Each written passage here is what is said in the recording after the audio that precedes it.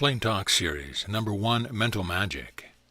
During the 50 years which have elapsed since the rediscovery by Mary Baker Eddy of purely mental healing, as taught and practiced by Jesus of Nazareth, the greater part of the world has given the subject little or no thought.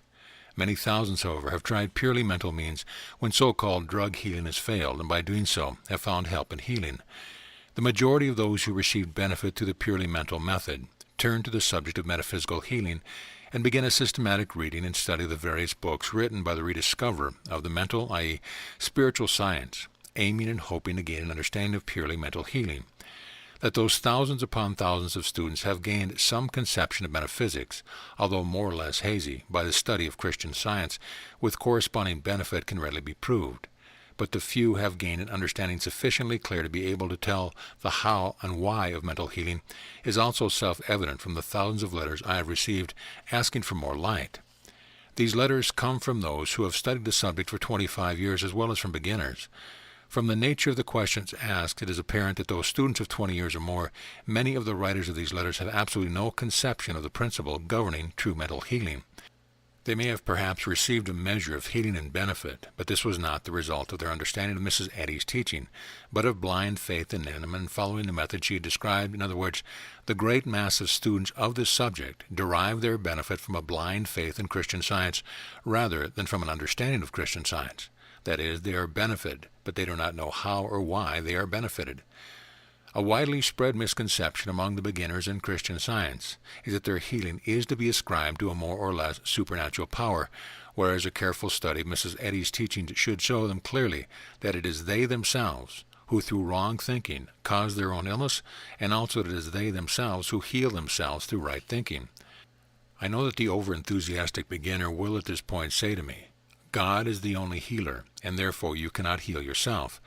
I have found through wide experience that the more earnest and loyal the Christian Scientist, the less weight my words have had with them, even though the words I spoke were the very words of Mrs. Eddy, and therefore I have discovered the only method by which I could make rapid advancement in the casting out of the erring conception of the students was to have recourse to Mrs. Eddy's own words.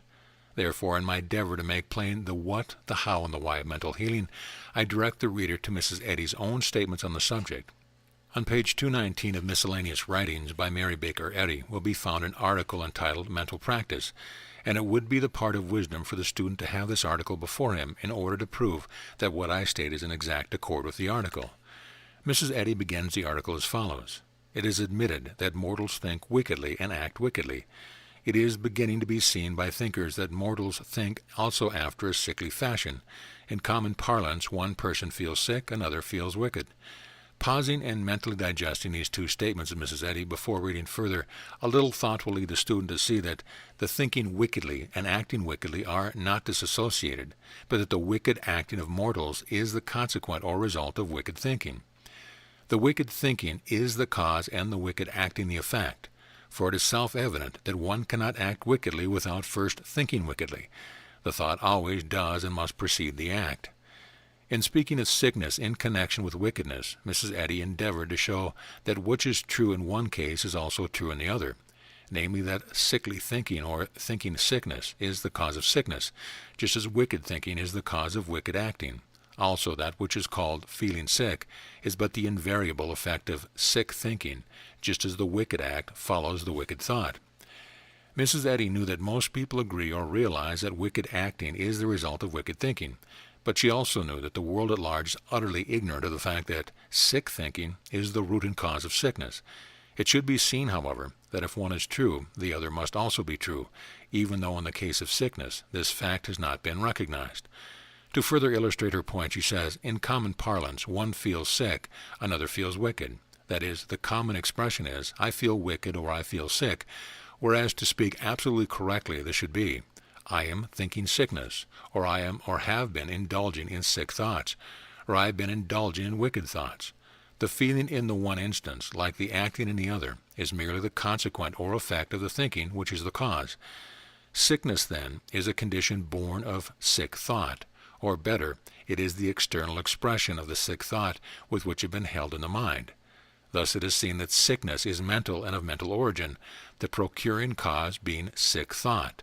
and the exercise of common sense reveals that true healing must be accomplished through and by the mental, for the cause is mental, namely wrong thinking, and therefore the change or correction must be wrought there. Through some method the sick thought, which is the cause of the sickness, must be changed before a permanent change in the effect, the so-called bodily sickness, can be hoped for. How this change is accomplished is shown in her article on mental practices. Continuing Mrs. Eddy's article, we read, "A third person knows that if he would remove this feeling in either case, in the one he must change his patient's consciousness of disease and suffering to a consciousness of ease and loss of suffering. This in substance means that a third person, one who presumably knows the facts of mental causation, who wishes to heal the so-called sick or save the wicked sinner, must in the first instance produce a change in the sick thinking of the so-called sick to produce a bodily change. In the second instance, we must produce a change in the habitual, wicked thinking for the so-called sinner. For the wicked thinking must be changed before the wicked acting will cease. The only difference in the healing of the sick and the saving of the sinner is that he who has been thinking sick thoughts has been doing so unwittingly and unintentionally, and as soon as he ceases error, willingly attempts to cease sick thinking.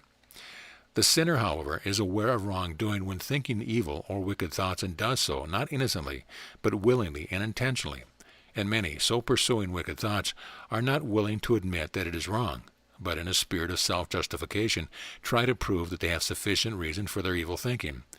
As these evil or wicked thoughts, however, are the cause of their disease or mental discord, such as this cannot be healed until they have admitted the error of their ways and ceased such error. In the next paragraph, Mrs. Eddy states concisely what Christian Science is saying. This is Christian Science, that mortal mind makes sick and immortal mind makes well, that mortal mind makes sinners, while immortal mind makes saints. Thousands have read these simple words of Mrs. Eddy and said to themselves, "Yet that is true, but few indeed have understood their full import, the majority merely agreeing with the statement without in the least knowing the how or why." In the beginning of the article on mental practice, Mrs. Eddy says in substance that wicked thinking results in wicked acting, and sickly thinking makes sickness. Therefore, if mortal mind makes sick and wicked sinners, and sick and wicked thinking makes sick and wicked sinners, then sick and wicked thinking is mortal mind. In other words, mortal mind is merely another name for wrong thinking or erring thought. Mrs. Eddy herself stating that she gave the name mortal mind to denote human belief, and human belief is erring thought. I mention this because I have known of students who have so personified the words mortal mind that they have seen in these two words a veritable devil or evil power which sent them wrong thoughts. No such meaning, however, can rightly be attached to Mrs. Eddy's new name for erring thought, that of the student as well as his fellow men. It should be readily seen that if it is the fact that the wicked thoughts make one wicked and the sick thoughts make one sick, thinking is the cause, and that a change in thinking or cause, therefore, will produce a change in the effect. Therefore, thinking wholesome and good thoughts will make one healthy and good, if right and good thinking makes well, and we find that Mrs. Eddy says that immortal mind makes well, we can infer but one thing, namely that good and right thinking is immortal mind, and the true cause of all that is good and real, just as erring thinking, that is mortal mind, is the imaginary cause of all vain imagination or erring belief, such as sin, sickness, and so-called death. Many students think of immortal mind as something out and beyond themselves, which sends them right thoughts to them, and I have often heard the statement, "We think God's thoughts after him." This is entirely erroneous, for nowhere in Mrs. Eddy's writing can any such statement be found, and it is certain that if correct, Mrs. Eddy would have made it. The only statement approximating it made by Mrs. Eddy is, "We must think in conformity with truth." This does not mean that truth is sending one's thoughts, but rather that one must discover what the facts of existence are and conform one's thinking to this truth. If this theory that God, immortal mind, sends his thoughts to mankind is correct, and if it is true that mankind must think thoughts after him, as some aver, why does not immortal mind send them direct to the sick, and not to the practitioner, who in turn sends them to the patient? If immortal mind so operates, why does not God send right thoughts direct to the sick and compel the sick to think them? For God is all-powerful. Sickness is a state of consciousness made manifest on the body, Health is also a state of consciousness made manifest on the body.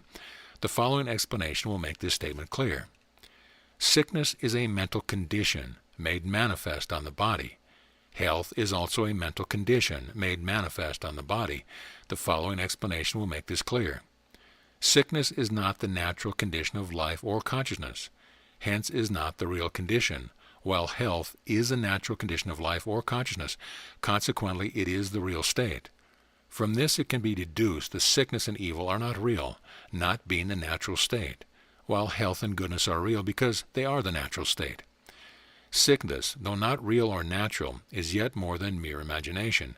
It is a sound mental conviction of the reality of the thing imagined. From this it can be seen that if the actual truth of existence be told to one who is laboring under an erring belief, a false imagination, and he accepts it or can be made to understand the truth, a change takes place in the mental state.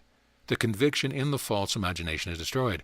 He thinks thereafter more nearly in conformity with the truth or facts about existence, and the body shows forth the changed condition of the mentality. Mrs. Eddy follows her statement by saying in substance, test this law or rule of the mentality by actual thinking, and you will prove to yourself by the effects following your thinking that sick and wicked thoughts bring illness and wickedness, and that good and healthful thinking results in goodness and health. Thus far, when viewed from a common-sense standpoint, nothing in this article has been found to be supernatural or mysterious. The tinge of mystery has been given by the fact that humanity ascribed both health and sickness to various causes other than thought, not knowing that thinking had anything to do with these conditions. That such is the case, however, can be proved by an honest and persistent trial, and it seems nonsensical to stand aloof and say, I do not believe it, instead of making such an attempt. The fact that Mrs. Eddy wrote, there is nothing so detrimental to Christian Science as blind belief, is proof in itself that she did not desire that her statements be blindly believed. In Christian Science, as in the science of numbers, the students must not mistakenly conclude the impossibility of solution of any given problem because of his own inability to solve it, just as the laws that govern the science of numbers must be understood before they can be applied. So must the laws that govern the spiritual, that is, the mental realm, be understood before all problems can be solved. In mathematics, the numerals are the initial step, and the first problems, those in addition. Likewise, metaphysical science has its numerals and also its sum and addition. The numerals of metaphysics are mind, thought, understanding, or simply stated, first, the mental element or mentality. Second, the thinking or active force of the mentality, and third, the conclusion or conviction arrived at, the thinking understood. The reader should not fall into the error of thought that brain and mentality are the same, brain being but the expression of mentality. The three numerals are the Father, Son, and Holy Ghost of the Bible, the latter terms being used for the more intelligible expressions, mind, thought, and understanding, in order that the power of the mind may be hidden from the evil-minded. This Trinity in unity is the sole cause, power, and creator of all that exists. The hiding or veiling of the all-power through a personification of the divine Trinity evidently seemed necessary in the days when life was held cheaply. I myself have been 5 years in making my decision whether it were best to plainly explain the all-power. During these years I have been bombarded by letters from all over the Christian Science field, asking that I give to the writers of these letters the living bread, the plain and simple truth, in order that they might work out their own salvation, not with fear and trembling, but with full courage born of understanding. I have now decided the time has come for metaphysics to be plainly stated. It does not seem to me as just to withhold the power to create happiness, health, and joy from 1,000 of the righteous in order to prevent the misuse of this mental power by one of the evil-minded. I have also discovered that the evil-minded cannot affect those whose minds are pure, for the good possesses a sure defense in their own good and right thinking. This discovery led to the realization that he in whose thought good predominates is a law unto itself, and not open to malpractice. Returning to the statement that metaphysical science has its phase corresponding to the addition of mathematics, and that, as in mathematics, the first metaphysical problems are those in addition, metaphysical addition is accomplished by adding to the thinking, the habit or method of thinking only good and wholesome thoughts, and the results obtained, when this addition is correctly done, is health and goodness. The proportion of health and goodness possessed is an exact ratio to the proportion of good and healthy thinking added to the daily thinking. To think health for half an hour and sickness the remainder of the day is not demonstrating or proving the good side of the mental rule of thought. Instead, this sort of thinking demonstrates the erring or evil side, the imaginary or unreal side. That habitual sick thought make an individual sick and keep him in a sick condition, or if well, for him to fall into the habit of thinking of himself as sickly is to become so. It is necessary to make an effort to get the proportion of good and healthful thoughts to predominate in order to demonstrate the good side of the mental rule of thought being causative, and then will be proved the good side of the rule, namely, that if sick, health ensues, and if well, immunity from all ills is secured. Thus it will be possible to demonstrate that Mrs. Eddy was right when she said, "You will find that a good rule works one way and a false rule the opposite way." This article so far has dealt mainly with self-healing through a purely mental means, but it is not to be supposed that self-healing alone is possible, and it is not possible to heal others or each other by the same purely mental, that is, spiritual means. That it is possible to show by the next paragraph of Mrs. Eddy's article on mental practice. To illustrate this, Mrs. Eddy presents the case of one who believes himself sick, and shows the procedure for his healing by another through a purely mental process. It is just at this vital point that most students of metaphysics fall into a misconception of Mrs. Eddy's teaching, and absolutely misunderstand her statements, and in consequence labor under a misapprehension as to who heals, what heals, and why the healing is accomplished. Many students have related demonstrations of healing to me, and in reply to my inquiry as to the manner in which they accomplished them have replied, "I just did my work and God did the healing, as I know that of my own self I can do nothing." This reply is not enlightening to one who is seeking, but it is the usual answer and a wrong one, if Mrs. Eddy is right, and I have proved in hundreds of cases that she is right. In healing the supposed sick, Mrs. Eddy said, "The healer begins by mental argument." I wish to call to the attention of the reader the fact that Mrs. Eddy refers to the one using the mental argument as the healer, saying that the healer begins.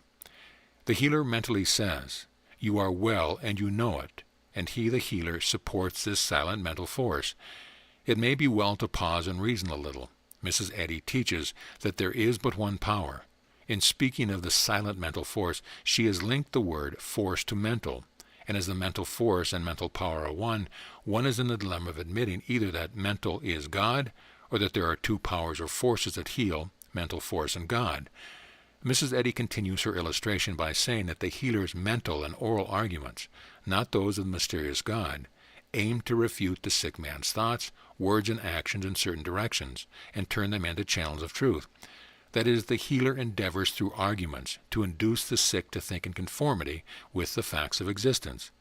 In one of the earlier editions of Science and Health, Mrs. Eddy states plainly, "The fact of existence whispered into the ear of the sick heals them." Thus far we see that the method of healing one who believes himself sick is not mysterious or supernatural. It is merely the attempt of the healer, who is supposed to know the facts of life, the truth, through silent and oral mental argument, to dissuade the mentality of the sick individual of his erring beliefs in sickness. The student may at this point be confronted with a momentous question, the question asked of Jesus by Pilate, "What is truth?" Truth is the fact of life, and therefore that to think in conformity with God means to think truly, or think in conformity with the actual facts of existence, for the facts of existence are changeless and are true. The student may also ask, where and how can I obtain an understanding of the actual facts of existence? The answer to this inquiry is that the facts of existence are what were taught and proved by Jesus of Nazareth, who made it his life mission to so teach and prove. When he destroyed sickness, he proved that sickness is not a fact of existence, for a fact must be and is eternal and changeless. Hence sickness must be fable and not fact, imaginary and not actual or real. The Bible from the first to the last page teaches the facts of life, of existence, and that salvation consists of securing an understanding of these facts and conforming one's thoughts thereto. The Bible is not merely a history of events, but rather a history of proof as to what is and what is not fact. In this age, Mary Baker Eddy rediscovered the actual import of the scriptural writings and thereafter made it her life work to uncover as far as possible the facts of existence contained in the Bible and give them to a waiting world. Mrs. Eddy also said, "All of truth is not understood." Science and Health, page 495, line 5, meaning that all the facts pertaining to life have not yet been discovered and proved, and thus it becomes the duty of every honest follower of Mrs. Eddy to seek farther and more deeply at the fountain of life. If an honest follower, the student will do as did Mrs. Eddy, first prove through actual practice and demonstration the actuality of his finding, and if the fruit, the results are correct, will give his discoveries to his fellow beings. The Bible injunction, try the spirits, signifies test the new ideas, and if right, accept them and give them to others. 10 years of constant trying the spirits, experimenting with thought, has brought the writer much understanding, and in the Plain Talk series of booklets, he will endeavor to give to the world in an inexpensive and compact a form as possible the facts of existence that others may have life more abundantly. The approval or condemnation of this book by the readers will simply indicate his possession of actual understanding, or the reverse, blind belief. The next point taken up by Mrs. Eddy is the length of time to be given to the treatment. Many students of Christian Science have lost their way at this point. I have asked many and have been asked by hundreds as to the proper duration of a treatment. The replies I have received have been so diversified that it may be of interest to enumerate several. The least number of minutes to be devoted to a treatment was contained in a reply of one who stated that he believed from 8 to 10 to be correct. 15 minutes appears to be the usual treatment period. A few stated that a half an hour is correct. Several stated that one treatment consisting of 15 minutes each day is sufficient. That the reply stated a specified treatment period proved that those who spoke had never secured their results, if any, in accordance with understanding, but rather owing to their own and their patients' blind faith in the help of the mysterious God. That this is so is proved by the fact that Mrs. Eddy on this point states, he, the healer, persists in this course treatment until the patient's mind yields.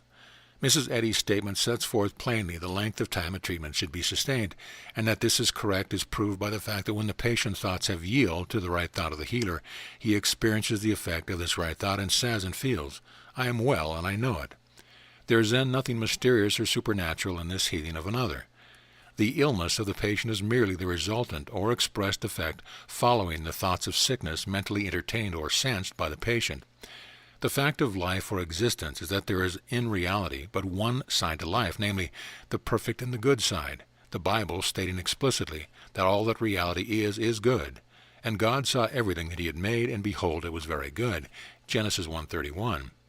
From this fact it can be seen that when the patient thought or believed himself sick, he was thinking in error, that is, making thinking a mistake, and the specific illness was the exact form of the mental mistake made. The practitioner, knowing the truth of existence, namely, that God and the devil are not both real, but that one is real, namely, God or good, strives through an argumentative method, oral or silent treatment, to disabuse the mind of the patient of his error in believing in two powers, two gods, namely good and evil. The practitioner should persist in this treatment until he has convinced the patient of his error in believing sickness to be actual or real, when it is but the result of erring thought, and ceases when the erring thought is abandoned. Sickness exists merely as a sense, and a false and erring sense at best, and not as a reality or actuality. And Mrs. Eddy taught this, as can be seen from this statement in Unity of Good, page 11, line 7. Destroy the mental sense of the disease, and the disease itself disappears. Thus the work of the practitioner is to persist in his argument, which he must base on the fact of existence, that the good alone is all, until he has destroyed the patient's belief or mental sense in the reality of disease. It can be seen from the above that those students who treat a case from 8 to 15 minutes and then consign the case into the hands of a mysterious God are wrong. Hundreds of times I have heard students say, of my own self I can do nothing, aping the words of the Master, but wholly misinterpreting them, as seen by the referring to the next paragraph of Mrs. Eddy's article, for she says, this mental practitioner has changed his patient's consciousness from sickness to health. How it could be more plainly stated that the practitioner himself, through his right thought, heals his patients. I cannot see, for no other sense can be taken from Mrs. Eddy's words. Mrs. Eddy also tells why the patient is now well, and that this mental state, having been changed by the arguments of the practitioner, is now diametrically opposite to its condition when the practitioner began the work of transformation, and this transformation mental state is manifested in the transformed bodily state. To sum up mental practice as outlined by Mrs. Eddy in this article, we find, first of all, that there is no mystery in mental, that is, spiritual healing, nor does healing depend in any way upon a God who is mysterious. The practitioner is supposed to know the truth, or the facts about life, and the healing is effected by this truth laid before the conscience of the patient through the silent and oral arguments of the facts of existence, by the practitioner who endeavors to refute the patient's erroneous beliefs and to change his sick thinking to thoughts of health. When the practitioner succeeds in disabusing the mind of the patient of a sick belief, the latter thereafter thinks truth, or in conformity with the facts of existence, and his body manifests this better and more harmonious state of mind as a harmonious and healthy bodily state. The student who may deny that it is the practitioner who heals the case, I will remind that in numerous instances Mrs. Eddy says, "I healed this or that case." Mrs. Eddy did not mean that her person or body did the healing, but she did mean that her right thought, true thought, did it. And what is truth but true thought? In Science and Health by Mary Baker Eddy, page 403, line 14, the student reads, "You command the situation if you understand that mortal existence, your present state, is a state of self-deception and not the truth of being. Mortal mind, your own erring thinking, is constantly producing on mortal body, your present sense of body, the results of false opinions, the result of your false sense of existence. Here again it is plainly stated that disease is self-inflicted and self-made by wrong thinking." On the same page, Science and Health, line 30, we read, "The mental conception, creating through thought, and development, directing through thought, of disease are not understood by the patient, but the physician, the practitioner, should be familiar with mental action and its effect. In other words, the practitioner should know that the sickness his patient experiences is made through mental action, through erring thinking.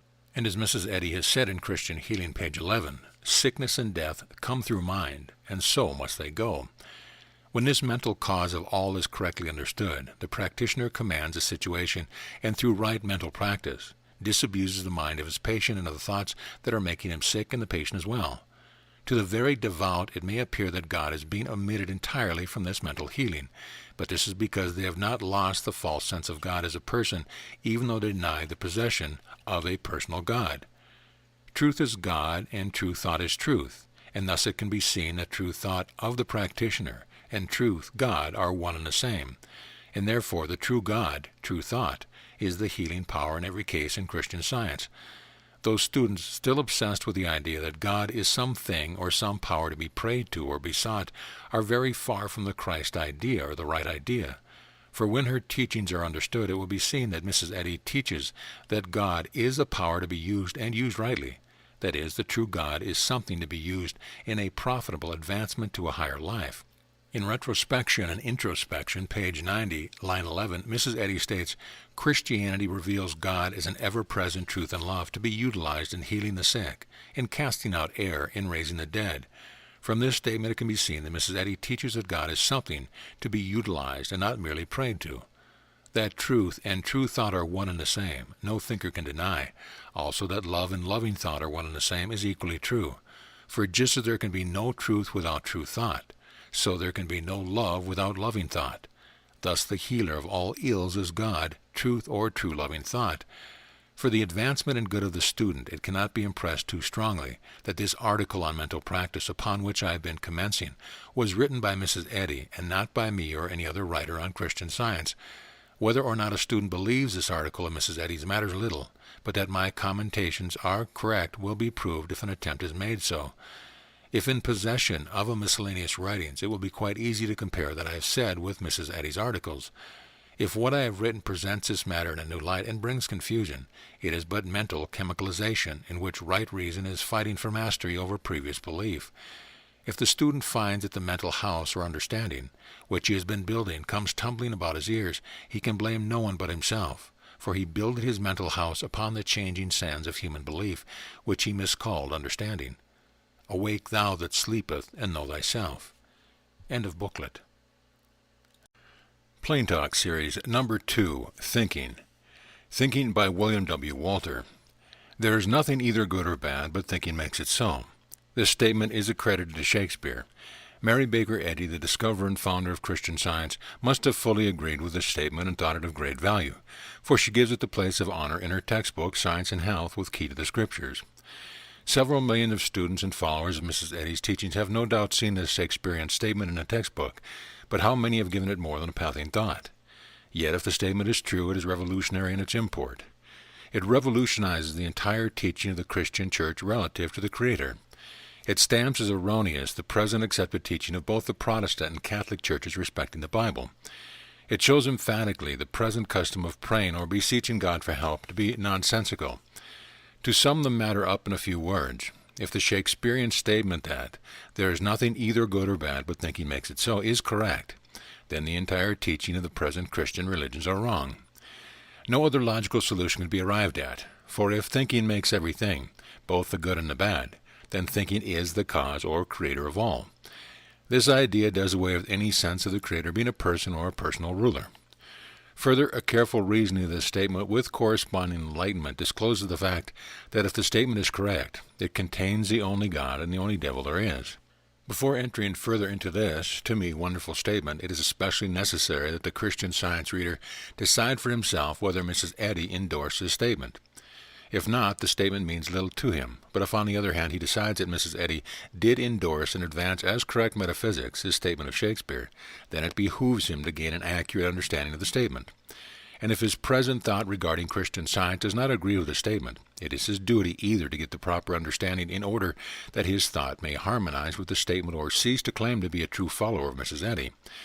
It ought to be self-evident that one who does not fully agree with this statement, which is basic in its character, is not following the teachings of Mrs. Eddy. Does any reader believe that Mrs. Eddy would have reproduced this statement and given it a place of honor which she has given it, if she had not fully understood the statement as absolute truth? I know from wide experience that this statement will be a stumbling block to all mere believers in Christian Science, but I also know that until this statement is fully accepted, and at least partially understood, the thought of the individual regarding Mrs. Eddy's teaching is far from correct, and he is a mere believer in Christian Science instead of an understander as he should be. It is of little practical value to believe in science, for a science is not merely to be believed, but it ought and should be understood. To believe in the science of mathematics may not be wrong, but this believing does not enable one to do mathematical problems. The student must understand mathematics before he can make any practical use of them, and all science is the same.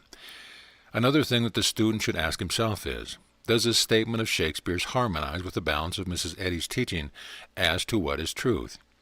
I claim it does. I claim the statement embodies the fundamental of all that Mrs. Eddy taught. Now, examining the statement carefully, if it is true that there is nothing either good or bad, but thinking makes it so, then thinking is the cause of all. Good or right thinking, being the creator of all that is right and good and true, is therefore the creator of all that is real. Erring or evil thinking, being the creator of all that is evil, is therefore the creator of all that is erring or evil. If the good is real, then the evil or erring is the unreal. Right thinking, then, being the veritable God, the creator of all that is real and true, and erring thinking being but a supposition at best, all that erring thinking creates must be and is but supposition or unreal or untrue.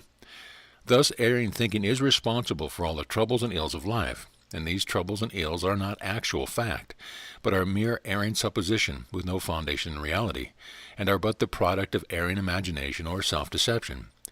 If I were to give my own words only to regard to what I have written, I know that many would say that I had missed the way, for I know full well that the great mass of students have an entirely erroneous conception of Mrs. Eddy's teaching. But there is scarcely a page of Mrs. Eddy's writings, when understood, which does not emphasize the statement that thinking makes it so, as I will fully prove in this little article. I would call to the seeker's attention to the marginal heading at line 19 of page 553 of Science and Health, which reads, all nativity and thought. Webster gives birth as a definition of nativity, and gives as a definition of birth to be born, or that which is produced. In other words, that which is created. Then Mrs. Eddy's statement means in substance that all that is created or produced is in and from thought. Many honest, sincere seekers try to palliate their own thought by saying or thinking about this question in the following manner. Yes, creation is from thought, but from spiritual thought. If it is suggested to them that spiritual thought and true mental thought are one and the same, they will not agree, but it is true nevertheless. If the reader will turn to page 114, line 23 of Science and Health, and read the marginal heading, he will find the following. Causation mental. If the seeker will now read the paragraph to which this marginal heading pertains, he will find the following. Christian Science explains all cause and effect as mental, not physical. Here is the unqualified statement of Mrs. Eddy that all causation is mental. Many students imagine that the mental and spiritual are two different things or states, but they mistake. The word spiritual signifies the true mental, in contradistinction to erring mental, that is all. Keeping in mind the statement that all causation is mental, I would have the reader turn to page 262, line 30 of Science and Health, and read the marginal heading there, which is, Mind the Only Cause. If these two statements are both correct, and they are, then mental and mind are one and the same. I know that the generally accepted thought is that mind, when it is capitalized, means something apart from the individual.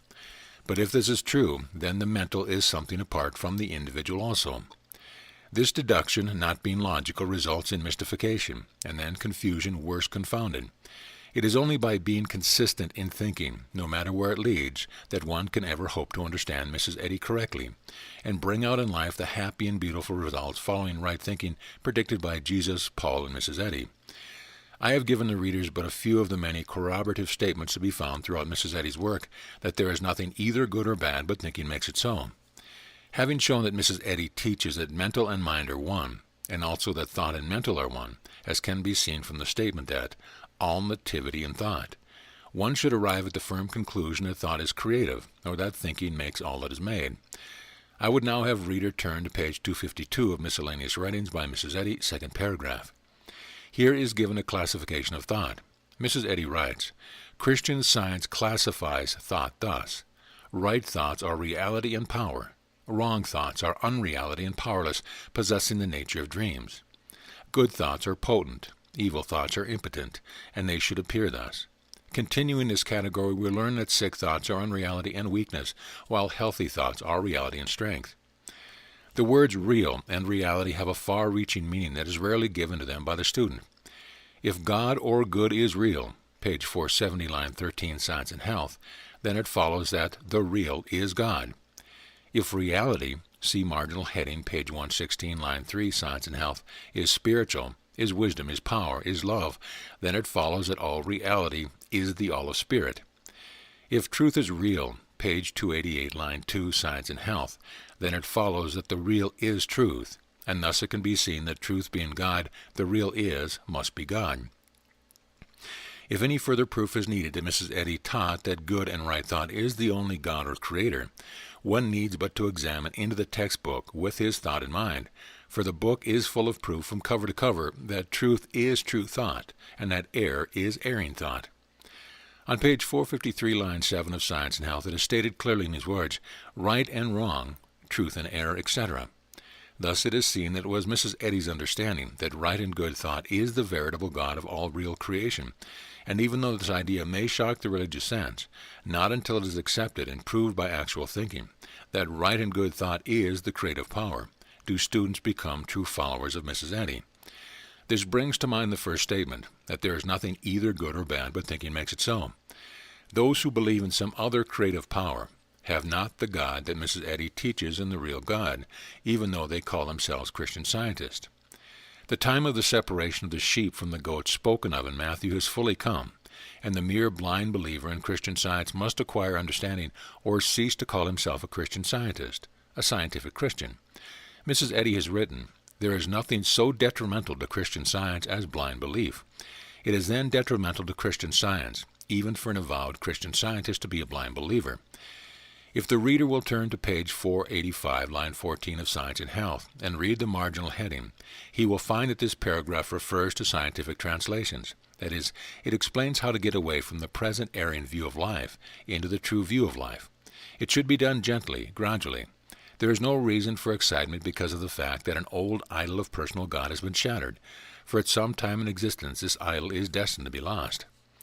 In line 24 of the same page, Mrs. Eddy writes, if thought yields its dominion to other powers, it cannot outline on the body its own beautiful images, but effaces them and delineates foreign agents called disease and sin.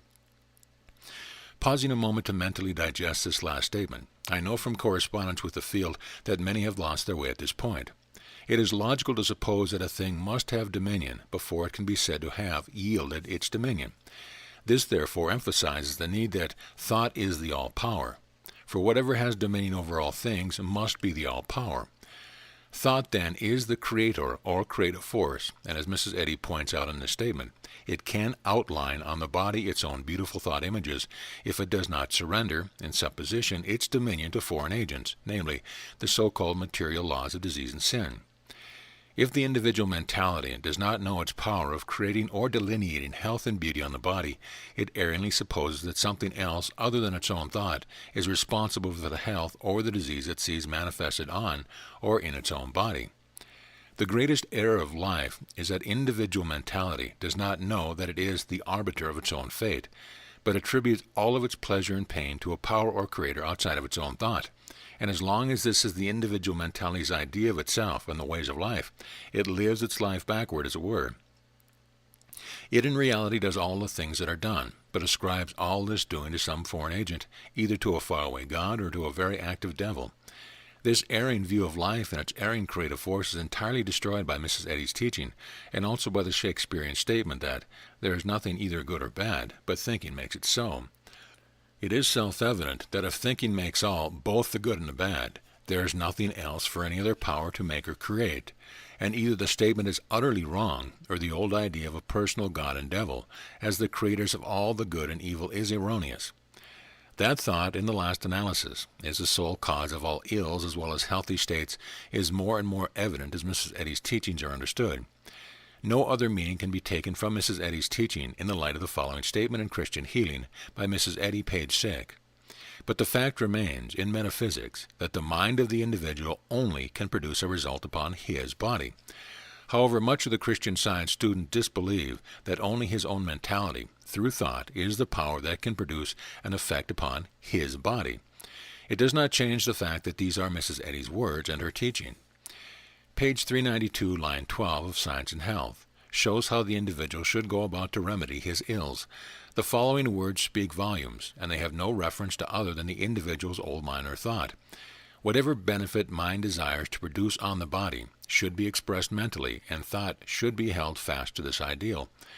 Surely this outlined method is easily comprehended, and it only becomes hard to understand when humanity erringly tries to inject the working of a mysterious God into the problems of life, when in fact the work is all accomplished by the individual mentality itself, through its own thinking. In this same paragraph, Mrs. Eddy explains how the various beliefs about sickness and disease come into being, or are externalized, and in the next paragraph she says, reverse the case, stand porter at the door of thought. Admitting only such conclusions as you wish realized in bodily results, you will control yourself harmoniously. Surely no one has been so bigoted that in face of all this evidence of the complete self-control of the individual through his conclusions and thoughts, as to continue to claim to be a follower of Mrs. Eddy's teaching, and still attribute illness to a power other than his own wrong thought, and healing to the power of his own right thought. The human being never likes to admit responsibility for his own shortcoming, and is ever ready to blame something other than himself for them. This is the reason for the attempt of some so-called scientists to place the blame for their ills upon something that they are pleased to call mortal mind, when Mrs. Eddy clearly states that she gave the name mortal mind to a whole human belief of erring thought.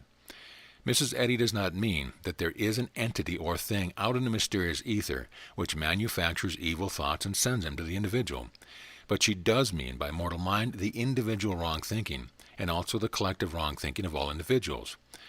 The wrong thought of mankind cannot go forth and find unsuspected lodgment in the mentality of others. The wrong thought of others have absolutely no power to enter into your consciousness unless you give them admittance. On page 119 of Miscellaneous Writings by Mrs. Eddy, the proposition is plainly stated in these words. We are responsible for our thoughts and acts, and instead of abiding others' devices by obeying them, and then whining over misfortune, rise and overthrow them. Here, then, is the unqualified statement that the individual is a free moral agent, and not subject to the evil thinking of others, unless he wishes to be. It is by knowing this that the malpractice is made impossible. Each individual mentality has dominion over himself, and it is only by the intentional or ignorant surrender of this dominion that anyone can enter into another mental habitation and cause him to think other than he wishes. Mrs. Eddy illustrates that those who are so careless as to obey other people's devices will suffer the consequence. In the same paragraph on page 119 she writes, if a criminal coaxes the unwary man to commit a crime, our laws punish the dupe as an accessory to the fact. Each individual is responsible for himself. On page 234, line 31 of Science and Health, Mrs. Eddy writes, "Evil thoughts and aims reach no farther and do no more harm than one's belief permits." That statement is very enlightening. It means, in other words, that the evil thought of others or mortal mind has absolutely no power of its own, but that each individual who erringly admits the belief that it has power will be affected, not by the evil thought, but by his own belief about it. The individual's own belief governs the whole matter, and he is affected by his own erring belief, even though there is no attempted malpractice by another. He will experience the effect of malpractice in accordance with his erring belief about it. This ill effect is the product of his erring thought, though the blame is imputed to someone else. Continuing the paragraph, Mrs. Eddy writes, "Evil thoughts, lust, and malicious purposes cannot go forth, like wandering pollen from one human mind to another, finding unsuspected lodgment, if virtue and truth build a strong defense." In other words, a criminal could not coax an honest man to do a crime, for the natural honesty and the mentality of the honest man would revolt at the idea. If the habitual thought be good, one is immune from all malpractice, for the mentality will then not accept any evil thoughts, no matter what their origin. Those students, and I have found many such, who believe that there is a mortal mind somewhere that sends them wrong thoughts, and thus causes them ill and trouble, have manufactured for themselves a very active devil, and then it will keep them busy until they surrender this mistaken idea and look to their own erring thinking for the trouble and make the correction there. Again, those students, and I have found many, who think there is a divine mind somewhere that is sending them good thoughts which wish to overcome their ills and troubles, must learn that this idea is a grave mistake, and is not Mrs. Eddy's teaching at all. Those who have this belief, it is not understanding, have in no ways changed their former sense of God, but still have the old theological sense of a divine ruler who rules them absolutely. True, they have changed the name of this mysterious God and now call him Divine Mind, but they ascribe the same action to Divine Mind formerly ascribed to their old theological God, with the possible exception that they now believe that the good comes from him and the evil from mortal mind. Thus they change the name, but not the nature of their God. With such an erring idea of God, they are utterly helpless themselves, and deny Mrs. Eddy's teaching that each is responsible for himself, but make Divine Mind responsible for everything, with the belief that if Divine Mind does not choose to act, it is no fault of theirs but the Creator. The inconsistency of these students can readily be seen in the fact that they make the statement, "I of my own self can do nothing," and yet will attempt to heal by treating themselves or their patients. Why this statement to do something after having stated that they can do nothing? We need but to turn to page 208 of Science and Health, line 26, to have this matter fully cleared up. The marginal heading reads, "Sicknesses are only thought," and in the paragraph to which this marginal heading pertains we read, "A mortal man possesses his body, and he makes it harmonious or discordant according to the images of thought impressed upon it." Here Mrs. Eddy shows that it is the individual's own thought entirely that makes the body sick or well. Continuing her statement, she said, "You embrace your body in your thought, and you should delineate upon it thoughts of health, not of sickness." The entire process, then, is the result of the individual's own right or wrong thought, and the body expresses whichever thought he delineates upon it. The word delineate, according to Webster, means to draw the lines which exhibit the form of a thing. The word outline is properly a synonym for delineate. Then Mrs. Eddy's instructions are to outline upon the body the thoughts of health, etc., that one wishes to experience. I make mention of this, as I have seen in print, and have heard that some reach, that one must not outline in mental work. I have found it good advice to follow Mrs. Eddy's instructions in all things pertaining to Christian Science, and to leave the personal opinions of the various writers alone when they contravene her instructions. On page 384, line 13 of Science and Health, Mrs. Eddy writes, "Through this action of thought and its results upon the body, the student will prove to himself by small beginnings the grand verities of Christian Science. Through this action of right thought upon the body, the patient will prove to himself, if he is not mystified, that in his own right thought that does the work, and not a far-off God, and that there is only one logical conclusion, namely, that if it is Divine Mind that heals, then his own right thoughts is that Divine Mind, for he actually proves to himself that his own right thought heals him, as Mrs. Eddy points out. Mortal mind is not a something that sends erring thought to the individual. Neither is it a mystery at all, for Mrs. Eddy clearly states what she meant by the term. On page 114 of Science and Health, line 2, she says, "To be understood, the author calls sick and sinful humanity mortal mind. Surely then, mortal mind is not to be feared, for to love our neighbor as ourselves is the teaching of the Bible." It is pitiable to see the abject fear that some teachers instill in their pupils by their wrong teaching about mortal mind and its supposed powers. Sick and sinful humanity, as a rule, has so little time to think of anyone but itself and its ills and troubles, that no special effort on its part to harm one need be feared. Then, too, if sick and sinful humanity knew how to use its mental powers, it no doubt would be very glad to use it to liberate itself from its own ills and troubles, and not to cause others more trouble. Thus it is seen that this straw man of mystery, mortal mind, that some have set up, is nothing to fear when he is known by his right name, namely sick and sinful humanity, your neighbor. The individual who carelessly accepts the sick beliefs of others as truth is placed under the necessity of casting out these beliefs with his understanding of what is and what is not fact. In order to experience a harmonious life, there is no mystery connected with it at all, and those who try to make a mystery out of a science show by this very attempt their utter failure to understand this science. To bring this problem down to the individual, where it really belongs, I will call the reader's attention to page 414, line 12 of Science and Health, where are found the following words: "Guide and govern mortal mind, or the thought of the patient. The thought I wish to bring out is, that here Mrs. Eddy has shown that she considered and called the thought of the patient mortal mind. It is the individual's own wrong thought that causes his trouble, and it is the correction of his own wrong thought that results in his healing. If the individual has not sufficient understanding of the facts of existence to correct his wrong thinking, it is then necessary to engage a practitioner or healer, a teacher, to help him and show him what is and what is not truth. It is folly to continue forever to dodge the issue and lays one's shortcoming upon the shoulders of Satan. One is responsible for one's own thought and act, and Mrs. Eddy has clearly shown. It is also folly to fear to take the credit to oneself for one's own healing, when in fact it is the right apprehension of facts that heals. In other words, it is one's own right thought. Here again, it is the practitioner or healer teacher who must be given the credit for the showing of the way. But the individual must either acquire understanding and do the correcting of his thought himself, or he must accept as truth the thoughts advanced to him by his practitioner or teacher. Any healing wherein God or any power is asked to heal, it matters not whether the name divine mind or divine love is given to the thing asked, is faith healing, and any subsequent good effect that follows such asking is merely the effect of faith in the asking or the method employed. Whether it be a mental treatment or a drug treatment, for as Mrs. Eddy points out, true healing is through the enlightenment of the individual understanding, and that blind faith is actually a detriment to science. On page 415, line 16 of Science and Health, Mrs. Eddy calls attention to the far-reaching effect of thought. She says in substance, the face is being pallid, and the secretions are changed. The action of the lungs, of the bowels, of the heart, are all shown to be subject to thought, and if not one's own, to whose? The fear thought of someone else, and of which the individual knows nothing, does not make his face pallid, but I know from individual experience that this may and does happen in response to one's own fear thought.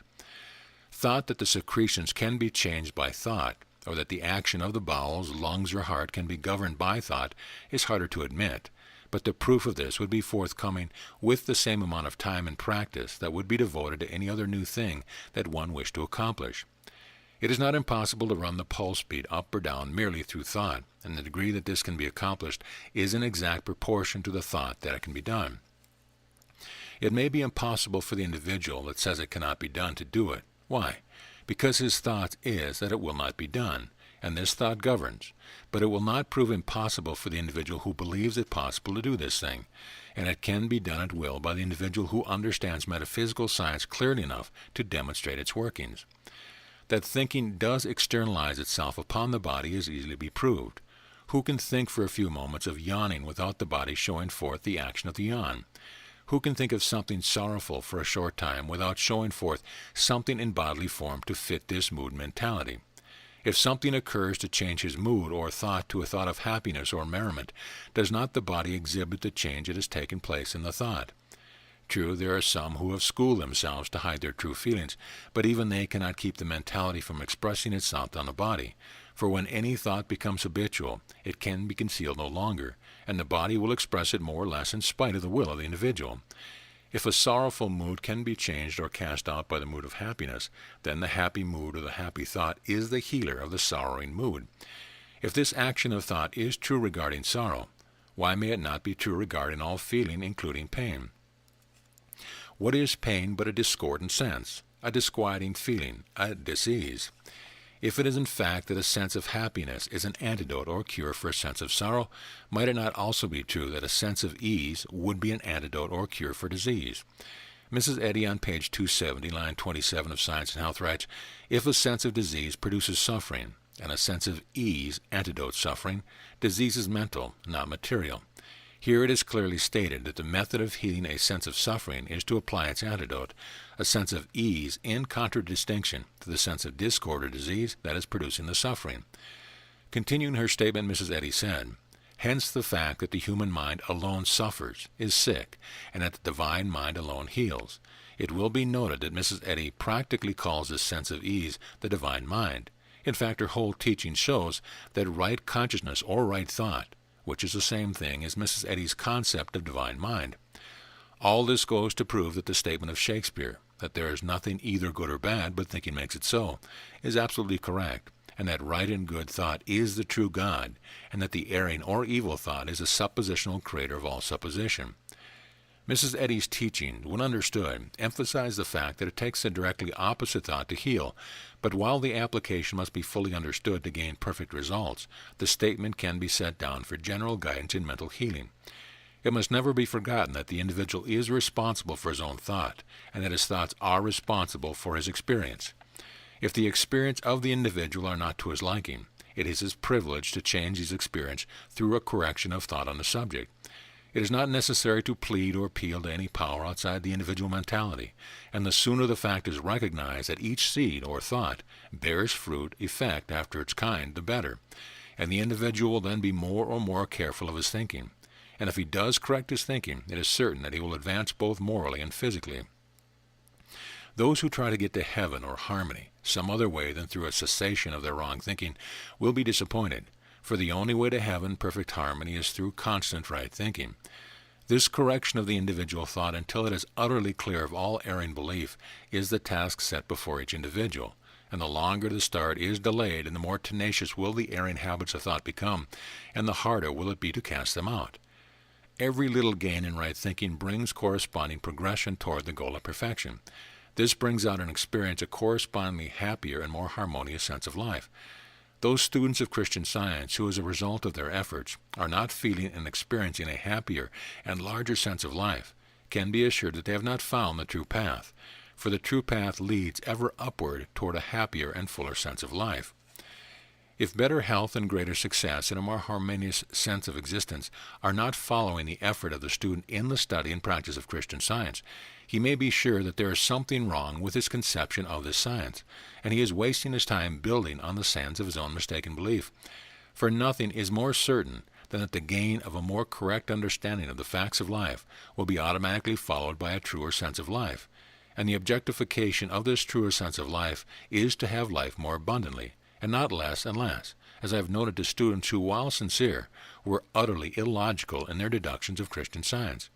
Mrs. Eddy, in writing of her normal class, said in substance that she taught many students the primary course free, or for very little pay, but that she thought it the part of wisdom not to take anyone into the normal class unless the full tuition was paid. Her reasoning for this ought to be very enlightening to many who are still working with the problem of supply. Mrs. Eddy intimated that those who could not demonstrate supply sufficiently to pay to enter the normal class had not gained enough understanding in the primary class, or subsequently, to entitle them to enter the normal. Logically, then, those who think they understand Christian Science, and yet have not lifted themselves somewhat out of poverty and distress, are self-convicted as not understanding sufficiently the Christ truth to do so. This ought to awaken them to the fact that they ought to seek further, and not be satisfied with the mere belief in science they have now. It is not a correct practice for the student to think for 1 hour that he is well and his supply sufficient, and the rest of his day act and think of himself as sick and in poverty. The idea that a few moments or a few hours of right thought will counterbalance an all-day-long wrong mental attitude is folly, and would never be thought sufficient if it were not for the fictitious sense of science that some students have, namely, that they are all to do a little work and God will do the rest. It is true that if one does his mental work sufficiently and correctly, that God will do the rest, but this statement must be understood. It means that one is to think and reason until he arrives at understanding. And then understanding, which is God, it will readily be seen, will do the rest, will correct the erring thought in the consciousness.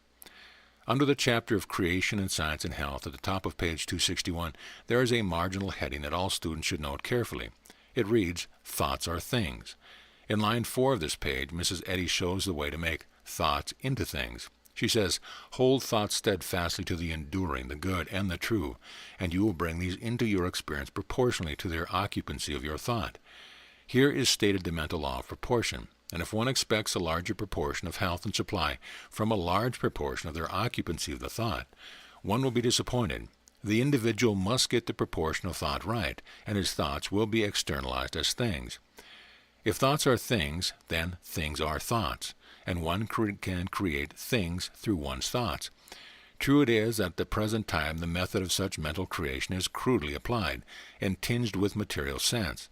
But if the individual uses the talent that is to the best of his ability, the time will come when the individual mentality will recognize and understand its full dominion, with no seeming opposite power to hinder.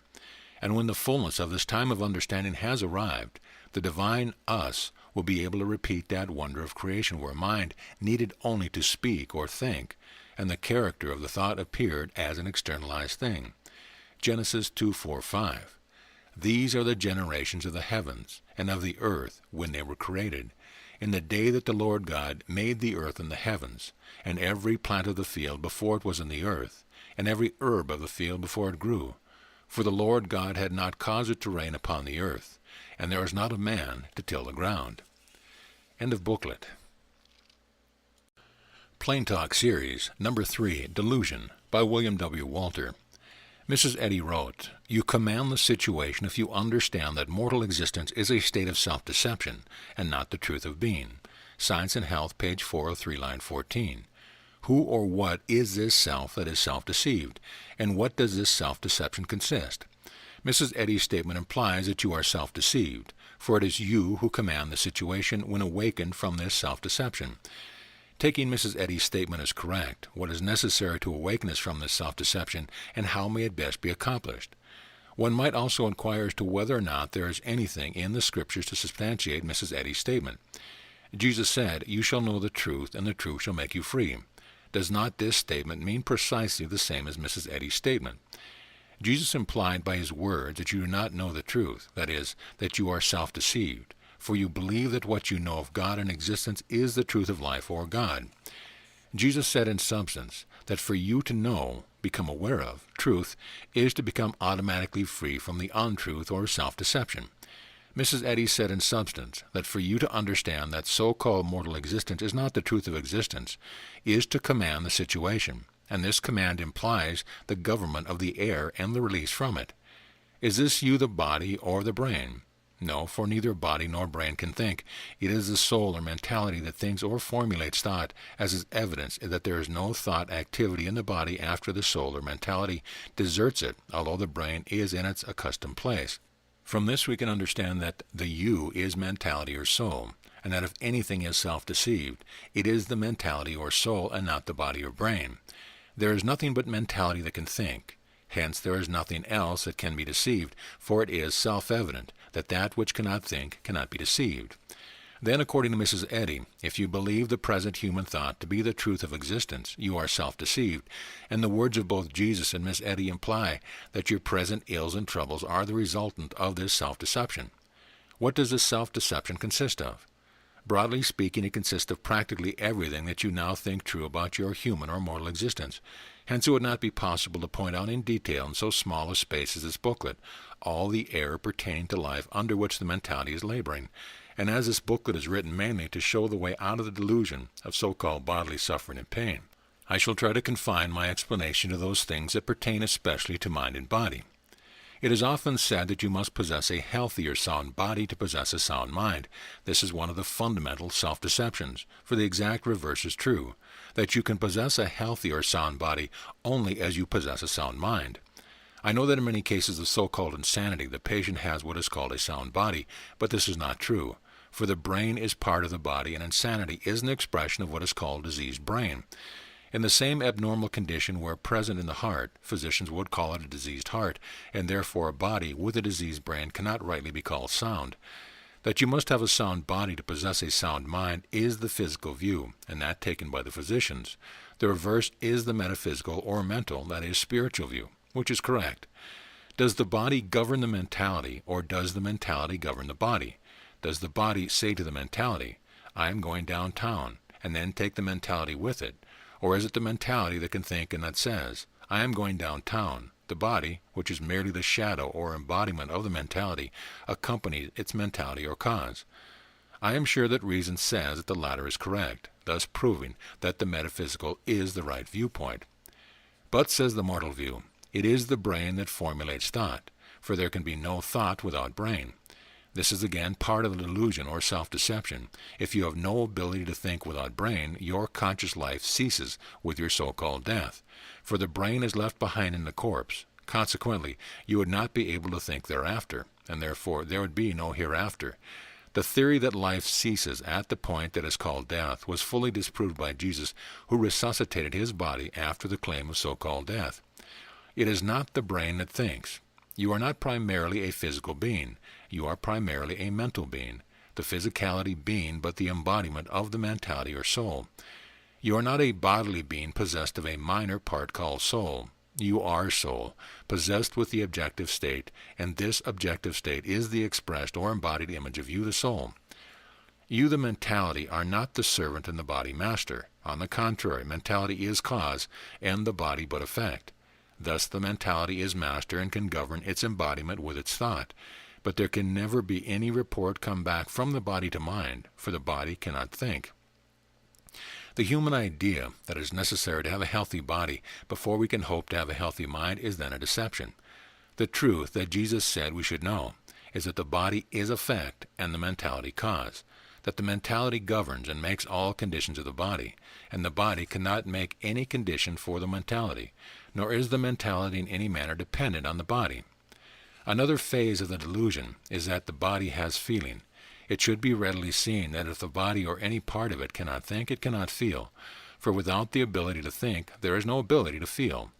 That which is unconscious has no feeling. This part of the delusion of self-deception is most responsible for our suffering and pain. Added to the delusion that the body has feeling is the further delusion that the body of itself, or something other than the mind, can make pain, that you, the mentality, cannot at will stop it. I claim that it is you, the mentality, that is responsible for all your aches and pains, and that you are mentally self-induced. But being self-deceived, you, the mentality, do not know this, and this is also part of the truth that Jesus said would make you free. Let's see what Mrs. Eddy says about this question. On page 221, line 17, Science and Health, Mrs. Eddy wrote, she learned that suffering and disease were the self-imposed beliefs of mortals, and not the facts of being. On page 403, line 1, Science and Health, Mrs. Eddy wrote, so the sick, through their beliefs, have induced their own disease conditions. If these statements of Mrs. Eddy are true, and I find them so, then here is another prolific source of self-deception, for humankind in general is of the opinion that sickness and suffering of all kinds come upon them from external sources, and furthermore, that they are the helpless victims of disease with no sure defense.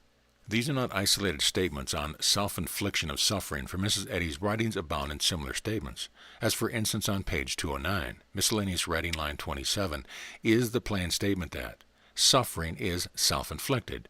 Surely one must be self-deceived who inflicts suffering upon himself and does not know that he is so doing. On page 378, Science and Health, line 4, Mrs. Eddy wrote, disease has no intelligence. Unwittingly you sentence yourself to suffer. That this truth shall not escape the eye of the student, Mrs. Eddy, a few pages further on, wrote, you alone sentence yourself. Therefore make your own terms with sickness, and be just to yourself and others. Surely no one can be more plainly state the fact that each individual induces and imposes upon himself the ills and suffering that he experiences. The last part of Mrs. Eddy's statement clearly implies that the individual has complete dominion over these conditions, and she expressly states that each shall make his own terms, and in so doing be just to himself. On page 385, Science and Health, Mrs. Eddy wrote, you say that you have not slept well or have overeaten. You are a law unto yourself. Saying this and believing it, you will suffer in proportion to your belief and fear. Here again we see that the individual is self-deceived, for he believes that he has not slept well because of some condition that he could not control, or that he is uncomfortable from that which he has eaten, when the facts are, according to Mrs. Eddy's word, that all this discomfort is the result of a law that the individual has erroneously laid down for himself. This law is made by the individual himself, and it is a mental law, and is operative through the individual's thought. For Mrs. Eddy's words are, saying this and believing it, you will suffer in proportion to your belief and fear. As fear and belief are wholly mental, the entire condition, beginning to end, is mental, although erringly supposed to be physical. Mrs. Eddy states and teaches that disease is a mental illusion. You believe that disease is real.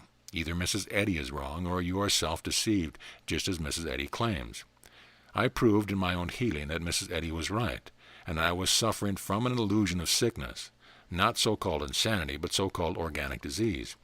I have proved in the healing of several thousand cases of sickness and sin that each case was the result of illusion or self-deception, and the simple awakening of the patient from his self-imposed deception resulted in his healing and verified Mrs. Eddy's words. Page 230, Science and Health. If sickness and sin are illusion, the awakening from this mortal dream of illusion will bring us into health, holiness, and immortality. Thus it can be seen that according to Mrs. Eddy's teaching, if the patient is able to awaken himself from his self-deception, he is self-healed, and in a case a practitioner is employed. If the practitioner is able to awaken the patient from his self-deception, he heals him. This awakening is not the result of suggestion or hypnotism, but is the reverse or dehypnotism, the patient being already self-deceived or self-hypnotized, which is the same thing. It is plainly obvious that the only true way to enlighten a mentality which is self-deceived is to clearly point out the truth regarding the self-deception, and this is what awakens the mentality to the facts, and when the facts are clearly seen by this mentality, the delusion or self-deception is dispelled or destroyed by truth. On page 297, line 15, Science and Health, there's a marginal heading that reads, Self-Improvement. The paragraph to which this heading is attached reads, Erroneous belief is destroyed by truth. Change the evidence, and the disappears which before seemed real to this false belief, and the human consciousness rises higher. To entertain an erroneous belief and self-deception are the direct result of delusion. Admitting that Mrs. Eddy is correct in her statement that self-deception or delusion is the cause of sickness, how is it that the sickness appears in the body? What causes its appearance there? We know that delusion or self-deception is purely of the mentality, for the body cannot deceive itself. How then is it possible for the delusion of the mentality to affect the body? On page 374, line 9, Science and Health, Mrs. Eddy wrote, The sick say, How can my mind cause a disease I never thought of and knew nothing about until it appeared on my body? The author has answered this question in her explanation of disease, as originated in human belief before it is consciously apparent on her body, which is in fact the objective state of mortal mind, though it is called matter. In this statement, Mrs. Eddy has clearly stated that the mortal body is but the objective state of mortal mind. In other words, the mortal body is but the embodiment or expressed form of mortal mentality, and is not matter at all. From this it can be seen how the delusion or self-deception of the mentality affects the body. The delusion of sickness held in the mentality must show in or on the body, because the body is really the embodiment of the mentality. And if the mentality is entertaining a delusion, the accompanying embodiment will and must necessarily show the form or nature of the delusion. This also explains why the removal of the delusion from the self-deceived mentality results in a removal of the effect or form of the delusion from the embodiment. Where a delusion has been removed from the mentality, there is nothing in the mentality to cast the effect or form of that delusion upon the embodiment. The body may be likened to a mental mirror upon which is reflected the convictions of the mentality which it considers real, as well as those which it knows to be truth. The truth that the mentality knows is always imagined or mirrored forth as perfection and harmony, the true state of all being, and the erring beliefs are shown as disease and discord. Therefore, the erring belief and their discordant images are overcome or destroyed when the mentality becomes aware of the truth pertaining to the particular erring belief, which is the cause of the discordant conditions. The discordant conditions seem to be in the body itself, just as the reflection of the mirror seems to be in the mirror, although in reality it is not. In both instances, that which we see is but the reflected image of something. In the case of the mirror, we see the reflected image of that which is held before the mirror. And in the case of the body, we see the reflected image of the erring belief held before or in the mentality. The body does not reflect action and form merely, but feeling as well. Thus we have pain from belief of pain, etc. That this is in exact accord with Mrs. Eddy's teaching on the subject can be seen from the statement, the mortal body being but the objective state of the mortal mind, this mind must be renovated to improve the body. Webster defines the word renovated as the act of renewing. The mentality must be returned to its normal perfect state, renewed, by the casting out of its erring belief, through the knowing of the truth about existence. Jesus said, "You shall know the truth, and the truth shall make you free." To what truth did Jesus refer? Surely not a faraway truth, nor a personal God by the name of truth, that we should know to make us free. On the contrary, it is a very near and practical truth, the actual fact regarding our own life, our own mind and body, and their true relation to each other.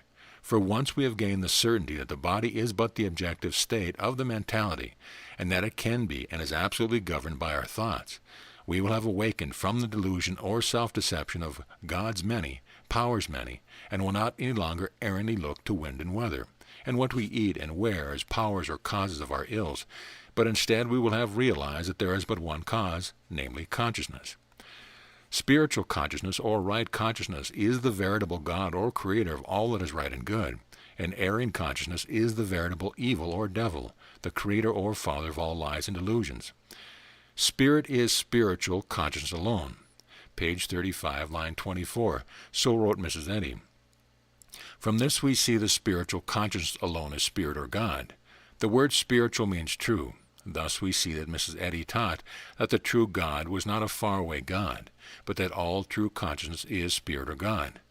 That this is exactly what Mrs. Eddy meant can readily be seen by her words on page 5, line 5. Here she wrote plainly that God is all true consciousness. From this we learn that true consciousness is the healer of both mind and body, and that is why we say that God is the only healer, for true consciousness is the only God. When your own consciousness is in error or is self-deceived, this self-deception shows forth on and in the body. To heal yourself, you need only become aware of the true consciousness, the truth, or facts pertaining to the particular error or self-deception by which you have allowed yourself to be deluded. It is evident that as soon as you become aware of the actual facts, the truth regarding any delusion or lie, the delusion is dispelled, and by this very truth or consciousness regarding the delusion. The self-deception or delusion having been destroyed by actually becoming aware of the facts in the case, it is no longer viewed as a reality by the mentality, and ceases to be believed as real. The mentality having ceased to give a seeming reality to delusion, the effect or embodiment of the delusion returns to its native nothingness, and ceases to appear in or on the body, the same as the mirror can no longer reflect an object that has been taken from before it. According to Mrs. Eddy, all humanity is laboring under a self-deception regarding existence. That is, each individual consciousness is in error regarding God, life, man, and in regard to itself.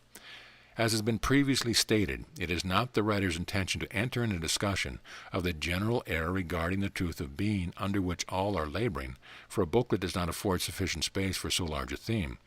It is therefore his intention to confine the matter in this book to showing forth or making clear a little of the delusion that is responsible for our bodily ills and suffering. Delusion, self-deception, erring consciousness being the root or cause of all ills, it is evident that to banish these ills, the erring mentality must become awakened to the facts pertaining to its self-deception. Mental mistakes, the mental misconceptions of the individual mentality regarding the facts of existence, are then the cause of all our troubles.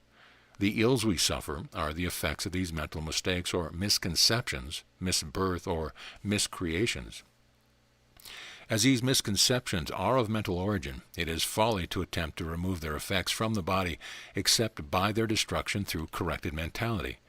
What is the best method of destroying these self-imposed and erring misconceptions? Many students would answer, merely to declare the truth. This is the general misconception of students. Here on Mrs. Eddy's words on the subject, page 447, line 28, Science and Health, the sick are not healed by merely declaring that there is no sickness, but by knowing that there is none. From this it is evident that to merely declare the truth, that there is no sickness, does not produce actual healing. Those who think they have been benefited by this method receive the benefit through their blind faith in the method used, but this is at best one belief casting out another. The belief in the reality of the sickness being cast out through the blind faith belief that declaring the truth would do it. This is not true healing, but is the mere result of the patient's faith in a certain method. The same degree of faith in a drug would have done the same work. Scientific healing is more than this. Many students of metaphysics have asked me if I could tell them why they are not as uniformly successful in the handling of the so-called larger cases as in the lesser case. I have always replied, it is because you do not follow Mrs. Eddy's teaching and the method closely enough. Many reply that they have followed her instructions minutely and still were not successful. Others have asked, why is it that I had such grand success in healing when I first came into Christian Science, whereas now, after several years of work and study, I have much less success in healing myself and others? The explanation is simple. When the individuals first came into Christian Science, they were brimful of enthusiasm, faith, and love, many having been recently healed of some so-called incurable disease. Their faith in Christian Science healing was unbounded, and faith in truth is the soul's conviction that right is might, without actually knowing the why and the wherefore. In this state of pure consciousness, their faith was almost strong enough to move mountains, not through actual knowing, but by the soul's conviction through faith. As time wore on, their enthusiasm, their faith, and their love waned, and the actual understanding not taking the place formerly occupied by faith, their power to heal waned in exact proportion to their failing faith. If actual understanding had taken the place of their faith, their healing power would have increased. One of these friends was firmly convinced that he understood Mrs. Eddy, and was following her instructions minutely, yet without success. I suggested that he outline orally how he would treat John Doe, who had come to him with a complaint of indigestion. This friend said, well, after I had allayed the fear of the patient, he did not say how he would do so. I would mentally say to him, John Doe, your stomach has perfect action. At this point I stopped him by saying, I suppose you understand that you are to heal the patient through the truth. And he answered, most assuredly, I said, but you told John Doe a falsehood when you said that his stomach had perfect action. The man replied that Mrs. Eddy taught that perfection should be established in every case, and that by declaring that John Doe's stomach had perfect action, he was attempting to establish perfection in the stomach in accordance with Mrs. Eddy's teaching. I called my friend's attention to the fact that Mrs. Eddy taught that neither John Doe's stomach nor body had any action, that all action is in and from the mind. Thus we see that this friend was suffering from a delusion, the delusion that Mrs. Eddy taught that John Doe's stomach had perfect action, when according to her teachings, if rightly understood, John Doe's stomach had no action of its own, either perfect or imperfect. This friend was treating John Doe's stomach in direct opposition to the statement of Jesus, take no thought for the body. Not having understood Mrs. Eddy's statement, when we remove disease by addressing the disturbed mind, giving no heed to the body, we prove that thought alone creates a suffering. This very honest and sincere friend was certain that he was following Mrs. Eddy's teaching minutely, although he was not doing so at all. Is it any wonder that he did not have the success he expected? Others have said that they were told not to address the patient at all, but for Mrs. Eddy's statement, when we remove disease by addressing the disturbed mind, it can be seen that those who think they should not address the patient are not following Mrs. Eddy's teaching, and consequently have no one but themselves to blame if they are not at all successful as they would like to be. It is an error of thought that is causing the suffering, and it is the erring thought of some individual mentality. To correct the error, the disturbed mentality must be addressed, and the error exposed through pointing out the truth pertaining to the error. If the practitioner's understanding is such that it enables him to see the nature of the error that is troubling the individual mentality, and can therefore expose the error or lie so that the troubled mentality can also see the error or lie as an untruth, a change of thought is effected in the troubled mentality, and the natural or harmonious state will again be in evidence. This change of thought is then reflected as a changed bodily condition, and whereas sickness was formerly evidenced in the body, there is now the evidence of health. For health is the external or bodily evidence of a harmonious mentality. In the supreme demonstration over the so-called death of Lazarus, Jesus directly addressed his patient and called him by name, saying, Lazarus, come forth. Those students who were told not to address the patient, and who accepted and acted upon these teachings, simply accepted a delusion which originated in another mind, this showing that the delusion of one individual may be passed on to another. Still others have told me that they did not care to know the name or the type of disease from which the patient was suffering, intimating that because God knew all, that was enough, and therefore they need not know. This is a double error. First, in that Mrs. Eddy teaches that God does not know error. Second, Mrs. Eddy wrote, "To heal by argument, find the type of the ailment, get its name, and array your mental plea against the physical." Surely it can be readily seen that if there is any healing wrought through such erring methods, it is not the result of understanding, but it is the direct result of the patient's own faith, and as blind faith ever fluctuates, this accounts for the grand success attained in one case and the total failure to heal another similar case. These are a few of the many delusions regarding Mrs. Eddy's teachings, under which both students and friends are laboring. I have pointed them out solely to show the necessity for further research, and also to call attention to the fact that the fault for their failure to receive the healing sought, either from their own efforts or those of others, should not be attributed to Mrs. Eddy's teaching, but rather to a misconception of them. To sum up all that has been said, we might say that wherever there is sickness, discord, lack of healing, or success, at the root will be found delusion, misconception, and self-deception. At no time is the science at fault. The fault lies always in the lack of understanding or of the incorrect application of this science to the problem in hand. Let us now consider Mrs. Eddy's statement, "I have healed more disease by the spoken than the unspoken word." No and yes, page 10, line 9. How many who read this statement noticed that word is capitalized? John said, "And the word is God." Mrs. Eddy said, "I have healed more disease by the spoken than the unspoken word." Is this the same word that John was talking about and said was God? It must be, for Mrs. Eddy capitalizes it. Therefore her statement should be interpreted, "I have healed more disease by the spoken than the unspoken truth," as truth is God. To make the statement still more clear, we will now read it as Mrs. Eddy intended that it should be understood. "I have healed more disease by the spoken than the unspoken God, for we are taught that God is the only healer." Truth is God, and truth is true thought. So Mrs. Eddy's statement means that she has healed more disease by the spoken than the unspoken right or understanding thought. This ought to be plain enough so that he who runs may read. The next question of vital importance to be considered is, how does the spoken or unspoken truth or right thought produce healing? John said, "And he sent his word, understanding silent thought, and heal them." To illustrate the working of the silent thought is a difficult matter, but to illustrate the workings of the word or spoken right thought is not a hard matter, and from the working of the spoken right thought, one can readily see how the silent thought or word accomplishes its work. Who has not seen father, mother, grandfather, or grandmother searching for misplaced spectacles? What a worried and troubled look they wore if they could not at once locate them, upon the spectacles had merely been pushed upon their head. They were searching from a delusion, the delusion that they had misplaced their precious spectacles. The trouble and worry and suffering were as real as though they had really lost them. This suffering showed forth on the body, although it was purely mental. Now note how the spoken word healed their worry and suffering. "There they are on your head," says the son or daughter. They spoke the truth, the spoken word. At once the delusion of loss is destroyed, and in a very few moments all sense of worry and suffering has been healed, and by the spoken word, and the troubled countenance is changed to a smiling face, thus showing the bodily change to correspond to the change of thought. In a like manner, can the delusion that are responsible for our so-called bodily ills be healed but the spoken? Words must be the truth about the delusion, and the individual to whom the word is addressed must be made to understand that what has been said is the truth and to accept it as the truth. The unspoken word or silent right thought is used the same way. It must not be forgotten that Mrs. Eddy teaches that all disease is the effect of delusion, and that the delusion is always mental, though expressed in what we erringly call physical form, and that the effect of the delusion showing in or on the body can be, and is removed when the delusion in the mentality, which is causing the ill effect, is removed from the mentality, through the silent right thought or the spoken right thought or truth.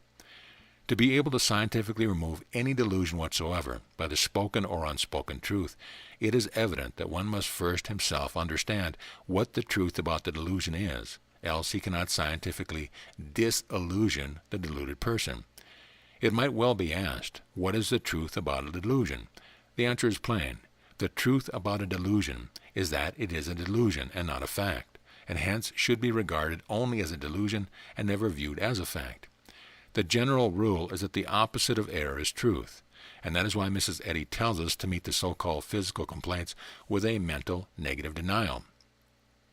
One of the fundamental truths of life is that there is but one side of life, namely the good and the perfect side. All the evil and imperfections we see are but the expressed reflection of delusion, and have no foundation or basis in life but delusion. For when the delusion is destroyed, the expressed reflection returns to its native nothingness.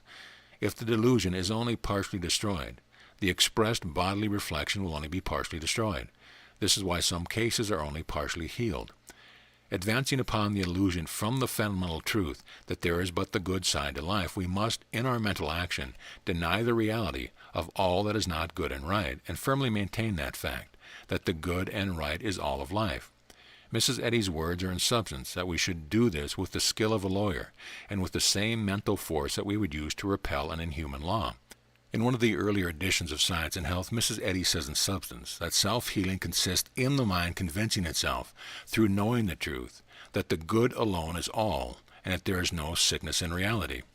In this same early edition, Mrs. Eddy, when speaking of one individual healing another, said, "The warfare for the recovery of the sick goes on, not between bodies but between minds.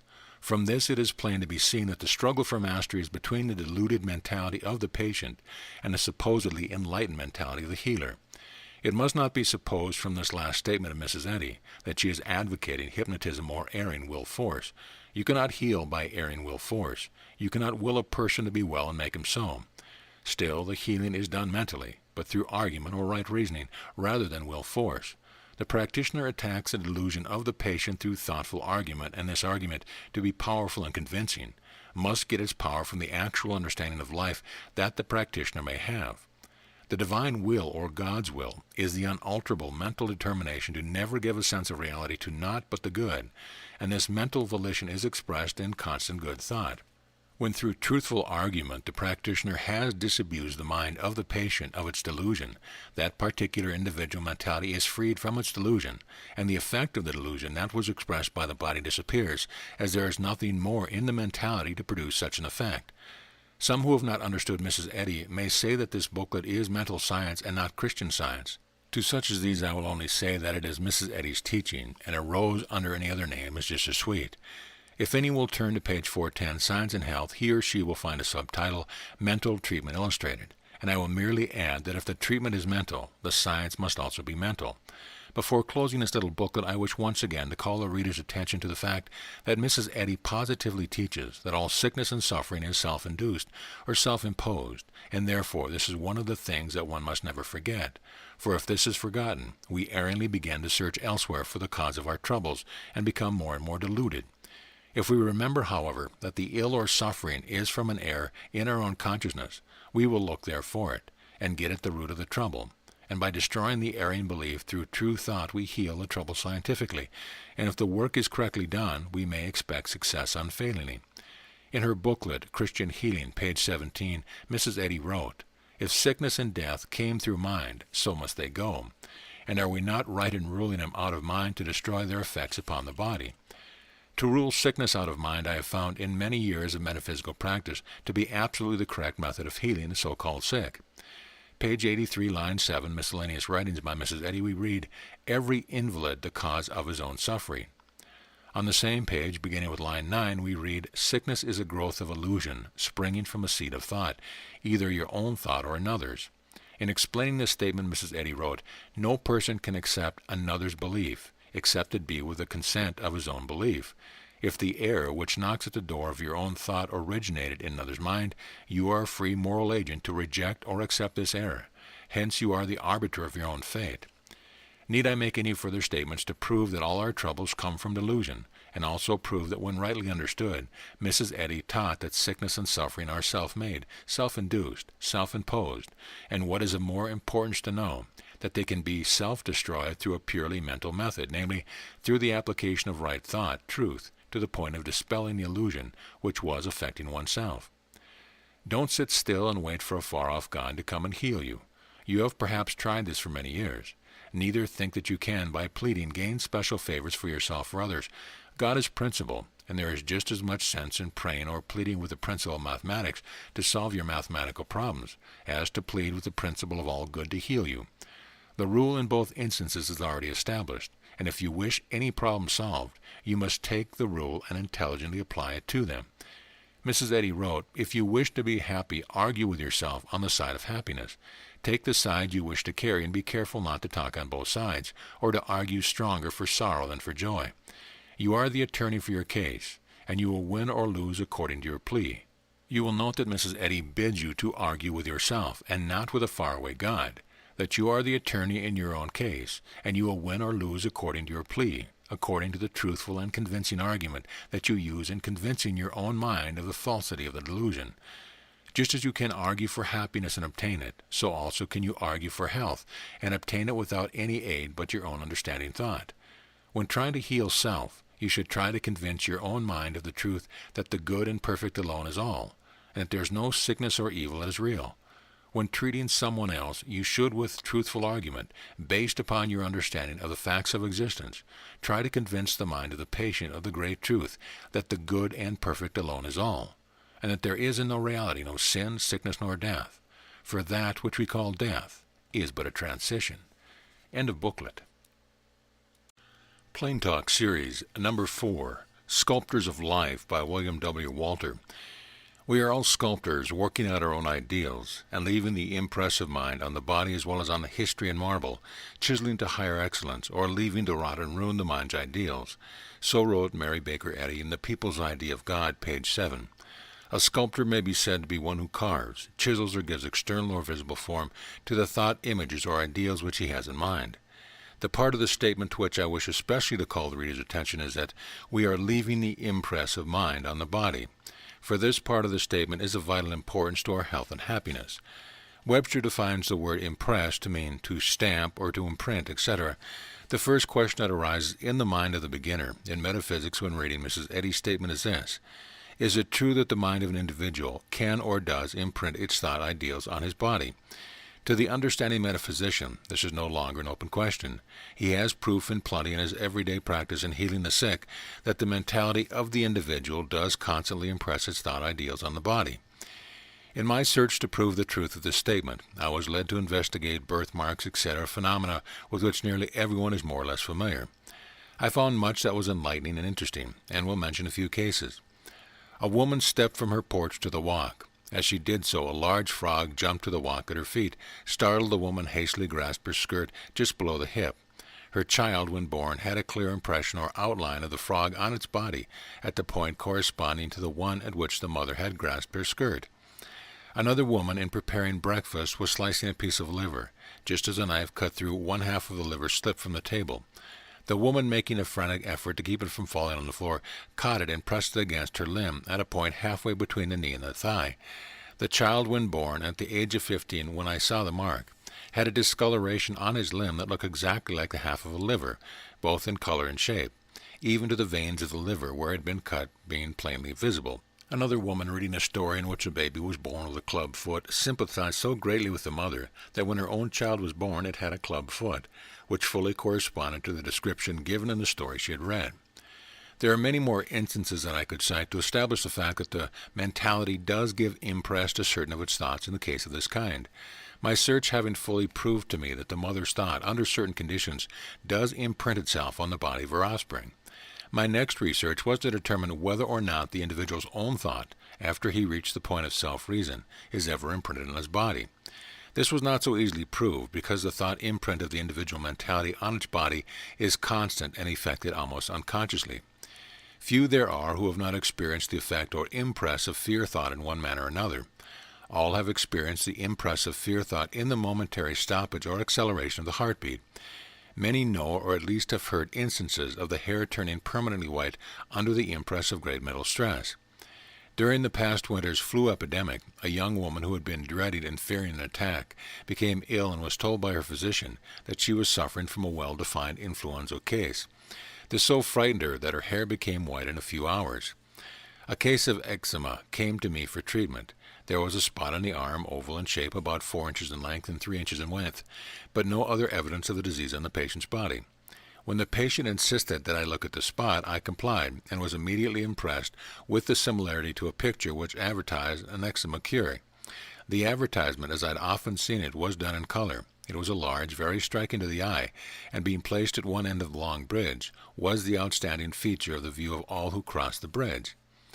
Conference with the patient developed the fact that she walked across this bridge every day in going to her place of employment, and that she had an abhorrence of the picture. Here was a clear case of the effect upon the body of fear, and abhorrence through thought activity. The image, so detested and so frequently before the mentality of the patient, became outlined upon the patient's body in exactly the same situation in which it confronted her eyes. Mrs. Eddy, in writing on this subject, page 10, The People's Idea of God, wrote, "We possess our own body, and make it harmonious or discordant according to the images that thought reflects upon it. Here is the unqualified statement, that a discordant or erring thought is impressed on the body as discord, and further, that a harmonious or right thought is impressed or shown forth as harmony or health. It is thus asserted that our wrong thinking is responsible for our ills, and our right thinking for our health and healing. True indeed it is that we are sculptors of our bodies and bodily conditions, and if we only knew it, of our surrounding conditions as well." The following verses can be found on page 7 of The People's Idea of God by Mary Baker Eddy. "Chisel in hand stood a sculptor boy, with his marble block before him, and his face lit up with a smile of joy, as an angel dream passed over him. He carved the dream on that shapeless stone with many a sharp incision. With heaven's own light the sculptor shone, he had caught the angel vision. Sculptors of life are we as we stand, with our lives uncarved before us, waiting the hour when at God's command our life dream passes o'er us. If we carve it then on the yielding stone with many a sharp incision, its heavenly beauty shall be our own, our life, that angel vision. The chisel in hand is your thought. The sculptor boy is yourself, your mentality. The marble block is your body, or metaphysically your thought, conclusion, or understanding, the visible embodiment of your thinking. The smile of joy is occasioned through the new and true idea coming to consciousness, namely, that all things are possible through the application of right thought. The angel dream is the mind model or realization that health, happiness, success, that is perfection, can be won by the right understanding of the individual mental power. The dream mind model that he carved on that shapeless stone was perfection, and the sharp incision was his own positive right thought. With heaven's own light, understanding, the sculptor shone, worked mentally. He had caught the angel vision. He had gained the understanding of understanding. Sculptors of life, God, perfect mind, are we as we stand, as we actually are, with our lives, God stated or perfected consciousness, uncarved before us, as yet not understood by us, waiting the hour when at God's command, that is, waiting the hour when understanding has unfolded our individual mentalities sufficiently so that our life dream passes over us, so that the realization of the possibility of our self-perfection comes to our thought. If we carve it then, if we then apply this understanding of the all-power of right thought on the yielding stone, upon the erring material sense of life, namely that matter and evil exist, with many a sharp incision, with many a positive or decisive right thought, its heavenly beauty, health, and happiness shall be our own experience, our life's the angel vision. These verses, when rightly understood, hold great metaphysical light and give us an insight into the inherent possibility and power possessed by the individual mentality, and suggest how actual perfection or perfect consciousness, the God state, may be obtained. After we partially understand, or are willing to admit, that the mind does leave its imprint on the body, and our life experience, the next question naturally is, how is the effect produced, and how can we control the process? On the same page of The People's Idea of God, on which these verses appear, Mrs. Eddy also shows how the mind leaves its impress on the body. She wrote, "To remove these objects of sense called sickness and disease, we must appeal to mind to improve its subject and objects of thought, and give to the body those better delineations. There is the how.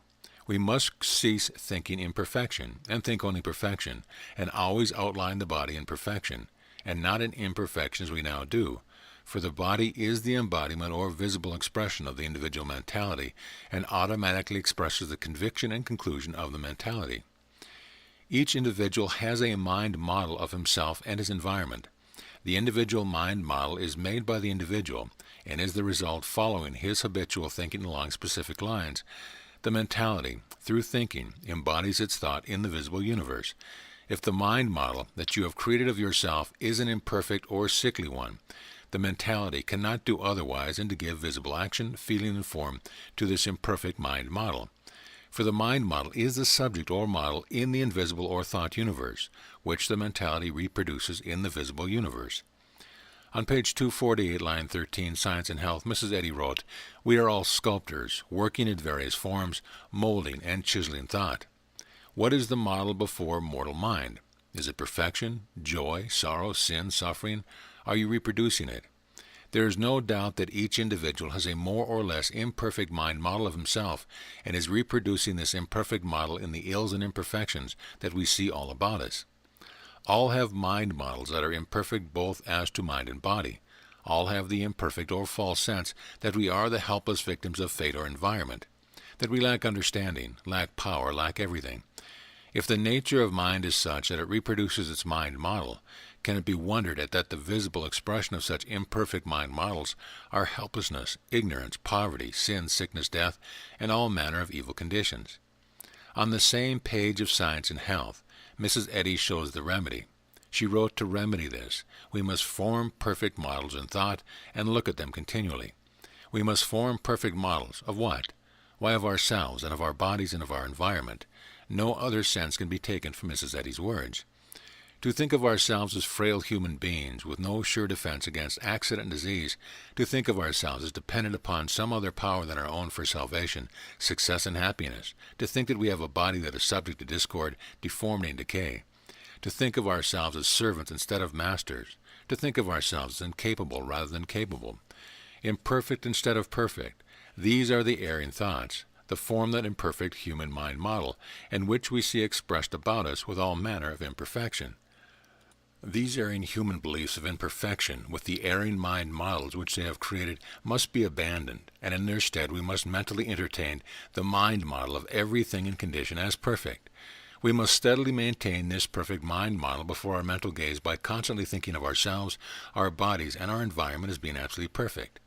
If we can enhance our sense of perfection by having a clearly defined outline in our mind, then it is wise to maintain such a model. On page 260, Mrs. Eddy wrote, "Mortals must change their ideals in order to improve their models. A sick body is evolved from sick thoughts. You think of yourself or your body as imperfect or sick, and from this wrong thinking your mentality has evolved a sick body. The one vital point that was not made plain, and that should have been, is this. If a sick body is evolved from the sickly thinking of the individual, then it should also have been plainly stated that the individual's healthy thinking would heal him. This great fact, so necessary to correct understanding, should not have been obscured by capitalizing the word mind, as though it were something other than the individual's own right thought.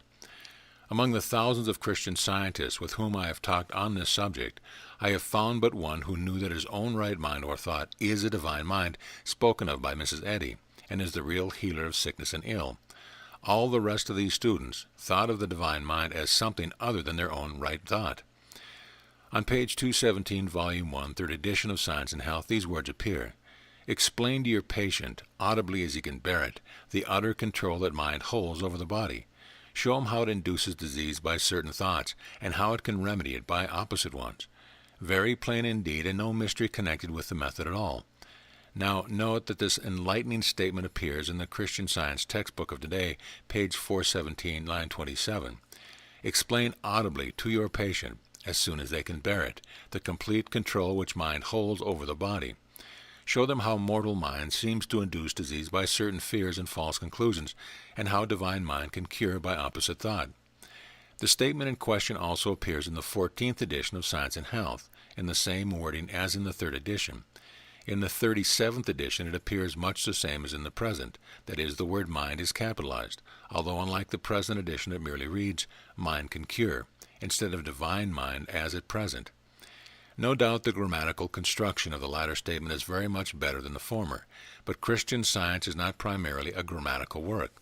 It is a work to give mental enlightenment to the individual, and the former statement does this, while the latter blinds the individual mentality and prolongs the old orthodox view of two powers, namely, God and devil, divine mind and mortal mind.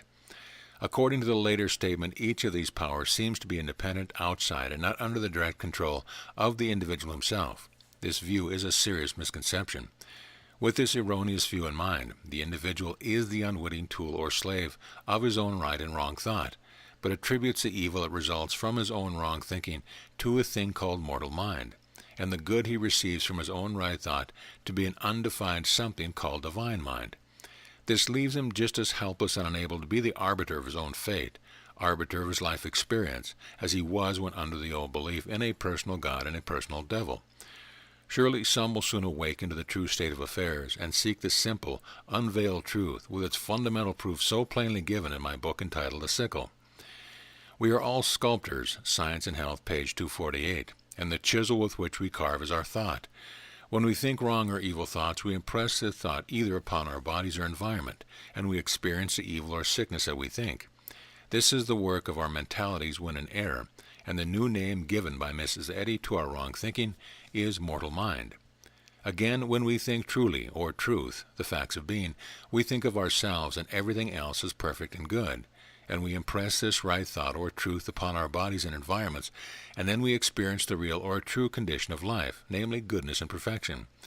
This good and perfect result is the work of our mentalities when thinking truly or in conformity with actuality or reality, and the new name given by Mrs. Eddy to this right thinking or right mental activity is divine mind. Do I hear some science students say, "I do not believe this"? Well, it does not matter, for none can change the facts of existence by their disbelief, and the disbelief will retard none but the blind believers. Would it not be more scientific to withhold judgment in so vital a question until individually proved or disproved by actual trial or application? If the individual will correctly and persistently apply right thought to some minor problem with no sense of outside aid, he will receive proof by the healing accomplished that no other power than the individual's own right thought is needed to effect healing. A short time ago, a Christian Science practitioner came to me asking advice upon a certain case. In the course of the conversation, I had occasion to remark that she should mentally entertain a mind model or mental outline of perfection, and also instruct her patient to exchange his mind model of imperfection for one of perfection.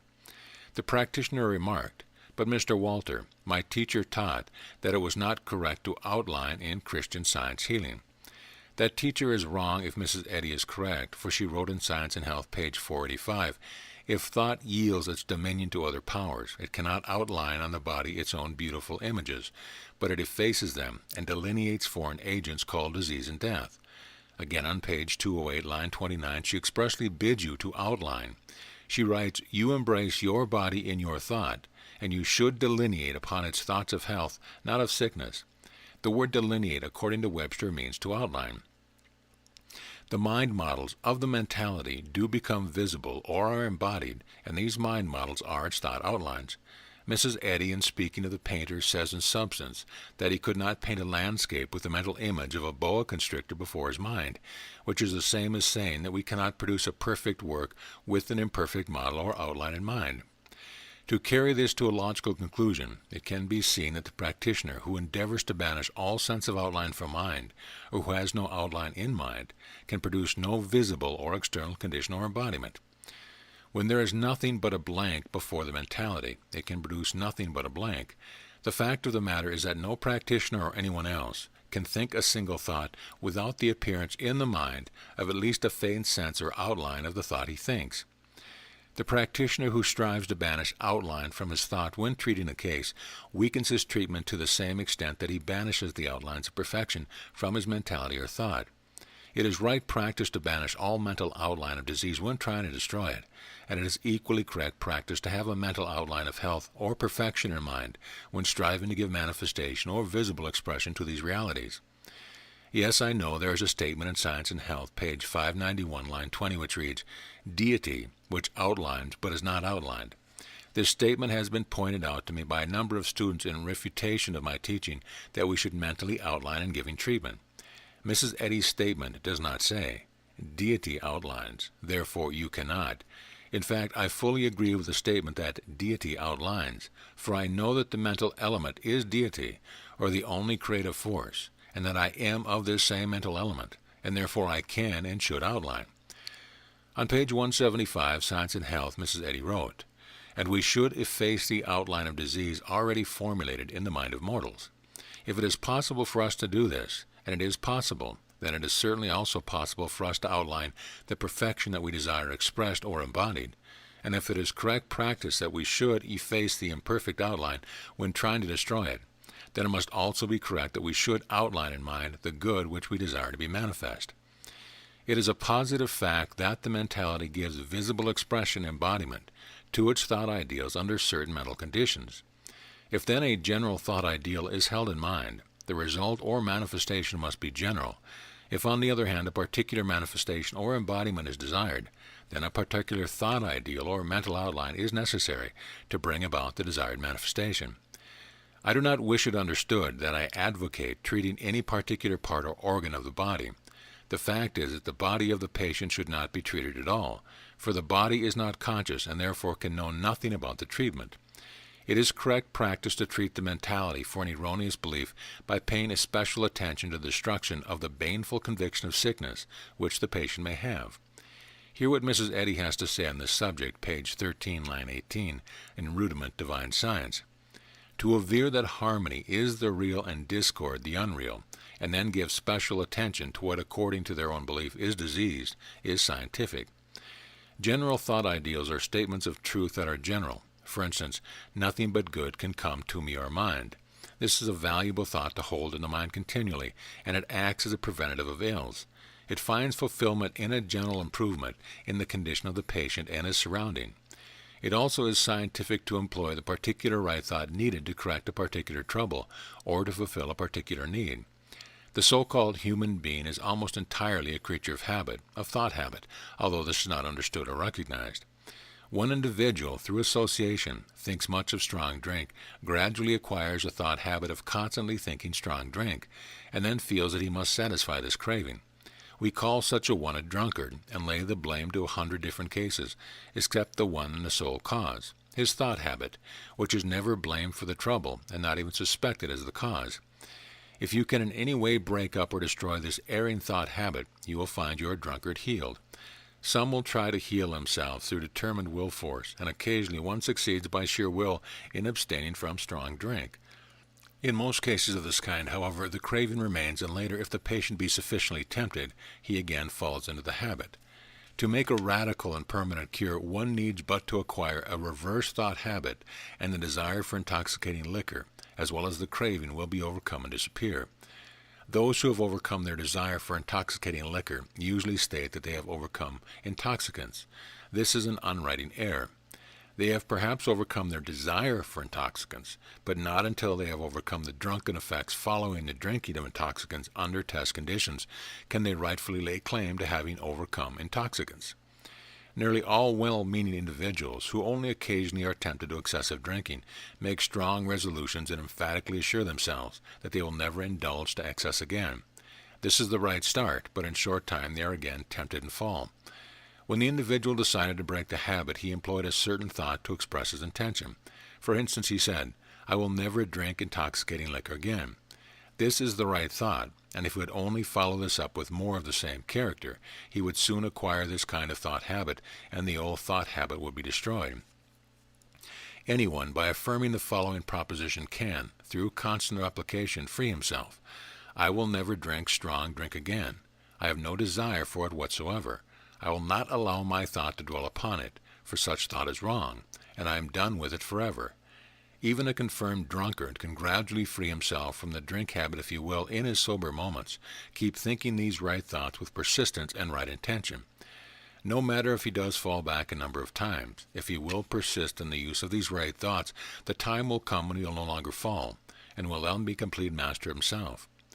If the friends surrounding the case will spend their time in sending right thoughts to the individual, instead of injuring him with the wrong thought that he is growing to be more of a drunkard at all time, he will be wonderfully helped by his right thinking instead of being hindered by the reverse thought which his friends usually send him. Help him to establish a thought habit and no desire for strong drink, and as rapidly as he gains control through this right thought habit, the error will be overcome. The erring thought habit of the drunkard have made a mind model of bar-rooms, bottles of intoxicants, and so-called congenial companions. And when his thought is not occupied by something else, this mind model of drink presents itself to his consciousness. He sees it clearly outlined, and thus the desire for more drink is established.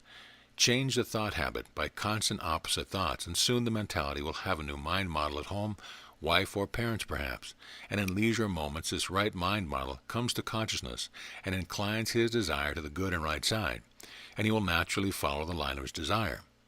Frequently we find a child who seems obstinate and slow to obey. The parents of this child continually think of him as obstinate and disobedient, and at length they think and say, "I can do nothing at all with that child." These parents are, in almost every case, reaping the effect of their own wrong thought regarding their child, and are actually, through their wrong thinking, making him act as he does. Now reverse the process, and no matter what the evidence before the senses to the contrary may be, begin to think of the child as obedient, willing, honest, and good.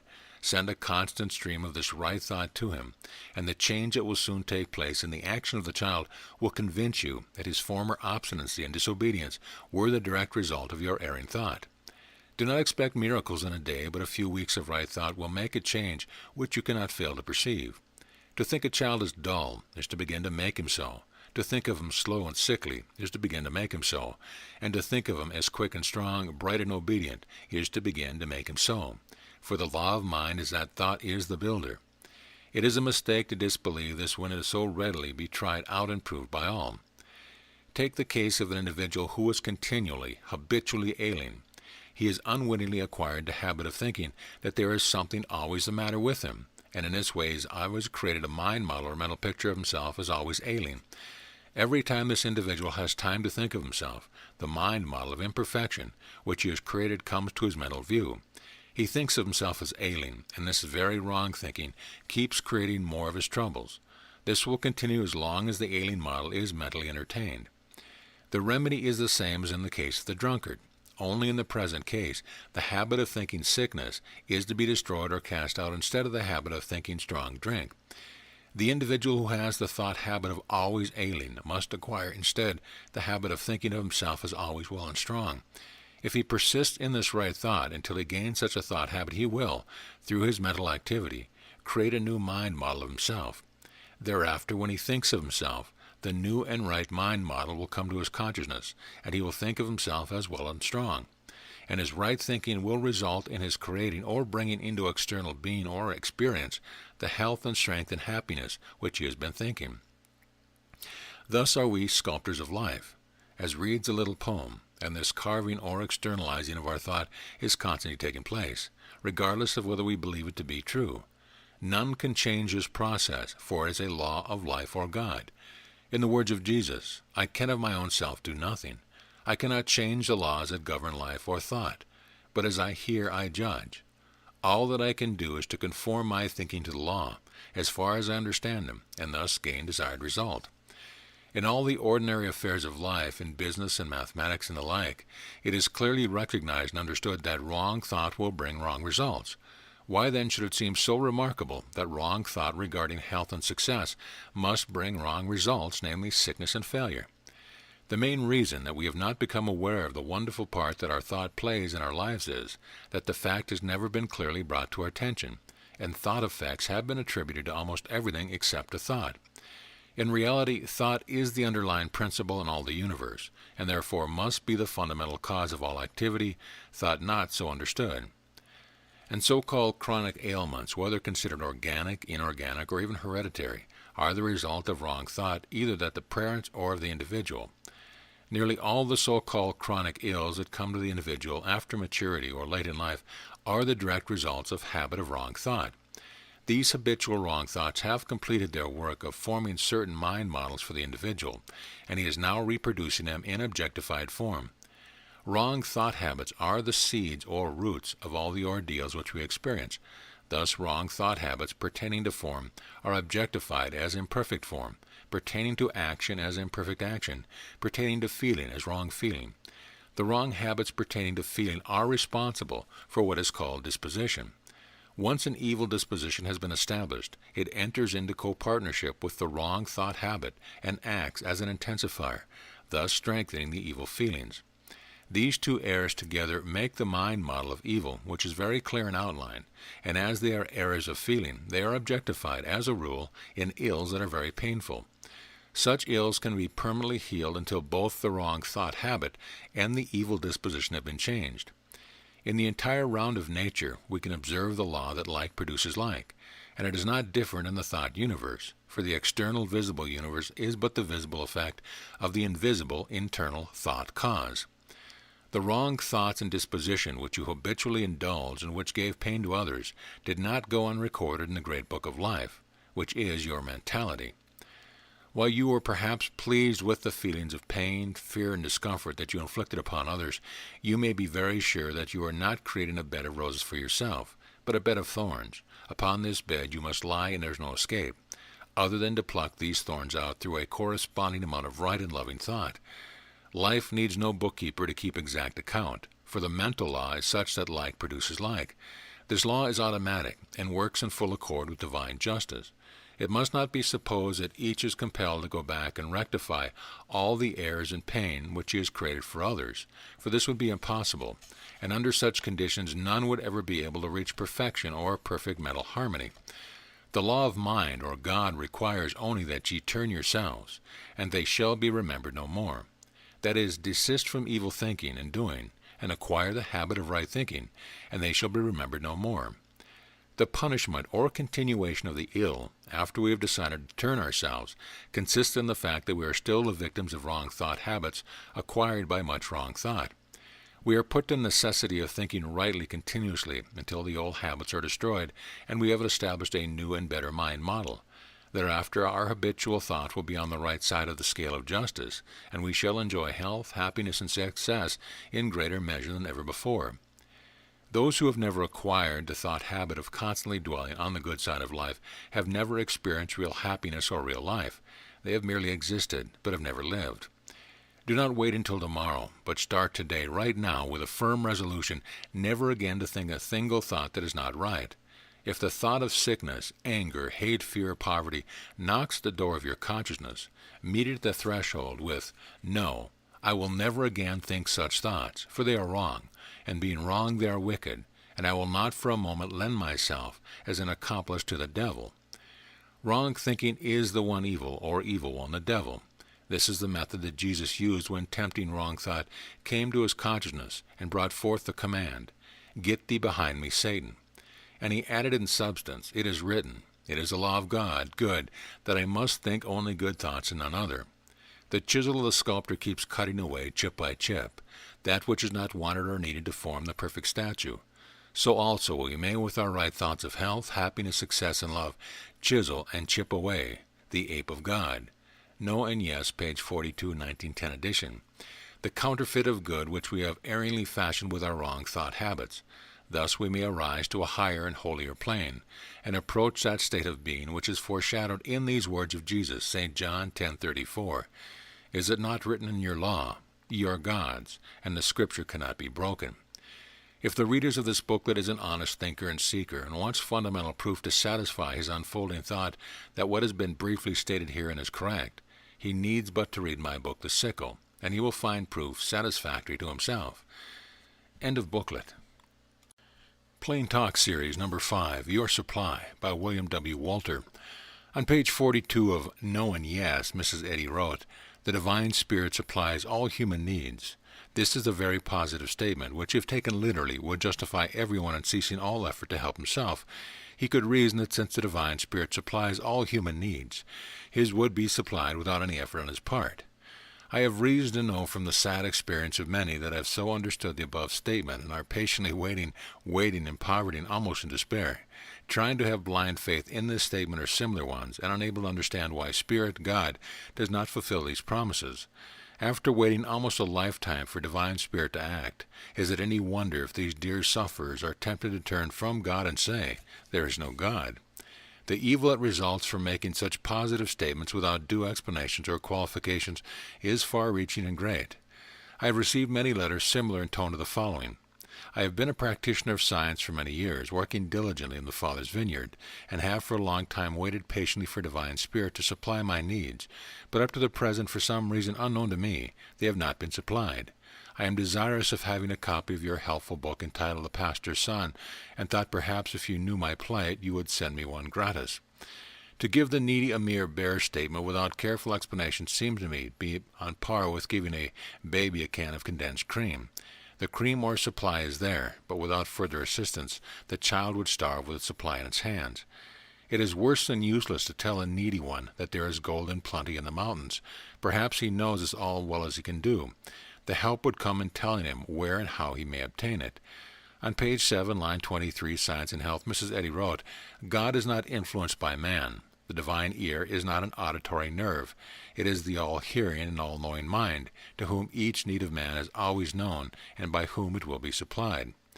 The individual in dire need, after reading that statement, might well reason, it will do no good for me to pray or do anything at all, for God is not influenced by man. Besides, he knows all my needs, and if he wanted to supply them, he would do, regardless of what I may or may not do. According to that statement, I am perfectly helpless in the matter, and all that I can do is to keep on waiting. Still, I should like to know when and how God will supply my need. Could anything be more natural than this for man to assume a waiting attitude after reading such a statement? No, and what is more, thousands who have read statements of this character are just waiting and hoping until deferred hope turns to hopelessness. They then either fall into the error of supposing that the fates have so decreed, or they become unbelievers and say there is no God. What is the remedy for such a condition? Simply this: carefully and plainly explain the real meaning of these statements and give the needy ones a proper mental enlightenment, so that they can act intelligently and work out their own salvation, waiting neither on man nor on a mysterious God, but depending upon their own well-directed efforts. This remedy I propose to offer. Returning to Mrs. Eddy's statement in No and Yes, the divine spirit supplies all human needs, let us ask, what is this divine spirit that supplies all human needs? One could readily answer, God. But knowing no more what the word God means than the word spirit, we have gained nothing in enlightenment. On page 45, Unity of Good, edition of 1907, Mrs. Eddy gives us meaning of the word spirit in these words. Spirit is spiritual consciousness alone. This definition gives us a little light, for we know what is meant by the word consciousness at least, even though we are not sure of what the word spiritual means. On page 5 of this same book, in addition, Mrs. Eddy wrote, God is all true consciousness. Then it must also be true that all true consciousness is God or spirit. We can now understand the word spiritual, as Mrs. Eddy used it, means true. Therefore we see that the divine spirit that supplies all human needs is true consciousness. Need we go further? Yes, for the average individual no more knows of what true consciousness consists than of what spirit is.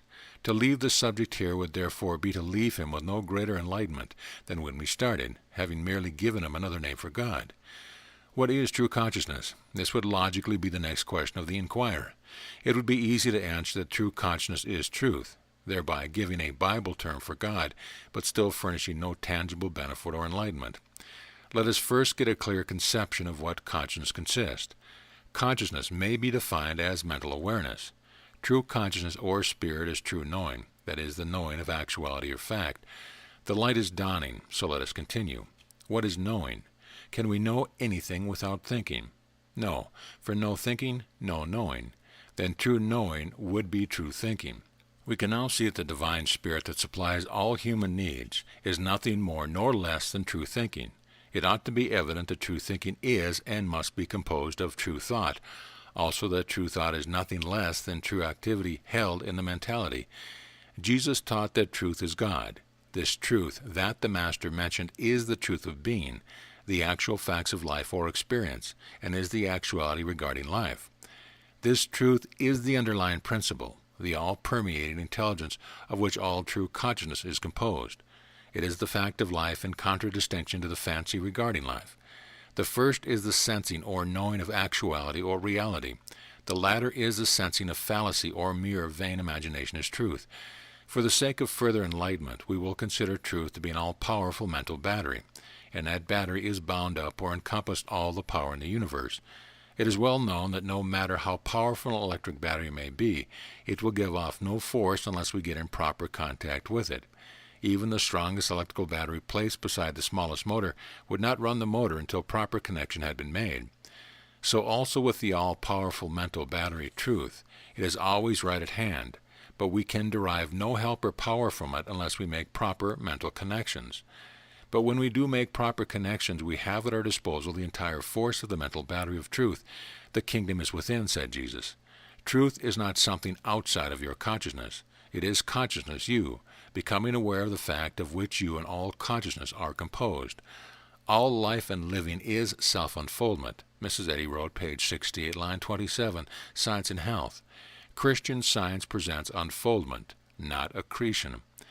2 times 2 equals 4. This is a fact, hence it is a truth. It was true or truth before an individual was aware of it, or had thought or sensed it. This simple fact or truth, like all mathematical facts, was always in the mental battery. But until some individual perceived it, no mental contact had been made with this part of the mental battery, and so it was like a pent-up force, waiting for the individual mentality to make proper mental connection through sense or understanding. Once the proper mental contact was made by one individual and demonstrated by him in solving mathematical problems, it was much easier for other individuals to make the proper contact or themselves gain an understanding of mathematics. All these facts of mathematics always were, but they were unknown. All of the truth of life is now and always was, but not all of truth is consciously known. Hence we err in thought regarding much of our conscious life.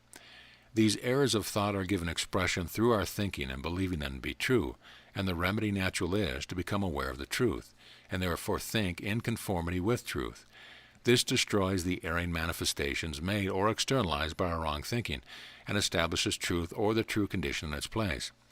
We may now understand the divine spirit that supplies all human needs is truth, which truth is put into active operation through true consciousness or right thinking. The truth with which we are not in mental contact, through mental entertaining it, thinking it, does not and cannot help or supply us. Jesus said, "Know the truth, and the truth shall make you free."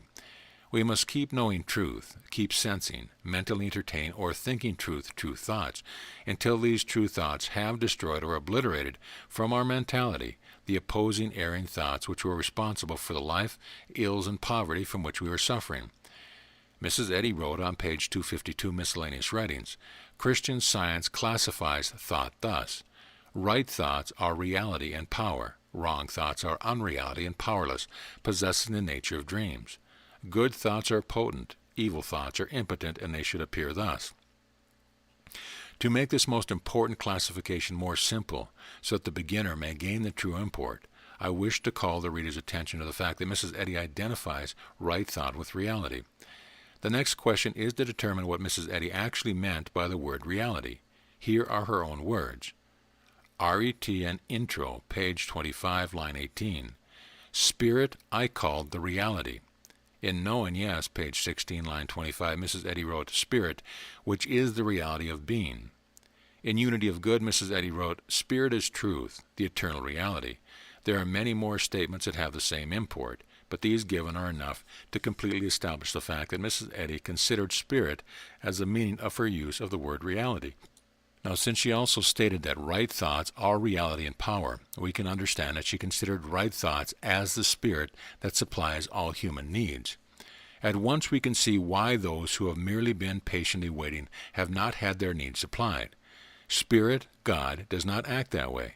If right thoughts are the spirit that supplies all human needs, it should be evident that right thoughts imply a right thinker. For without a right thinker, there would be no more right thoughts or active spirit power. Then to sit down and quietly wait is an error of great magnitude. When to this waiting there is added the further error of constantly thinking more poverty, what can be the outcome of such wrong effort, or lack of effort, but increasing poverty? For the sake of common sense reasoning, let us divest this most important subject of all church mysticism, religious tone, theological nomenclature, and see if we can then discern the plain fact.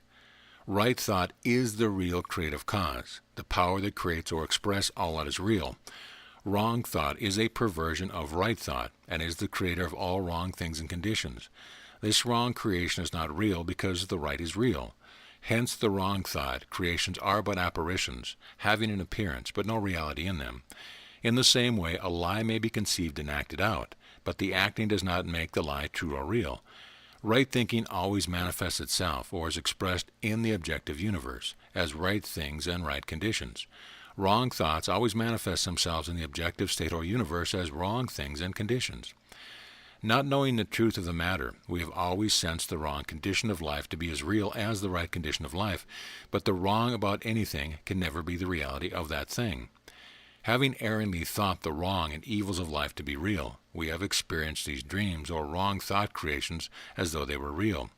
Just as long as we continue to think these wrong creations real, just so long will they continue. When the lie is recognized by the individual as a lie, he ceases to think of it as real and is, therefore, not affected by it. Since the thought power is the only power, when this thought power is withheld or withdrawn, by ceasing to think the erring thought, the evil manifestation automatically ceases, for it never was more than false sense projection or externalization. You ask, what then is the remedy for poverty, and how does divine spirit supply our needs? Right thoughts constitute the power that will supply your needs. You must put this wonderful power to work through becoming a right thinker, and then through continued right thinking objectify, embody, create the good or supply that you need. Also, you must eradicate from your thinking the previous habitual poverty thought by acquiring the habit of constantly thinking you have plenty, even in the very face of the manifestation of the contrary which may surround you. Your mentality is the thinker, or in your case the creator, and it cannot make or express that which you claim.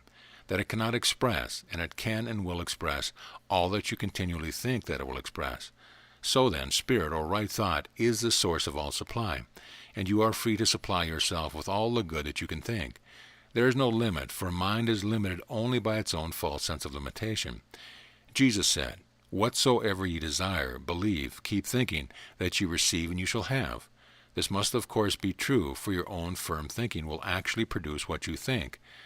Thought is causative, and thoughts of sickness produce a sickness, just as surely as do thoughts of health produce or externalize themselves in a state of health. Thoughts of poverty, mentally entertained, externalize themselves as poverty. Likewise, to constantly think that your supply is becoming more and more, and to cease to think of yourself as a need, will externalize itself in a constantly improving financial condition. All of your so-called physical needs will be supplied, not through patient waiting for a mysterious God to do the work, but through your own right thinking, which is the spirit that supplies all. In speaking of the fulfillment of our needs, there is a statement in Science and Health, page 494. Divine love always has met and always will meet every human need. The meaning of this statement is obscure and results in producing blind faith instead of enlightenment.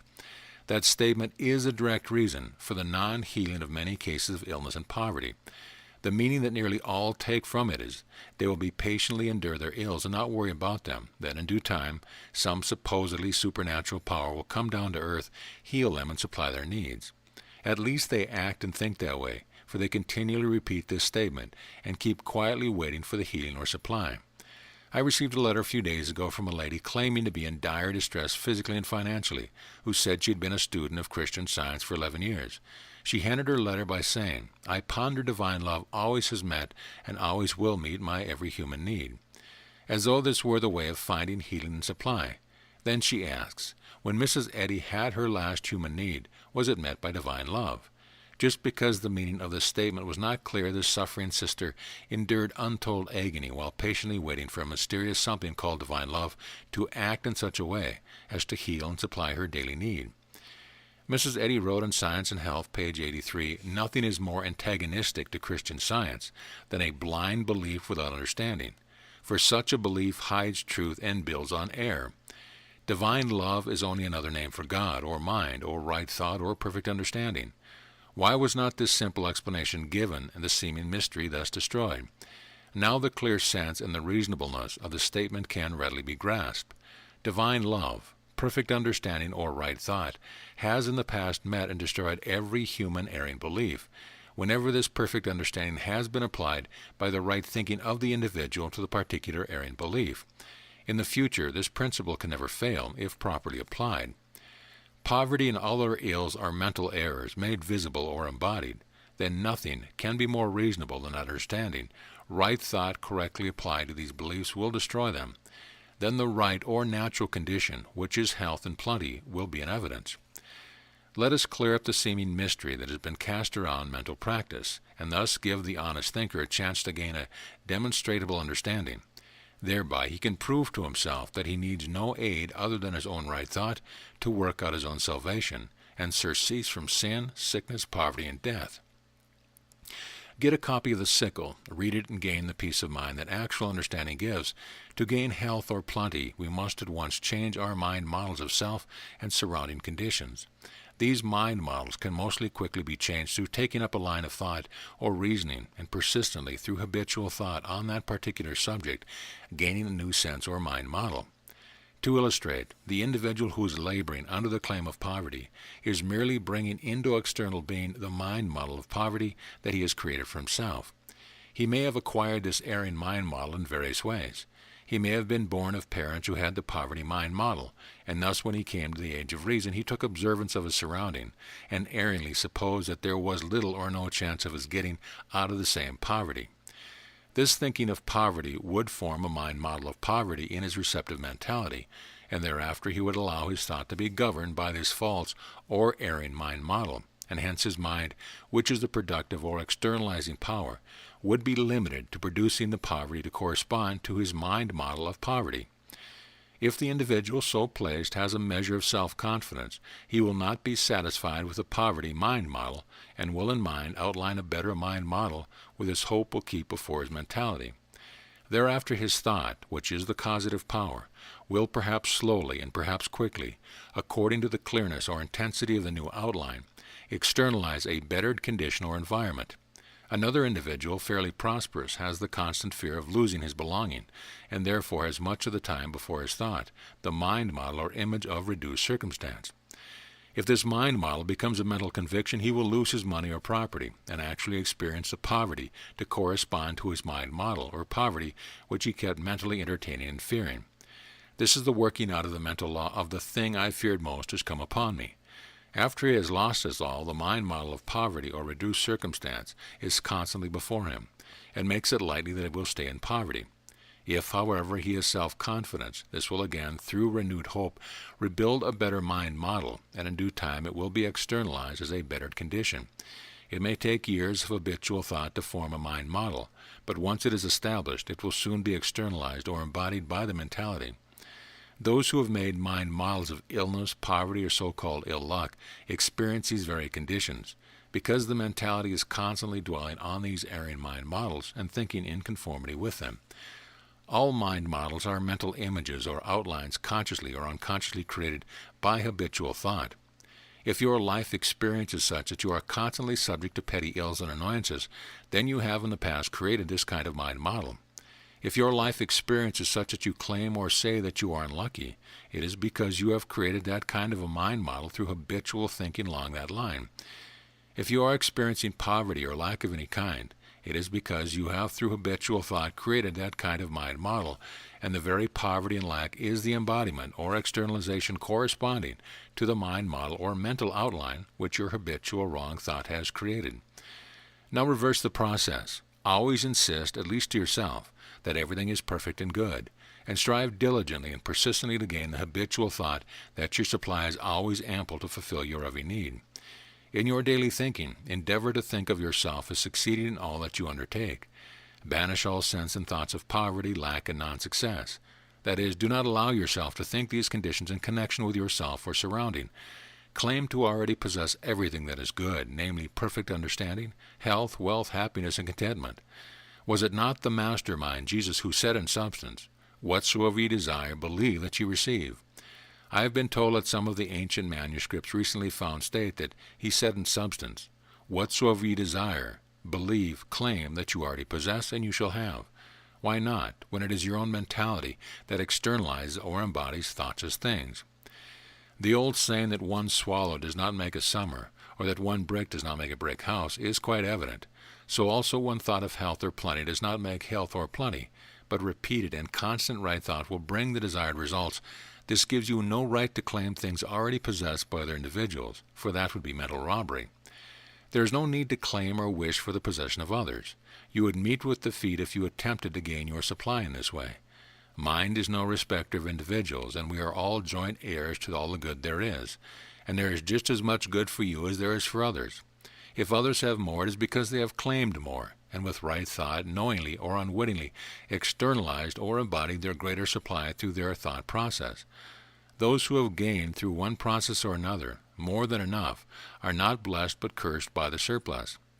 If you are so mentally constituted that you cannot claim or think that you already have all the good, with at least some sense of mental certainty or conviction, then you can gain your supply through advancing step by step.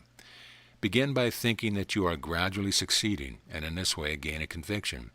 When this better thought has made its appearance in your life as a better condition, then advance another step mentally and claim still more. There is no limit to the power of right thought, only such limitation as came from limited application and lack of self-conviction in the all-power of right thought. Do not make the mistake of striving, in the beginning, for that which your sense of reason considers impossible.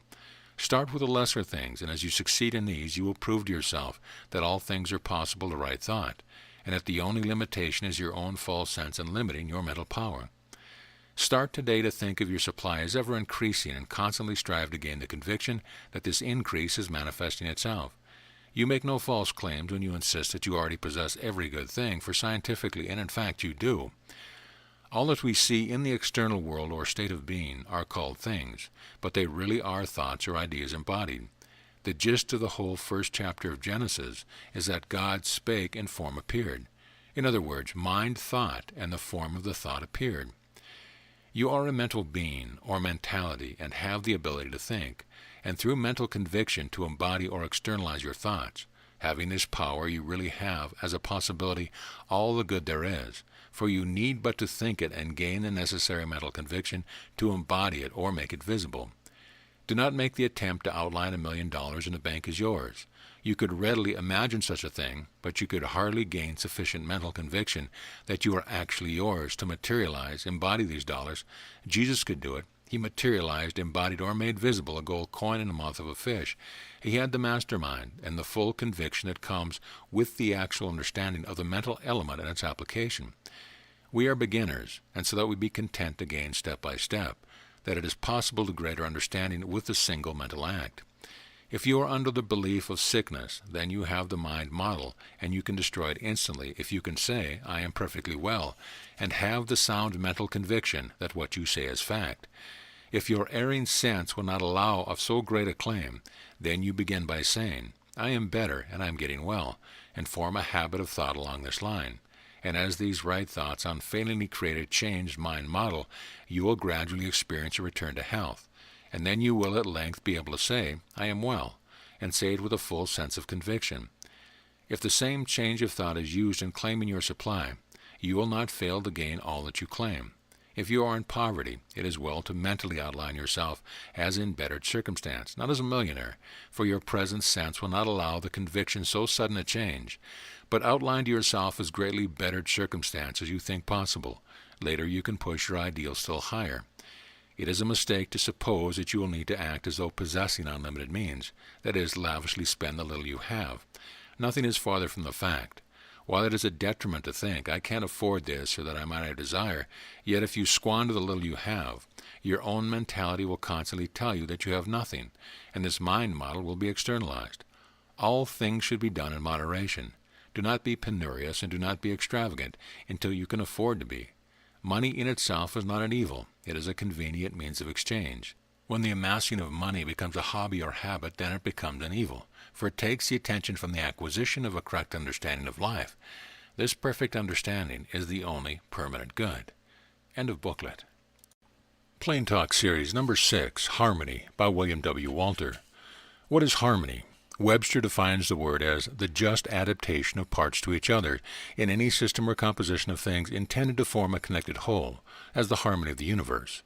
At a glance, a student of mind can see that this definition relates mainly to effect or things instead of to the cause or mind. Another meaning is given the word by Pope as follows: all discord, harmony not understood. In this definition, we rise a little out of the purely physical sense to a more metaphysical or mental sense. Mary Baker Eddy, in Miscellaneous Writing, page 337, line 16, gives us a purely spiritual definition, true mental sense, of the word, for she states plainly, harmony is heaven. What does this new and true definition bring to your thought? Can you not see that if Mrs. Eddy's definition is correct, the way to gain heaven is to gain true mental harmony? On page 242, line 9 of Science and Health, Mrs. Eddy wrote, there is but one way to heaven, harmony. It is to know no other reality, to have no other conscience of life than good. Mrs. Eddy plainly states that there is but this one way to heaven or harmony. Have you been trying to arrive there in any other way? Then you are on the wrong trail. Jesus said, the kingdom of heaven is within you. Have you wondered how the kingdom of heaven could be within you? does it seem impossible that the kingdom of heaven could be in you. That is because you have a false sense of the meaning of the word heaven. You perhaps thought that heaven had reference to a place, or at best a future state beyond the grave, and of course with this false sense in your mentality, the words of Jesus brought confusion rather than light. The words of Jesus meant that the kingdom of mental harmony, heaven, is within you, within your own conscious thought. It is true that the kingdom of harmony or heaven is within your mentality, and it is equally true that you are the king of that kingdom, and must maintain or entertain the sense of harmony through right thinking. If you do not do this, then you automatically cast yourself into hell, mental discord, harmony not understood. Mental discord, hell, is not a place or a thing or a future state. Rather, it is a lack of something, namely a lack of the sense of harmony. On page 170, line 13, miscellaneous writing, is a statement. We make our own heaven and our own hell. Do you agree with Mrs. Eddy on the subject? Well, I do. And I want you to understand that we make our heavens and our hells here and now. Whether we believe this or not, little or no difference is the result, for the results follow automatically as the working out of mental law. This is not a mere statement, but is capable of being proved. On page 174, line 23, miscellaneous writings, Mrs. Eddy wrote, "The kingdom of heaven is the reign of divine science. It is a mental state. Yes, and it is a mental state obtainable here and now. It is a harmonious mental state, while hell is the opposite or discordant mental state. The individual suffering pain or ill health might say, I am not at the present time so much interested in harmony or heaven as I am in getting rid of this pain or illness. But rightly understood, they are one and the same. When sick or in pain, you are in the only hell there is, and what you really are seeking is the way out of hell into heaven or harmony. This getting you out of your troubles or hell into peace and health heaven is what I have been leading up to. Let me quote again from miscellaneous writing, page 219, line 25. That a state of health is but a state of consciousness made manifest on the body. There you have it. Health is a harmonious mental state, and this state is defined by or on the body as health, while sickness and pain is a discordant mental state made manifest on the body.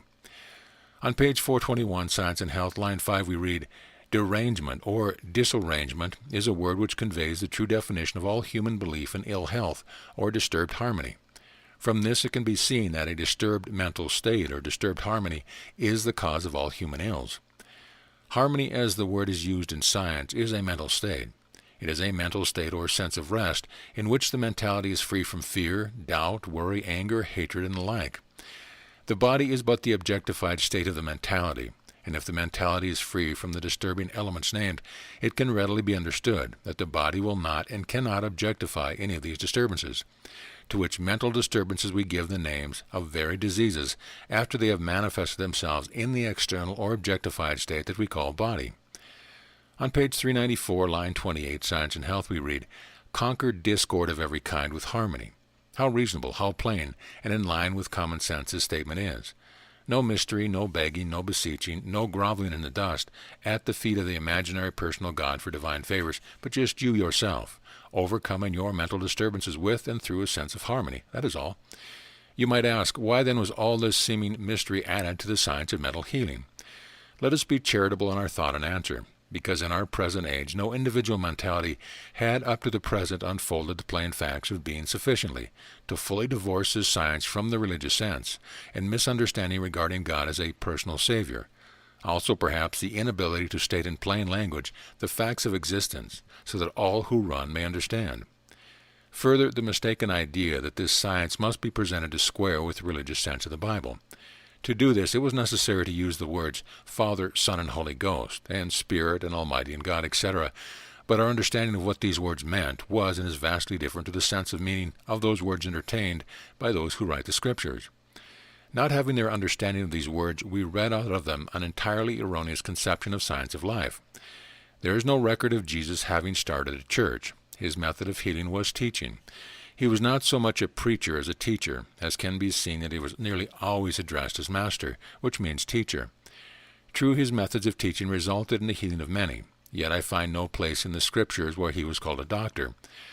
Our present-day theology seems to imply that Jesus gave us two commands in these words, preach the gospel and heal the sick. Correctly understood, this is but one command as follows, preach the good spell and this will heal the sick. In other words, preach and teach that only the good in life is real, and this understood and applied through daily thinking will result in the sick being healed of their fears and worry and doubt, and this in turn will bring harmony to their disturbed mentalities, which disturbed state is the procuring cause of their so-called bodily ills.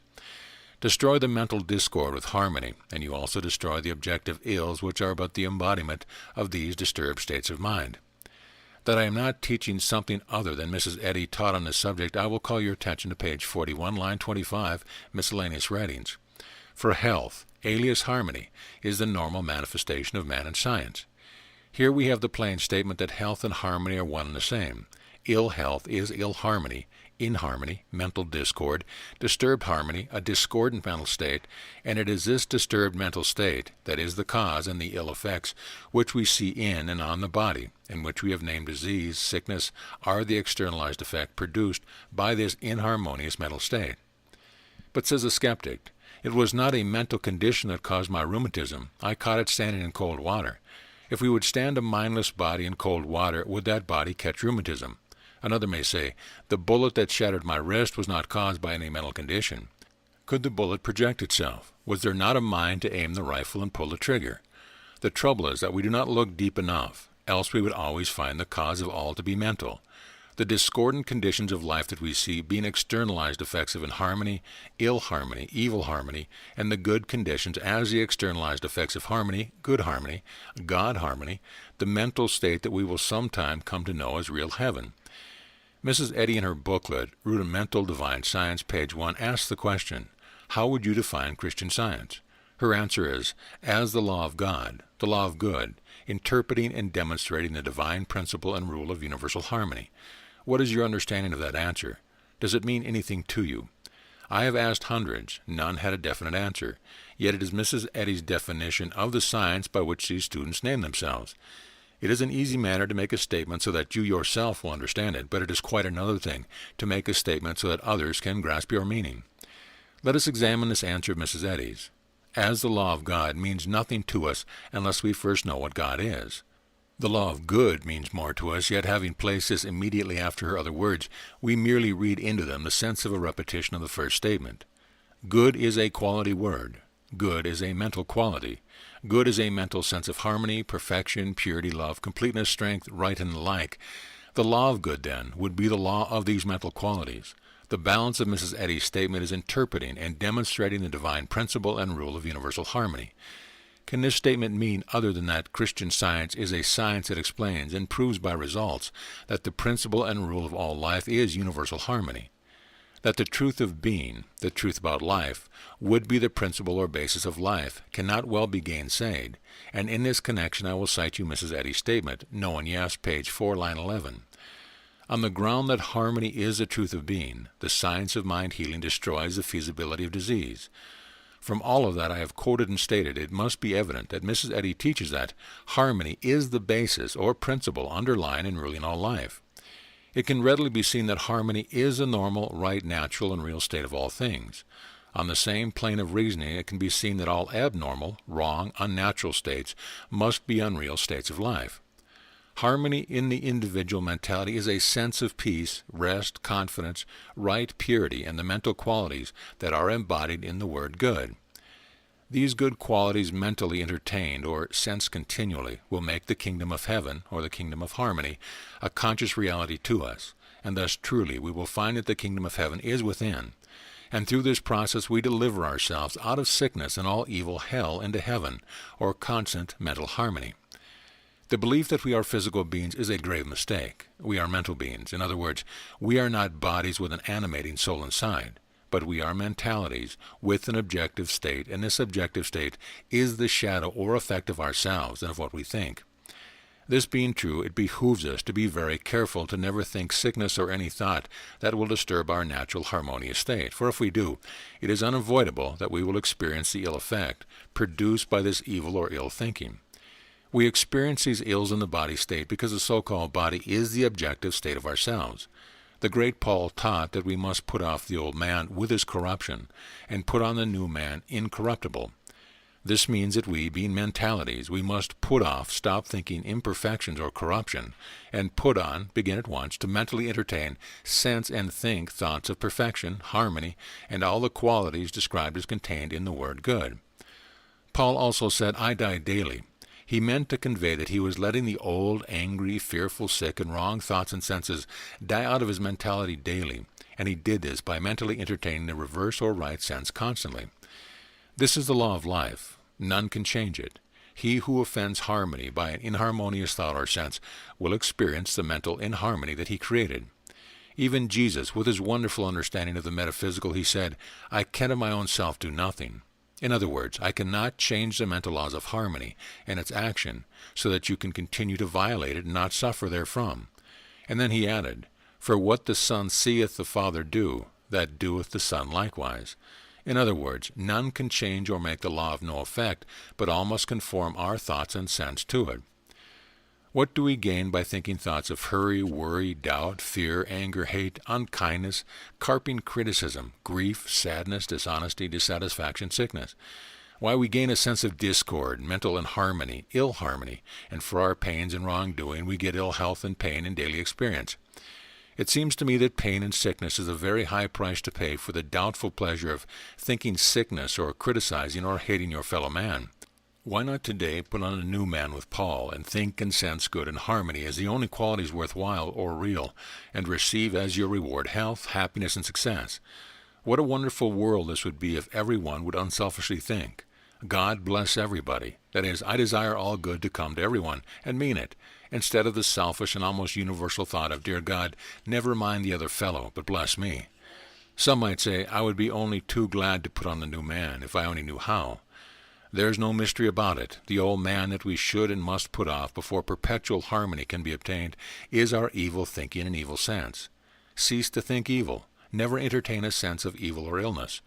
The putting on of the new man is to continually think good and right thoughts about everything and everybody, ourselves included.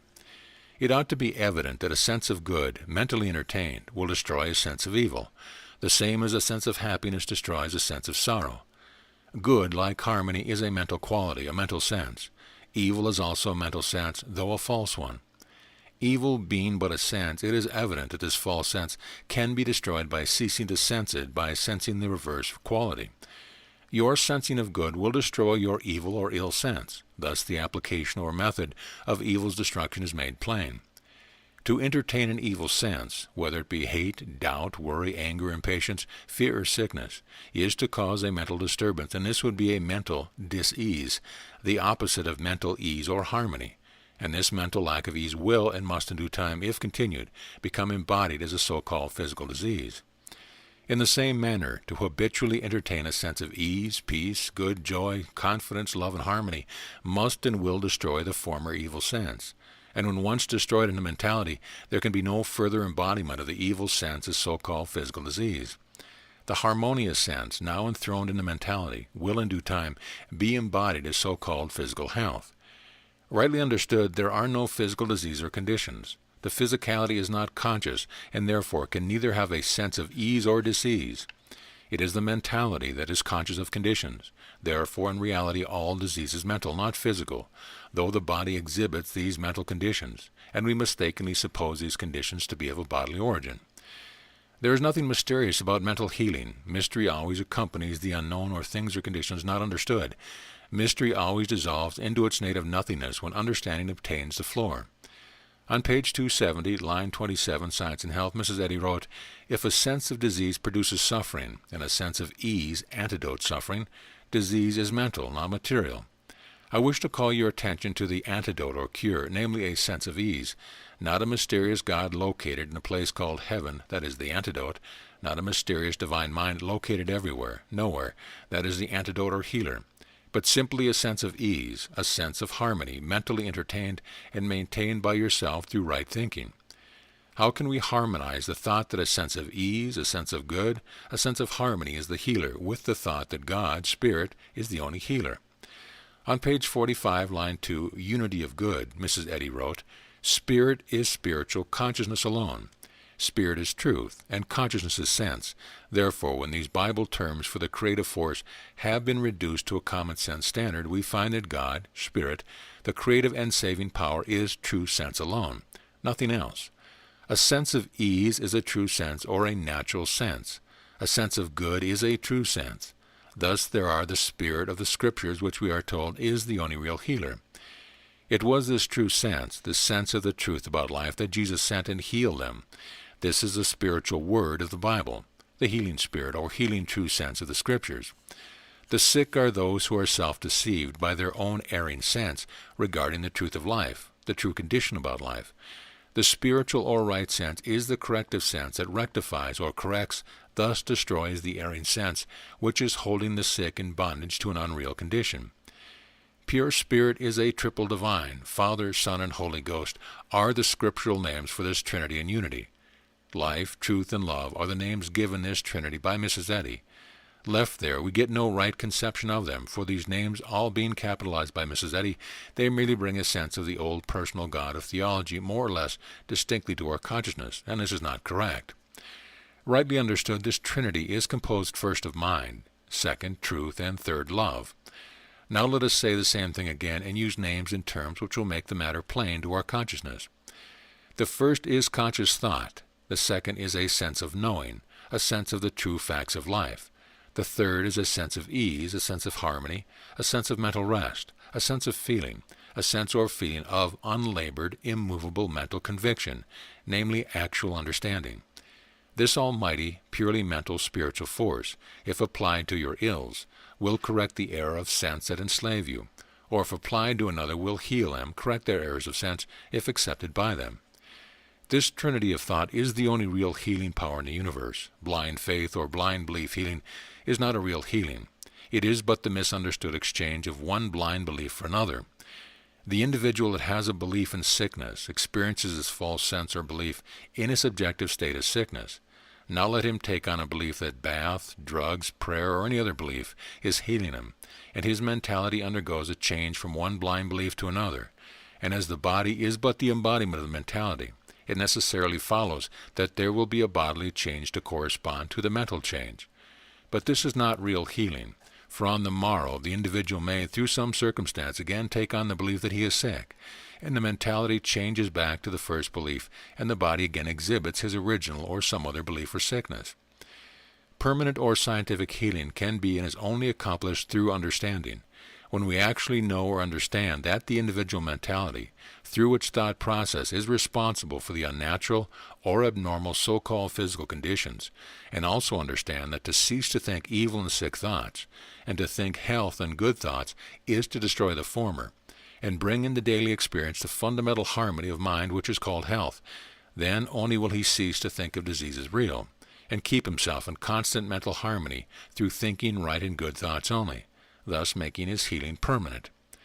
Practically all will admit that harmony, health, happiness, joy, peace, love, contentment are the natural and normal, hence the real condition of mind.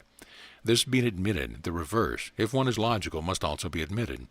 This reverse is that in harmony, sickness, grief, sorrow, impatience, hate, anger, fear, and doubt, being the opposite of the mental states or conditions that we admitted were natural, normal, and real, they must necessarily be unnatural, abnormal, hence unreal states or conditions of mind.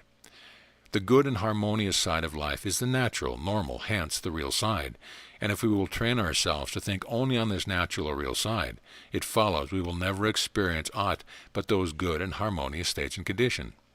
If, on the contrary, we constantly think more of the evil, abnormal, and unnatural state, why we will without fail experience these evil or unnatural conditions more or less in proportion to their occupancy of our daily thinking. This is the working out of the mental law of thought, and none can change this law of nature. If then we are tired of the old man and his deeds, the old mental sense of evil, and want to put him off, we must persistently strive to exclude all impure and sick thoughts from our mentality, for in no other way can we keep these sick and impure thoughts from manifesting themselves as sickness and impurity in our objective states, namely our bodies. To try and put off the old man with his deeds or effects, named discord and disease, without at the same time striving to put on the new man, new mentality, through harmonious and good thinking, is a hopeless task. The mentality cannot be made a vacuum. It is either filled with right thoughts or wrong thoughts or some of both. Our daily experience is the resultant following our daily thinking. Therefore, begin at once to make a systematic effort to exclude all wrong thoughts from your mentality. I wish to be clearly understood upon this point. It is not enough that you merely strive to exclude what we are pleased to call evil thought, for sick thought, worry thought, doubtful thought, hateful thought, angry thought are also wrong thought. To classify wrong thought generally, so that you may know what to exclude, I will state that any thought that disturbs the harmony of your mentality is wrong thought and should be excluded as far as possible. All thought that brings with it a sense of ease, harmony, kindness, perfection, joy, health, strength, confidence, courage, and love should be encouraged and mentally entertained in as large a proportion as possible. Some may think that this is a large task, but really it is not. The fact is that it is a duty that you owe to yourself and your fellow man. True, it may take some watchfulness in the very beginning, but the longer it is practiced, the easier it becomes, and at length it becomes habitual, and then it is no longer a task but a joy. The result is that you gain a position of steady health and happiness, and all that know you love you to be in touch with you, for the mental aroma that is emitted by your harmonious mentality is sensed by these friends as a peaceful and harmonious feeling, even though they do not know the cause of the harmony that comes to them while in your presence. In this work of putting off the old man, the greatest drawback that will be encountered is the unbidden intruding of the former wrong thoughts. This occurs as the result of a former wrong thought which had become habitual with you.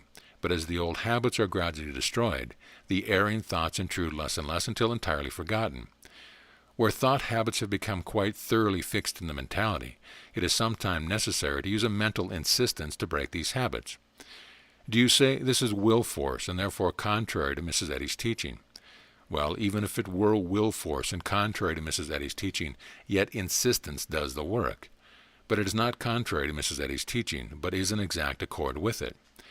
On page 412, line 18, Science and Health, is a marginal heading which reads, Insistence Requisite, and in the paragraph to which this heading is attached we may read, Mentally insist that harmony is the fact, and that sickness is a temporary dream. If mental insistency is will force, then Mrs. Eddy teaches its use, and makes it very strong by stating that insistence is requisite. Webster defines the word requisite to mean something indispensable. One could scarcely state the utter necessity of mental insistence in stronger terms than to state that mental insistence is requisite, is something indispensable to successful healing. This is certainly the direct opposite understanding that hundreds have caught from reading Science and Health. I mean those who advise you to wait patiently for an outside power, which they call divine love, to do the work. You who are waiting for this mysterious outside power to do your work will have a long wait indeed, simply because the kingdom and the king are within your own consciousness or mental power, and not anywhere else. But say you, if the power is all within myself, a mental practitioner could not help me at all. Then why employ one? For the same purpose that a student of music or mathematics employs a teacher. Let me call your attention to a statement of Mrs. Eddy in Christian Healing, page 6, line 20. But the fact remains in metaphysics that the mind of the individual only can produce a resultant upon his body. This is a very positive statement, as it plainly states that only the mind of the individual can produce any effect upon his own body. You might conclude from this statement that it would be folly to employ a mental practitioner if he could not produce any effect on your body. One might go further and conclude that it would also be folly to expect divine love to be able to heal our so-called diseased bodies if only the mind of the individual could produce any effect. The question needs explanation. To illustrate, suppose a student of music was mistakenly using the third finger where the use of the second finger was considered correct. The teacher does not need to forcibly place the second finger in its correct position. He tells the student his error. The student's mentality grasps the fact, and then the student's mentality places the second finger in its correct position. Thus we see that while the corrective thought came from the teacher, yet it was the student's own mentality that caused the bodily change of using the second instead of the third finger as formerly. If, on the contrary, the student will not accept the correction, when he will continue to use the wrong finger, this proves that the mentality of the student is a free agent, to accept or reject any correction presented, and it also this very thing, the non-acceptance of the practitioner or mental teacher's corrective thought, that results in the non-healing of many cases of sickness. It is not always the patient's fault that he is not healed, Many practitioners have not gained sufficient understanding of metaphysics so that they can point out to the patient the mental error that is the invisible cause of his illness and insist on correction. This shows the great necessity that mental healers have a deep understanding of the metaphysics if they hope to have success in healing. In proving that harmony is the natural, normal, and only real state of the individual. To know that wrong thought produces sickness and trouble, and that the right thought will result in healing and harmony, is a great step in the right direction. But just how to apply right thought to the destruction of your ills and troubles needs also to be learned.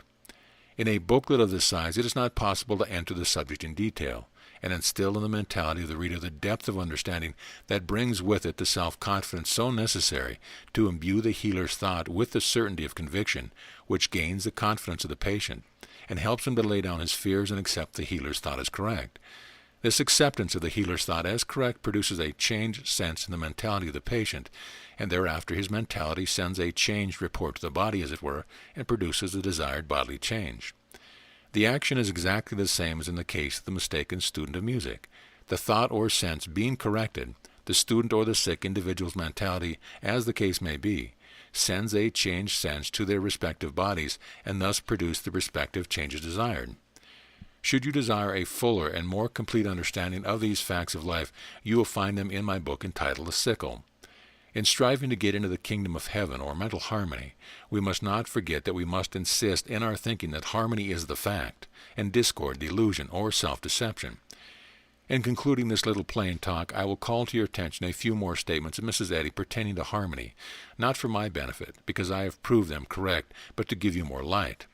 On page 208, line 20, Science and Health, we find this statement: "Let us learn of the real and the eternal, and prepare for the reign of spirit, the kingdom of heaven, the reign and rule of universal harmony, which cannot be lost nor remain forever unseen." Do you understand this statement? I doubt it. In that statement you have three phrases which mean one and the same thing. First, the reign of spirit. I wish to call your attention to the word spirit, which is capitalized, denoting God or cause. Second, the kingdom of heaven, which means the kingdom of spirit, the kingdom of mental harmony, the reign of spirit, or the reign of heaven. Third, the rule and reign of universal harmony.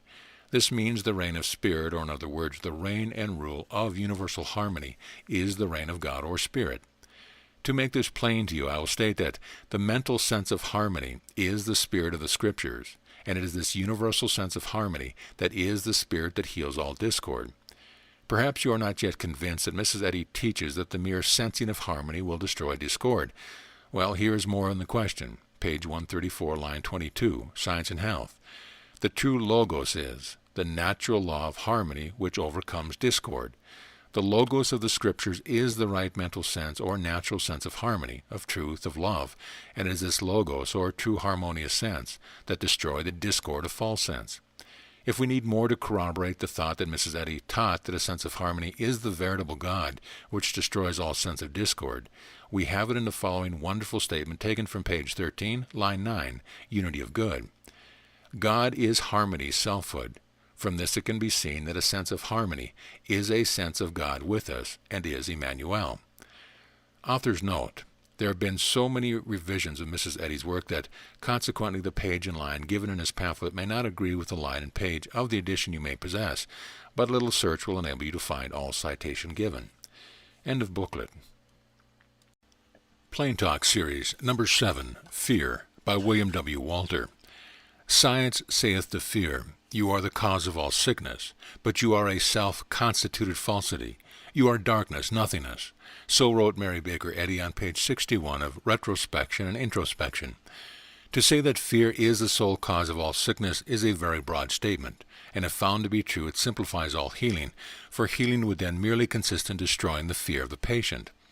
On page 411, line 32 of Science and Health, Mrs. Eddy wrote, "If you succeed in wholly removing the fear, your patient is healed." This statement, like the preceding one, shows conclusively that Mrs. Eddy taught that fear is at the bottom of all human ills, and that the one thing necessary to produce healing is to remove the fear that is causing the illness. On page 10 of Rudimental Divine Science, Mrs. Eddy wrote, "Disease is a thing of thought manifested on the body, and fear is the procurator of the thought which causes sickness and suffering."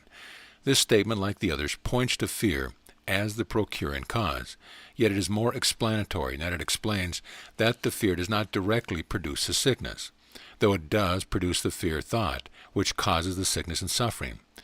There is scarcely an individual who has not had many experiences with fear thought as the basis. All have had experiences where their fear caused them to become weak or faint in a moment. All have witnessed the results of fear thought in others. Who has not seen a strong man turn pale merely from fear, or become so weak that he could scarcely stand erect? Our daily papers speak frequently of those who have become unconscious from fear. In some cases, the fear has been so great that it was the direct cause of death of some healthy and robust person. Nearly everyone will agree with the idea that fear seems to produce those conditions, but scarcely any will admit that fear is the sole cause of all human ills. The reason why this is not admitted is that very few indeed know of the unseen or latent ways in which fear thought affects them. Many there are who, when they are first told that their ills are caused by fear, will reply that they never had any fear of the ailment. Others say, "I never feared anything." Having handled several thousand cases of all manner of ills successfully, I am willing to state that fear is the one active evil that is responsible for all ills. To leave the subject there would be to leave the story one-third told, and the other two-thirds needs to be fully explained before a correct understanding of the subject can be obtained. If fear alone was responsible for all our ills, then fear would be the only evil or devil. But for all things real and good, evil seems to have an erroneous counterpart, and as God is triply divine, or a trinity, so also evil has its seeming trinity. On page 304 of the Sickle is a chapter entitled The Unholy Trinity. The first paragraph reads, "Erring suppositions, fear and erring human belief are the unholy trinity, or Satan, and are the creators of all the evil, trouble, and sickness on the earth today. In some cases of sickness, just one of the three are present, in others two are present, and in some all three are present and must be taken into account by the healer to produce rapid and lasting recovery. When the subject is fully understood, the reader will realize that this in no wise contradicts Mrs. Eddy's statement that, 'Science saith to fear, you are the cause of all sickness,' for her statement is correct, though not stated as fully as I should have stated it. Erring supposition is ignorance. The opposite of ignorance is intelligence, and intelligence is God. Erring human belief is the opposite of understanding, and understanding is God. Fear is feeling. It is a false feeling or mental conviction in the reality and power of evil. Love is the opposite and true feeling, and is God. Love is the feeling or mental conviction that the good alone is all there is to life. Life, truth, and love is a trinity in unity that Mrs. Eddy calls God. Life, true consciousness, intelligence, is spirit, or the universal substance. Understanding right thought or true reason is the activity of this universal substance and is represented in life as the male element. Love is the soul's feeling of certainty or mental conviction, the female element that comes to the mentality as a result of true reason. Spirit, the true mental element, is the primal element or primal substance of life. True reason is the mental activity or right thought activity of this primal element. But neither the primal element nor its activity can arrive at the point of tangible expression or embodiment until a feeling of certainty or mental conviction is engendered in the mentality. Thus is explained the reason why the individual can think of health without immediately experiencing it. He must strive to gain the feeling of certainty that what he is thinking is truth, and thus gain the mental conviction that later is expressed as so-called bodily health. The male and female elements, truth and love, knowing and feeling, must both be present in the mentality before the tangible or external expression is given the thoughts held in the mentality. From this it can be seen that we can think of all the good in the universe and still not receive or express it, for the mind does not express its thought merely, but its mental conclusions or convictions. These conclusions and convictions are a state of feeling and not simply fleeting or cold thought. In regard to the expressions or externalization of sickness, we have the same condition necessary, namely, that merely to think sickness without any feeling or reality of it will not produce sickness for the individual. From what has been stated and from daily experience, it can be seen that no matter how right or worthy or good our thoughts are, if the love or feeling element is not present, we do not act out our thoughts and neither do we experience them as actual. This shows the wonderful part that love or the feeling element plays in life's experience.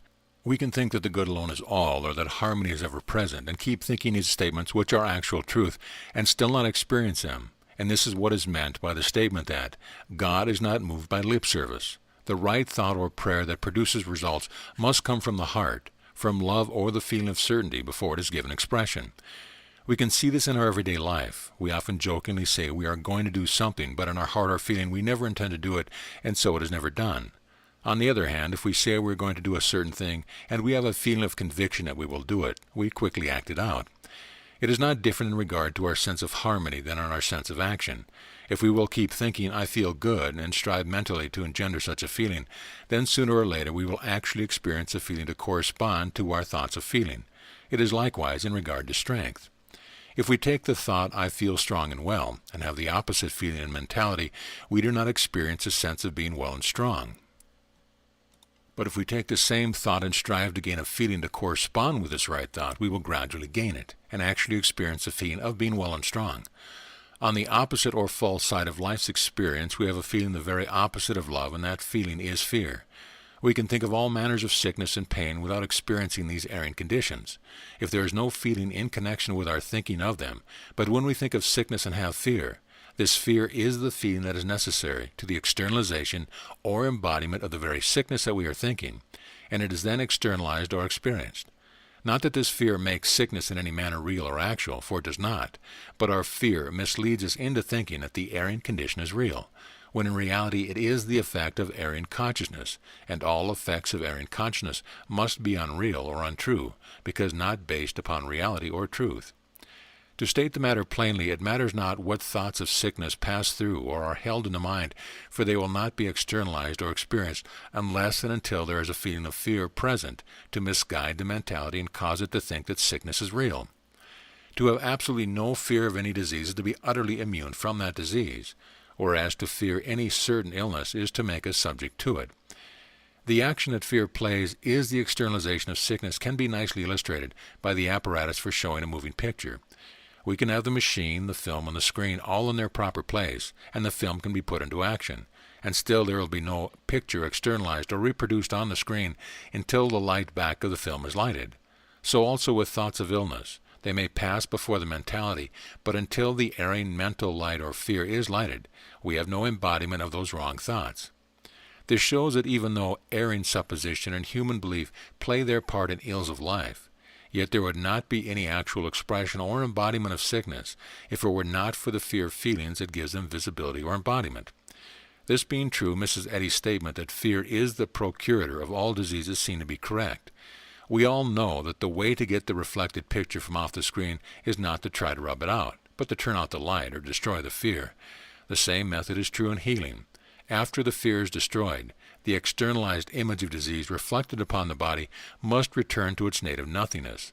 And that is why Mrs. Eddy states, if you succeed in wholly removing the fear, your patient is healed. On page 61 of Retrospection and Introspection, Mrs. Eddy wrote, Christian Science declares that sickness is a belief, a latent fear, made manifest on the body in different forms of fear or disease. That this is true I have proved in many cases under test conditions. I have taken certain diseases where it was clearly apparent to me that the manifestation was solely the result of the patient's fear of such a disease and applied myself to the removal of the fear alone with no other treatment whatever, and the case was healed. I have also found that in some cases it was impossible to remove the fear until the ignorance or erring supposition back of the fear was destroyed or explained away, thus freeing the mentality from the bondage that was causing the fear thought. Again, in other cases I have found that I could not destroy the patient's fear until I had clearly shown that the human belief back of this fear was a falsity, and not the fact or truth of life. This was accomplished through teaching the patient the actual truth of being regarding the point in dispute. Where habitual fear alone was responsible for the disturbed mental harmony and its bodily manifestation called sickness, the mere removal or overcoming of the habitual fear thought through a change of thought was all that was found necessary to produce healing. Where the fear was caused by ignorance or superstition, these erring conditions had to be taken into consideration and fully explained through common sense reasoning before permanent results were obtained. If the mental error that is the unseen cause of the patient's fear in some erring human belief, then it is necessary to give the patient an actual understanding of life pertaining to the particular erring belief that is holding him, and this is done through teaching him the actual facts of life.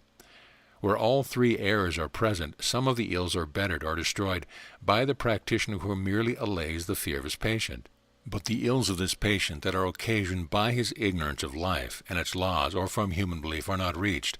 In such cases, the main ailments remain, although many minor troubles disappear, and this is because the ignorance or erring human belief, which is the unseen cause of the fear, has not been removed.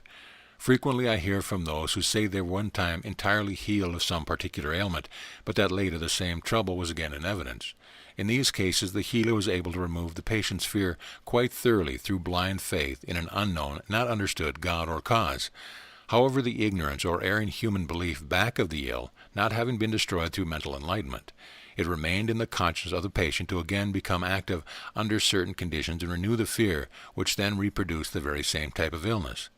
Had the patient been made to understand the nonsense of the human belief, or been enlightened to the point where actual understanding had taken the place of this former ignorance, there could not and would not have been any return to the same illness.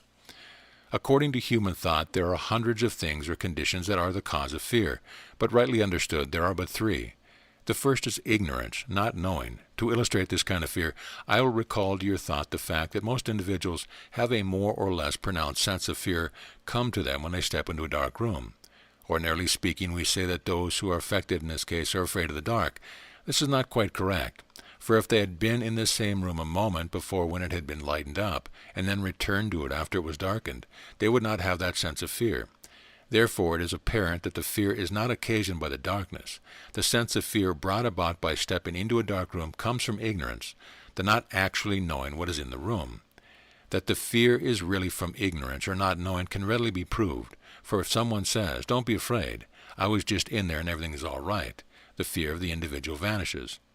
From this experience it can be seen that if a certain fear that is an active cause of some illness has its foundation in ignorance or not knowing, then to destroy the ignorance through acquainting the individual with the actual facts to the point where he sees the truth, will destroy his ignorance and also his sense of fear.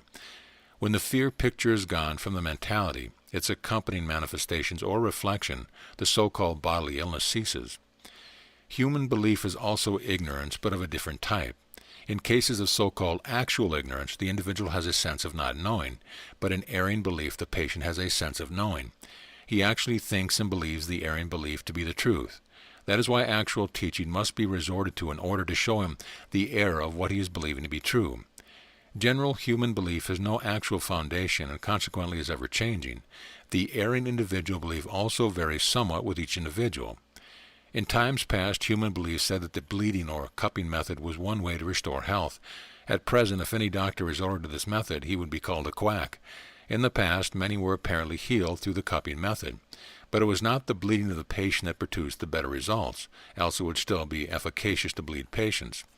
The method used produced a change of thought or belief, and this changed belief was responsible for the improvements or changed bodily condition. At present, human belief has gone to the other extreme, and instead of bloodletting, we have blood transfusion. Seemingly, some are benefited, not because of the new blood that has been added to their veins, but because of the change of thought or belief that has come to the patient's mentality through the act of transfusing the blood. The method of handling fever patients of today is almost the exact opposite of what it was years ago. Many things that fever patients were advised not to eat, drink, or do in the past, they are now counseled to eat, drink, and do. The old way of treating fever seemingly produced healing, and so does the present method, even though it is the opposite of the past. Why? Because it is not primarily the method that is responsible for the so-called healing rot. In all cases, it is the change of thought accomplished by either method that is responsible for the changed condition of the patient. Human belief or the so-called health laws inform you that standing in a draft will cause you to catch cold. The individual who believes this has a latent fear of standing in the draft, and when he occasionally finds himself in a draft, this latent fear becomes active, and this fear of the draft, and not the draft, causes him to catch cold. The seaman, who is constantly in a strong draft, loves instead of fears it, and will tell you that the draft makes him feel good and strong. A draft cannot make a corpse catch cold even though it freezes it solid. It is the mentality of the individual alone that can notice a draft, and it is the mentality that produces a sense of catching cold and depicts the belief symptoms of the body. Not because the body happens to be in a draft and a so-called cold produced, but because the mentality accepts the human belief and fears it. When the fear of catching cold is destroyed, the liability ceases. When Mrs. Eddy stated that to remove the belief or destroy the fear of a patient is to heal him, she stated truth. It is the mental change wrought that is responsible for the healing, and not the work of a mysterious God. To tell an individual he ought not to fear is easy, but it is quite another thing to show him how to stop his fear. On page 417 of Science and Health, we find the following. Explain audibly to your patient as soon as they can hear it, the complete control which mind holds over the body. This is the advice of Mrs. Eddy, the founder of Christian Science. How many practitioners of this science do you find following this very good advice? If more were able to follow this advice, they would do so, but one cannot explain audibly something which one does not himself understand. Hence, practically all the treating is done in silence. One of the reasons why many have not understood more fully is because of the peculiar way in which Mrs. Eddy used capitals to hide the plain facts, supposedly from the evil-minded. In the citation from Science and Health just given, the word mind is spelled with a capital, and this makes it appear to the causal reader that the body is controlled by some mind other than the individual's own mentality, whereas the plain fact is that only the individual's own mind can produce any results upon his body, as is shown by the following statement taken from page 6 of Christian Healing by Mary Baker Eddy. But the fact remains in metaphysics that the mind of the individual only can produce a result upon his body. Thus we see that no outside divine mind or outside faraway God or power has anything to do with it, but just the mind of the individual. To use of the capital does not mean or denote a mind other than the individual's own mind, but the use of the capital denotes the right use of this mind in thinking right and true thoughts. Mrs. Eddy continues her statement on page 417 of Science and Health as follows. Show them how mortal mind seems to induce a disease by certain fears and false conclusions, and how divine mind can cure by opposite thoughts. Mrs. Eddy has explained elsewhere that by mortal mind she means human belief, or in other words, wrong thinking, and consequently we ought to be able to see that if our wrong thinking is the mortal mind that makes us sick, it is our own right thinking that is the divine mind that can cure us by opposite thoughts. This, then, is the explanation that Mrs. Eddy bids us give our patients, and if we would follow her advice, there would be much more healing effected, and many more would soon be able to heal themselves with this understanding of the power of right thinking. When I first began the study of the textbook with the hope of regaining my health, I would come to certain statements into it that would try the soul of an individual. I was seeking to save my life, and I certainly was in earnest, as are thousands of other students, and had this textbook been written without the intent to veil, all students would have been saved many hours of pain, anguish, and certainty. To show the kind of statements I have reference to, I will cite two, though there are 200 equally as confusing. On page 420, line 10 of Science and Health, Mrs. Eddy wrote, "Instruct the sick that they are not helpless victims, for if they will only accept the truth, they can resist disease and ward it off as positively as they can the temptation to sin." I distinctly remember that after reading this statement I thought, I am ready to accept any truth that promises relief. What is this truth with a capital that I should accept? Where is it? Then in sheer desperation I repeatedly stated, I do accept truth, but I had no idea what I was supposed to accept.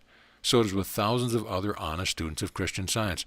The use of the capital places the truth afar off or up in the blue sky, and no method is shown for reaching or accepting it. If there is one place more than another than a science should be stated plainly, it is in the textbook of that science. This particular passage, if clearly stated, should read, "Instruct the sick that they are not the helpless victims that they believe themselves to be, for the great fact pertaining to all life is this, that thought is the cause of all, that it is their own sick or wrong thinking that is responsible for their ills, and it is their own right or healthy thinking that will heal them. The actual truth is that this is a mental universe, and that there is nothing either good or bad, but thinking makes it so." What an enlightenment this would have brought to my mentality. Thereafter I could and would have applied this truth in daily thinking, instead of spending my time in needless and almost useless search for an unknown truth, an unknown God or primal cause. I am now devoting all my time to the unfolding and unveiling of this science of life.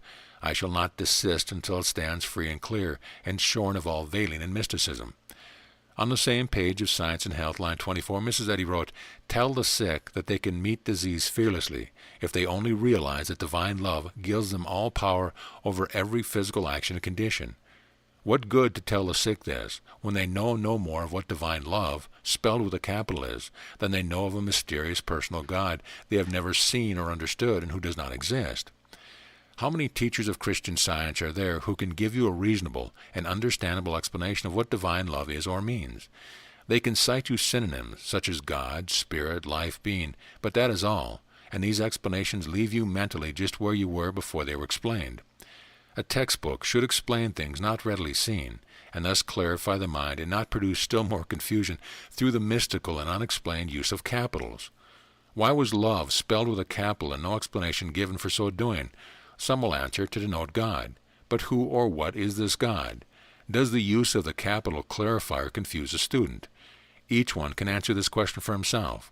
What is the nature or quality of the divine love, spelled with a capital, that will enable the sick to meet disease fearlessly and give them all power over it? We have noted that it takes intelligence to destroy ignorance. We know that right reason will destroy or wrong reason. We know that erroneous thought can be destroyed by true or right thought, which is truth destroying error. I have shown that fear is a feeling. It is a wrong or inharmonious feeling. Love, being the opposite of fear, must be a right and harmonious feeling. The Bible teaches that love casts out or destroys fear. Remembering this, our reason ought to tell us so clearly that we cannot help but understand that love casting out fear is nothing but our right feeling casting out wrong feeling. There is no mystery whatever connected with it. How much more helpful it would have been to have plainly stated, tell the sick, that they can meet disease or wrong feeling fearlessly when once they understand that by the exercise of right feeling they can destroy their wrong feeling or illness. I do not say that it is an easy task to engender the right or harmonious feeling when the wrong or inharmonious feeling is consciously present in the mentality, but it can be done, and practice makes perfect in this work as well as any other. But no one can put into practice something which they do not understand, and which has not been clearly explained. Now that it has been made plain that fear is the evil mental light, which is really mental darkness that gives visibility, embodiment, or externalization to the erring mental images or wrong thoughts carried in mind, the next and more helpful step is to show how this evil light, fear, can be put out or extinguished, and thus destroy or return to their native nothingness the evil or ill body manifestations called disease. From daily experience and observations we may note that in many cases the exercise of blind faith in an unknown God by an individual, or blind faith in a certain practitioner or doctor, will allay his fears. Blind faith, then, is one allayer of fear. On page 398 of Science and Health, Mrs. Eddy wrote, "Even a blind faith removes bodily ailments for a season." We also note in daily experience to calmly reassure a frightened individual that everything is well, and that there is really no cause for his fear, tends to reduce and destroy his fear. Thus we see that calm reassurance is a fear remover. Both these methods result in temporary relief or healing for a season, as Mrs. Eddy has stated, and I dare say that 95% of all so-called Christian Science healing produced at present is brought about in this manner. This is not the real Christian Science healing, though called that by those who have no better understanding of this science. The teachers in a veiled textbook are to blame for this blind position. It is mental darkness and so-called mystery that causes most of the fears of the human race. Anything which tends to remove this darkness, ignorance of life as it really is, or explain the seemingly mysterious in a common-sense way, will remove fears in the same degree that it enables us to understand the actual. All have had experience in which a sense of fear occasioned by something not understood has been totally and permanently removed through gaining an understanding of that which they previously did not understand. This should teach us that understanding, or true mental enlightenment, is the real and permanent remover and destroyer of the fears of the human race. When a teacher of metaphysics understands the facts of life to the point where he can, through illustration and explanation, make his student or patient understand the real facts of life, he can give his student or patient the mental enlightenment that produces understanding. This automatically destroys the fear that is producing the bodily discomfort, and thus the disease itself is healed or reduced to its native nothingness. This is true Christian Science healing. This is the real Christ Science, and the results are permanent. Through this enlightenment, the patient is made a better individual through having gained a better understanding of life and God. Mrs. Eddy has plainly stated in No and Yes, page 2, "I have healed more disease by the spoken than the unspoken word." The time is coming when patients will insist that their teachers or practitioners explain orally to them the facts pertaining to the science of physical harmony, which produces the mental enlightenment that heals. When that time comes, it will not take long for the average patient to discover how much or little his teacher or practitioner knows of life. Patients or students should insist on the oral explanation being given them. as Mrs. Eddy commands in Science and Health, page 417, then let the student or patient compare what has been told him with Mrs. Eddy's writing. In this way, the believer would readily be detected from the real understanding practitioner or teacher. Mrs. Eddy's command, page 417, line 31, Science and Health, should be obeyed even more than any command given in the manual. She wrote, "Give your patient an underlying understanding to support them and to shield them from the baneful effects of their own conclusions. Show them that the conquest over sickness, as well as over sins, depends on mentally destroying all belief." Yes, the practitioner should, through common sense explanation, show the patient that the conquest over sickness depends on mentally destroying the belief in sickness, and not further confuse the sufferer with the idea that there is a faraway God named Divine Love that may or may not do it. Some healers, when unable to produce healing in a certain case, try to excuse this inability through conjuring up some fanciful idea that mortal mind, animal magnetism, Catholicism, or some equally nonsensical thing is holding the case, thus fastening the illness more firmly upon the patient through fear and mystery. The healer may know the real truth and present it in his patient silently and orally, and still not reach some particular case. For in the words of Mrs. Eddy, although truth is all-powerful, yet you need the ear of your auditor. We know that we can often tell others the exact facts pertaining to certain things, but if the truth we speak is not accepted by our hearers, it produces no change in their thought. So with all truth, it must be accepted before it can produce a mental change. This does not excuse the healer from all blame when a case is not reached, for we also know that if we persistently keep presenting the truth and continue to explain it in many and various ways, we can in this manner enlighten the patient to the point where he will accept the truth presented. The responsibility is mutual. The practitioner should have depth of understanding and patience to persistently present the truth. The patient must not be indifferent, but should do his best to accept and understanding the truth presented. To go to the other extreme and lay the blame of non-healing on some dark mystery is to do oneself no good, and the patient an actual harm. Therefore, if the practitioner is not successful in producing the healing, he should not try to excuse his inability through conjuring up some fanciful idea that the case is not healed because of animal magnetism, Catholicism, or some equally foolish thing. Mrs. Eddy knew that this error had gotten into the healing field. Listen to her words, page 403, line 23, Science and Health. Never conjure up some new discovery from dark forebodings regarding disease and then acquaint your patient with it. If the honest practitioner will heed the teaching of Mrs. Eddy and disregard the nonsense regarding animal magnetism that is taught by the average science teacher, he will have better health himself and greater success in healing his patient.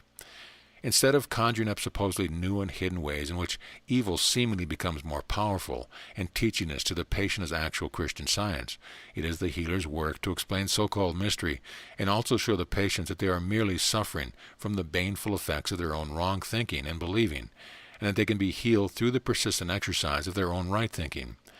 When a so-called teacher of Christian Science needs to resort to mysticism to make his students believe that he knows more than they, it is certain proof that he knows nothing at all of the actual Christ science. Mrs. Eddy has plainly stated the keynote of Christian Science is, "Be not afraid." What then can be said of those science teachers who spend half of their class time in teaching their students to guard themselves from the hidden ways of evil? What sense is there in a teaching that tells you that evil is not power, and then teaches you that you must daily guard yourself from this evil? Such teaching produces the exact opposite of the Christian Science keynote of, "Be not afraid," for it inculcates the fear that if a student does not guard himself daily, the evil or devil will surely get him. If Christian Science would heed Mrs. Eddy more and their teachers less, they would follow the good advice of their leader, and would produce more and more permanent healing. In closing this booklet on fear, I wish to call the reader's attention to page 367 of Science and Health, where Mrs. Eddy wrote, "The tender word and Christian encouragement of an invalid, pitiful patience with his fears and the removal of them, are better than hecatombs of gushing theories, stereotyped borrowed speeches, and the doling of arguments, which are but so many parodies of legitimate Christian Science." Instead of this, we find many misinformed healers whispering mysteriously to their patients to be sure to daily guard against this or that mysterious secret evil power. As a general rule, I would advise that the so-called sick to leave any teacher or healer who gives them more to fear, and to employ only such healers as they find can allay their fear, for it is certain to me, both from my years of practice in the healing field and from my study of Mrs. Eddy, and those of the early healers, that whatsoever allays the fear of the patient tends to help him to recover, and everything that gives him more fear tends to fasten the illness upon him more tenaciously. Sickness, as a general rule, is produced by the wrong or sick thinking of the patient. Not knowing this, he fears illness and then unwittingly creates more of it. The way to remove this human fear of sickness is to acquaint and explain to the patient that which is causing his illness, and then appeal to his reason by showing him that if his own wrong or sick thinking has made him sick, that is the best proof in the world that his own right or healthy thinking will restore him to health and harmony. When once the patient understands this, he ceases to fear sickness to the same degree as formerly, for now he does not feel that he is the helpless victim of disease, but knows that he has a sure remedy in his own right thinking. He understands that all that he needs is to persistently apply this right thinking to his own case, and the ill results that follow his wrong thinking will and must disappear. End of booklet. Plain Talk Series Number 8, Practitioner and Patient by William Walter. Are you one of the several 100,000 who have spent from 5 to 25 years in the study of Christian Science and have not been healed? Are you one of the several 100,000 who have had from 5 to 25 different practitioners work on your problem with little or no permanent result? Are you one of the many who have taken the authorized class instruction in Christian Science and who came away from the classroom with more mysticism and less common sense than when you entered? If you are such a one, this booklet has a message for you. Would you have continued to study a textbook on mathematics year after year if such study gave you no understanding of the science of mathematics? Having traveled a certain path 5 times and found that it led nowhere, was it an act of intelligence or ignorance for you to travel that same path 20 more times? Some have written me that they were induced to go through class with the teacher of the practitioner who had failed to reach their cases. Others wrote that the practitioner they had was a recognized teacher of Christian Science, and when the teacher failed to reach the case through silent treatment, the suggestion was made that the patient go through class with this teacher and in this way find healing. In the 3rd edition of Science and Health, page 7, Mrs. Eddy wrote, "The author takes no patients but takes students in the treatment of disease through mind." In the current edition of Science and Health, page 417, line 27, Mrs. Eddy wrote, "Explain audibly to your patients as soon as they can bear it, the complete control which mind holds over the body." Did any of your practitioners attempt to explain audibly to you the complete control which mind holds over your body? If not, they were not following Mrs. Eddy's instruction pertaining to healing, and therefore were not practicing according to her method. This also accounts for you not gaining an understanding of this science. Many have written me that they have received some benefits in the beginning, of that some minor ills were helped, but they had not been helped permanently. On page 39, Miscellaneous Writings, we read, "To avoid being subject to disease would require you understanding of how you are healed." Did the practitioner tell you of what healing consisted of? If not, he or she was not following Mrs. Eddy's advice or method. On page 414, Science and Health, Mrs. Eddy wrote, "To fix truth steadfastly in your patient's thought, explain Christian Science to them." Did any of your practitioners do this, or did they merely have you call at their office and give you a 10 or 15-minute so-called silent treatment? I have investigated this matter thoroughly and have found that the general procedure, especially in the larger cities, is to have the patient come to the practitioner's office and give him 10 or 15 minutes silent treatment. Then the patient is hurriedly passed on to the office to make room for the next patient. Some might say, but these practitioners do heal some of their cases.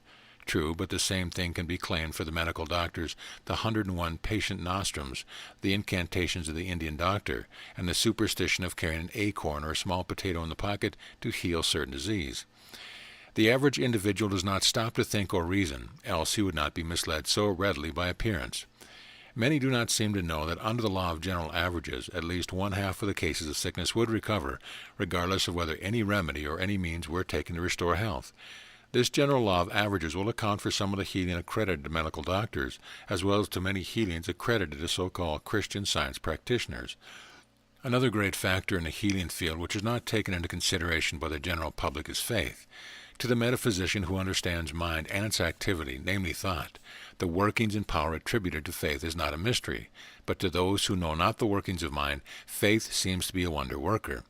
He who actually understands mind and thought knows that every so-called physical change is but the externalized embodiment of some thought activity.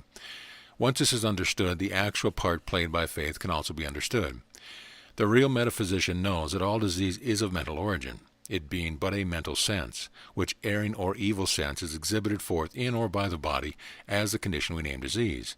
This being true, it can readily be seen that if we can by any means change the erring or ill sense to a sense of health and harmony, the body will then exhibit forth the new and right sense.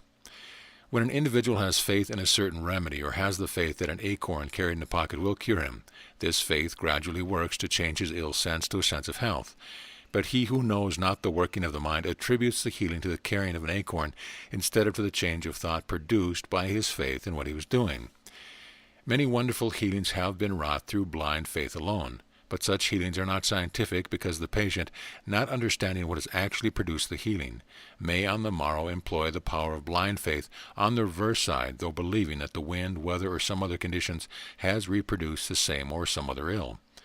The only scientific healing is the healing that is wrought through actual understanding of mind, life, God, and the correct application of the God power, namely right thought, to the eradication of the error in the patient's consciousness. On page 417, current edition of Science and Health, Mrs. Eddy tells her practitioners to show the patient how mortal mind seems to induce disease by certain fears and false conclusions, and how divine mind can cure by opposite thoughts. I have interviewed hundreds of practitioners regarding this point in science and found that they were not showing the patient how mortal mind makes sick and divine mind heals by opposite thoughts. I have retaught hundreds of practitioners of the old school, and practically all admitted that they did not show their patients how mortal minds, or the erring thought, made them sick, and how divine mind, right thinking, can cure by opposite thought. The one insufficient reason, as admitted by practically all of them, was that they themselves did not understand this particular point in science. To many practitioners and students of science, mortal mind seems to be an actual entity, outside of themselves, which causes their ills. These practitioners and patients have never really understood what Mrs. Eddy meant by the words mortal mind. In the glossary of the current edition of Science and Health, page 591, we find a definition given to mortal mind by Mrs. Eddy. On page 414 of the same edition, line 12, we have a clear and concise explanation of mortal mind in these words: guide and govern mortal mind, or the thought of the patient. In these few words it is made plain that the thought of the patient is the mortal mind that we should govern, and also the mortal mind that is responsible for the illness experienced by the individual. Not understanding what Mrs. Eddy actually meant by mortal mind, the practitioner could not acquaint his patient with it. I have also found that nearly all practitioners located this divine mind, which can cure by opposite thoughts, outside and foreign to themselves. Therefore, they could not explain to the patient how divine mind can cure by opposite thoughts. The veiling of truth in this manner has caused practically the entire student body of Christian Science to suppose that there was a mortal mind outside and foreign to themselves, which caused their ills, and that there was a divine mind outside and foreign to themselves, which could heal them through opposite thoughts if he would. Experience is showing that this veiling of so vital a statement was an error of great magnitude. Had Mrs. Eddy plainly stated that the practitioner should show his patient that it is ill and sick thinking which produces his sickness, and that if he would change his thought so as to continually think good and healthy thoughts, these opposite or right thoughts would destroy the ill effects produced by his previous wrong thinking. I am sure that every conscientious Christian Science practitioner would have made the effort to acquaint his patient with this truth, but the practitioner, having himself been misled by the statement, could not explain to the patient something which he himself did not understand. Jesus said, "The kingdom of heaven is within you," and we know that the kingdom of heaven would be within this kingdom. As God is the king of heaven, therefore God is within you. The divine mind is within you insofar as you actually understand life, and not outside or foreign to yourself as many teach. Hundreds of patients who come to me tell me much the same story, which is that when the practitioner could not meet their case, he or she would say, "Never mind, honey, divine love always has met and always will meet every human need." This blind advice would cause most patients to make little or no effort at self-healing and self-correction, and they would therefore continue to patiently suffer, waiting for an outside power to come and heal themselves, where Mrs. Eddy's instructions are. Instead of blind and calm submission to the incipient or advanced stages of disease, rise to rebellion against them. Therefore, we find that Mrs. Eddy's instructions are not to wait patiently for divine love to heal you, but that you should rise in rebellion and cast the evil and trouble-making thoughts from your consciousness. with the wrong and opposite advice to wait patiently, given to patients by many practitioners, is it any wonder that many are not healed? Continuing the statement on page 417 of the current edition of Science and Health, we read, "Give your patients an underlying understanding to support them and to shield them from the baneful effects of their own conclusions. Show them that the conquest over sickness, as well as over sin, depends on mentally destroying all belief in material pleasures or pain. Few indeed are the practitioners of the old school who have enough actual understanding of Christian Science to give their patients an underlying understanding to shield them from the baneful effects of their own conclusions, because the practitioners themselves did not understand that Mrs. Eddy, when speaking of mortal mind, meant the patient's wrong thought, and when speaking of divine mind, meant the patient's right thought. Not having understood this, they could not show their patients that the conquest over sickness as well as over sin depended upon themselves, and that it was accomplished by mentally destroying or desisting from the erroneous thoughts or erring beliefs that were responsible for the ills they were experiencing. The reason that this lack of understanding on the part of the practitioner was not discovered by the science field is because the practitioner could readily hide his lack in the present method of treating practically all cases with silent treatment. Silent treatment is now universally practiced by the Christian Science practitioner of the old school, readily lends itself to fraud, which fraud cannot be easily detected by those in the field who have not sufficient understanding. The almost universal use of silent treatment in healing the sick has seen its day, for the field is being rapidly educated to demand practitioners who can follow Mrs. Eddy's advice and audibly explain to them the utter control which mind has over the body. In the near future, the practitioner who cannot do this reasonably and plainly will be forced to do one of two things. He or she will need to gain an actual understanding of the fundamentals of Christian Science so that he can audibly explain science, or be forced to leave the healing field because of a lack of patience.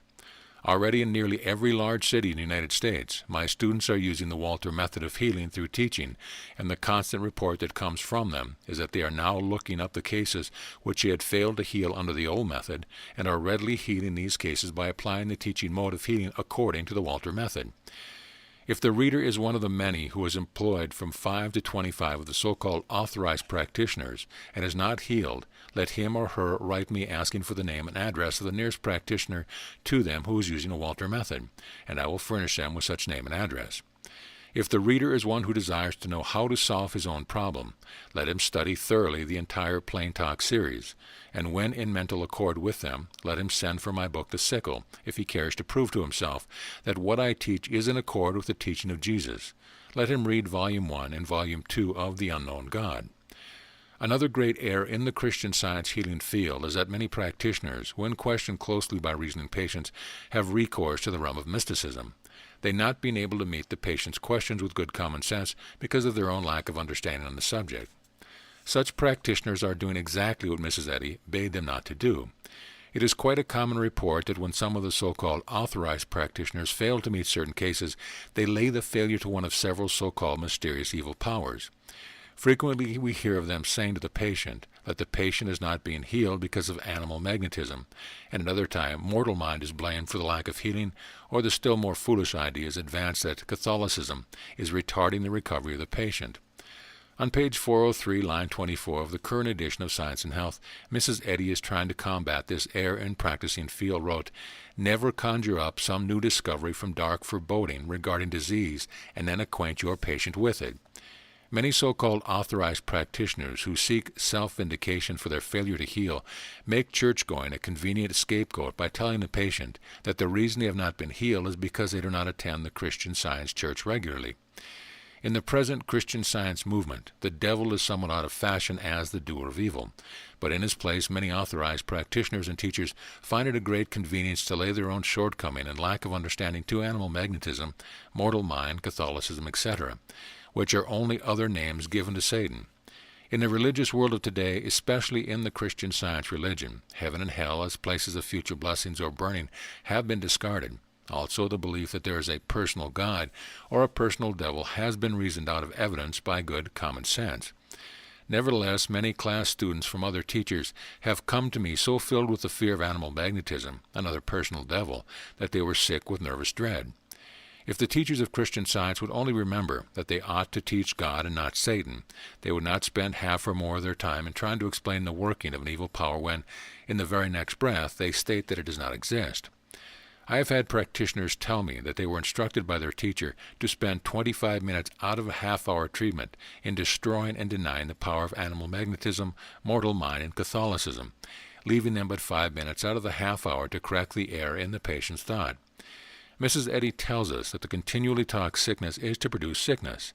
Then it would also be true that to continually talk animal magnetism and Catholicism as things to be greatly feared and guarded against would in itself produce great fear, which sooner or later would be externalized on the body as some form of disease. On page 410, current edition of Science and Health, Mrs. Eddy has a subtitle which reads, Mental Treatment Illustrated. On the next page, we find the statement, the procuring cause and foundation of all sickness is fear, ignorance, or sin. Disease is always induced by a false sense mentally entertained, not destroyed. Disease is an image of thought externalized. The mental state is called a material state. From this it can be readily seen that the teachers and practitioners who persistently fill their patients' thought with fear of animal magnetism, mortal mind, Catholicism, and the like, are certainly not following Mrs. Eddy's directions, but on the contrary are giving their patients something more mysterious than a personal devil to fear, which fear in time will produce its ill effect of more disease. On the same page, line 27, Mrs. Eddy wrote, Always begin your treatments by allaying the fear of patients. Silently reassure them as to their exemption from disease and danger. From the hundreds of patients who have come to me from other practitioners and teachers, I regret to state that I learned that, instead of allaying the fear of these patients and silently reassuring them of their exemption from disease and danger, the exact opposite state was inflicted upon their mentality. They were told to be very careful to continually guard against the evil powers, named animal magnetism, mortal mind, and Catholicism, or they would be sure to suffer still greater punishment. Such advice does not allay the fear, neither does it reassure the patient of his exemption from disease and danger, but on the contrary, brings to the patient's thought the belief that he is in great danger continually. Not being able to see or locate this danger, a nameless dread comes over him, and in due time he finds himself a helpless invalid, or experiences some so-called chronic ailment which he cannot overcome. On the same page on line 32, Mrs. Eddy wrote, If you succeed in wholly removing the fear, your patient is healed. With this plain advice in the practitioner's textbook, what can he say in defense of his method of bringing to his patient's consciousness 3 supposedly terrifying and mysterious powers? It does not take much deep thought to realize that when the practitioner points out to the patient a so-called mysterious power which need to be guarded against, that such practice will fill the patient's thought with more fear. On page 9 of Rudimental Divine Science, Mrs. Eddy wrote, The thoughts of the practitioner should be imbued with a clear conviction of the omnipotence and omnipresence of God. The practitioner whose mind is filled with fear of animal magnetism, mortal mind, and Catholicism cannot imbue his thoughts with the almighty and ever-presence of good, but on the contrary, imbues his thought with his own fear of animal magnetism and other supposedly evil powers. Therefore, his thought activity for the patient is not healing in its effect, but rather the reverse. My advice to those seeking help through the aid of a practitioner is to leave at once any practitioner who tries to fill their mind with animal magnetism, mortal mind, or Catholicism. The mere fact that a practitioner will spend his time in talking such nonsense proves conclusively, by such talk, that he knows little or nothing of the fundamentals pertaining to the healing of the sick through mental works. In No and Yes, page 2, Mrs. Eddy wrote, I have healed more disease by the spoken than the unspoken word. With all this evidence that Mrs. Eddy primarily advocates the oral treatment, which in reality is teaching. It is surprising that the field has not demanded of their practitioners and teachers more of the spoken word. As I said before, the time of healing through silent treatment alone has had its day, and gradually, as the field becomes aware in the general way of what actual Christian Science practice consists, their common sense and reason will cause them to demand that the practitioner follows Mrs. Eddy's advice and explain to them the utter control which mind holds over the body, and also acquaint them with what is right thought and what is wrong thought, so that they can for themselves determine what to think and what not to think. The healing ability of the spoken word has been proven to me many times in my office practice. Occasionally a very plain talk regarding the science of physical harmony has been followed by healings that were little short of remarkable. I will cite an instance of healing which occurred about 6 years ago. A man and wife, both nearing the 60-year milestone, came to my office, and the wife asked for treatment for herself. The husband, also an invalid, was afflicted by what the doctors call creeping paralysis, but he had offered his feeble help to a still more feeble helpmate in her effort to come to my office for healing as a last resort. The wife explained that she had been interested in Christian Science for several years and had had treatment for a number of months with little or no benefit received.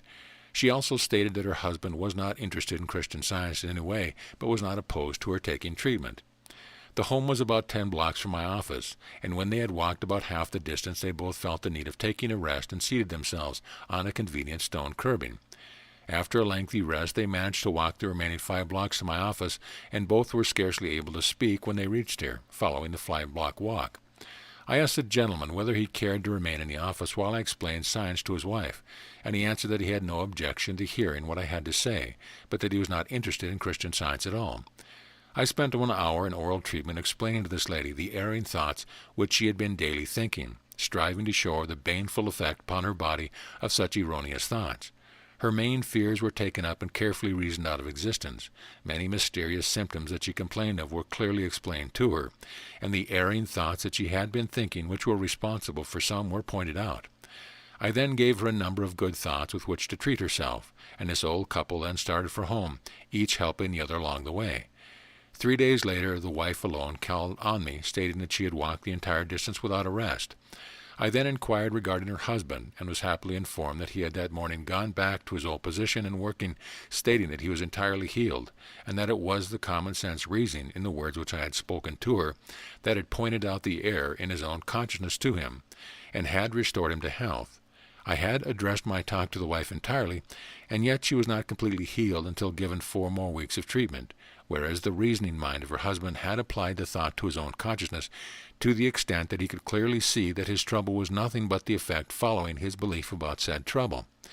I made it a point to keep informed regarding the husband's case, to prove to myself that the healing was permanent, and 4 years after this healing incident, I was assured by the wife that both her own healing and that of her husband was permanent, and neither one had a recurrence of any kind. I could cite a great number of cases that I have healed through and by the oral explanation of the science of physical harmony, but the foregoing fully proves the good results that follow the plainly stated spoken word. My continued success in healing cases which the so-called authorized practitioners had failed to heal proved conclusively to me that healing through teaching was the only method worthwhile. That Mrs. Eddy also realized this is shown in the following statement in miscellaneous writings.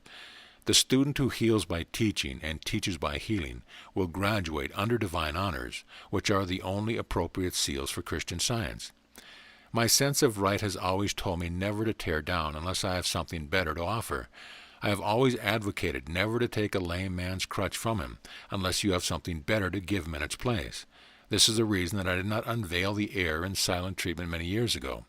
I would not take the crutch of silent treatment from the many who are sick and in trouble until I could give them something better in its place, namely the spoken word or oral teaching. It was not possible for me to take care of 1/10 of the cases that came to me, and therefore I determined to teach others the method I used, and which actual experience was proved was much more efficacious than the merely silent treatment. I now point out the error in the silent treatment method because I have students in nearly all the large cities who have sufficient understanding of the science of physical harmony to explain audibly to the patient an utter control which mind holds over the body, and am at present devoting all my time to writing and teaching the efficacy of the oral or spoken word in the healing of disease, thus constantly preparing more students for the healing field.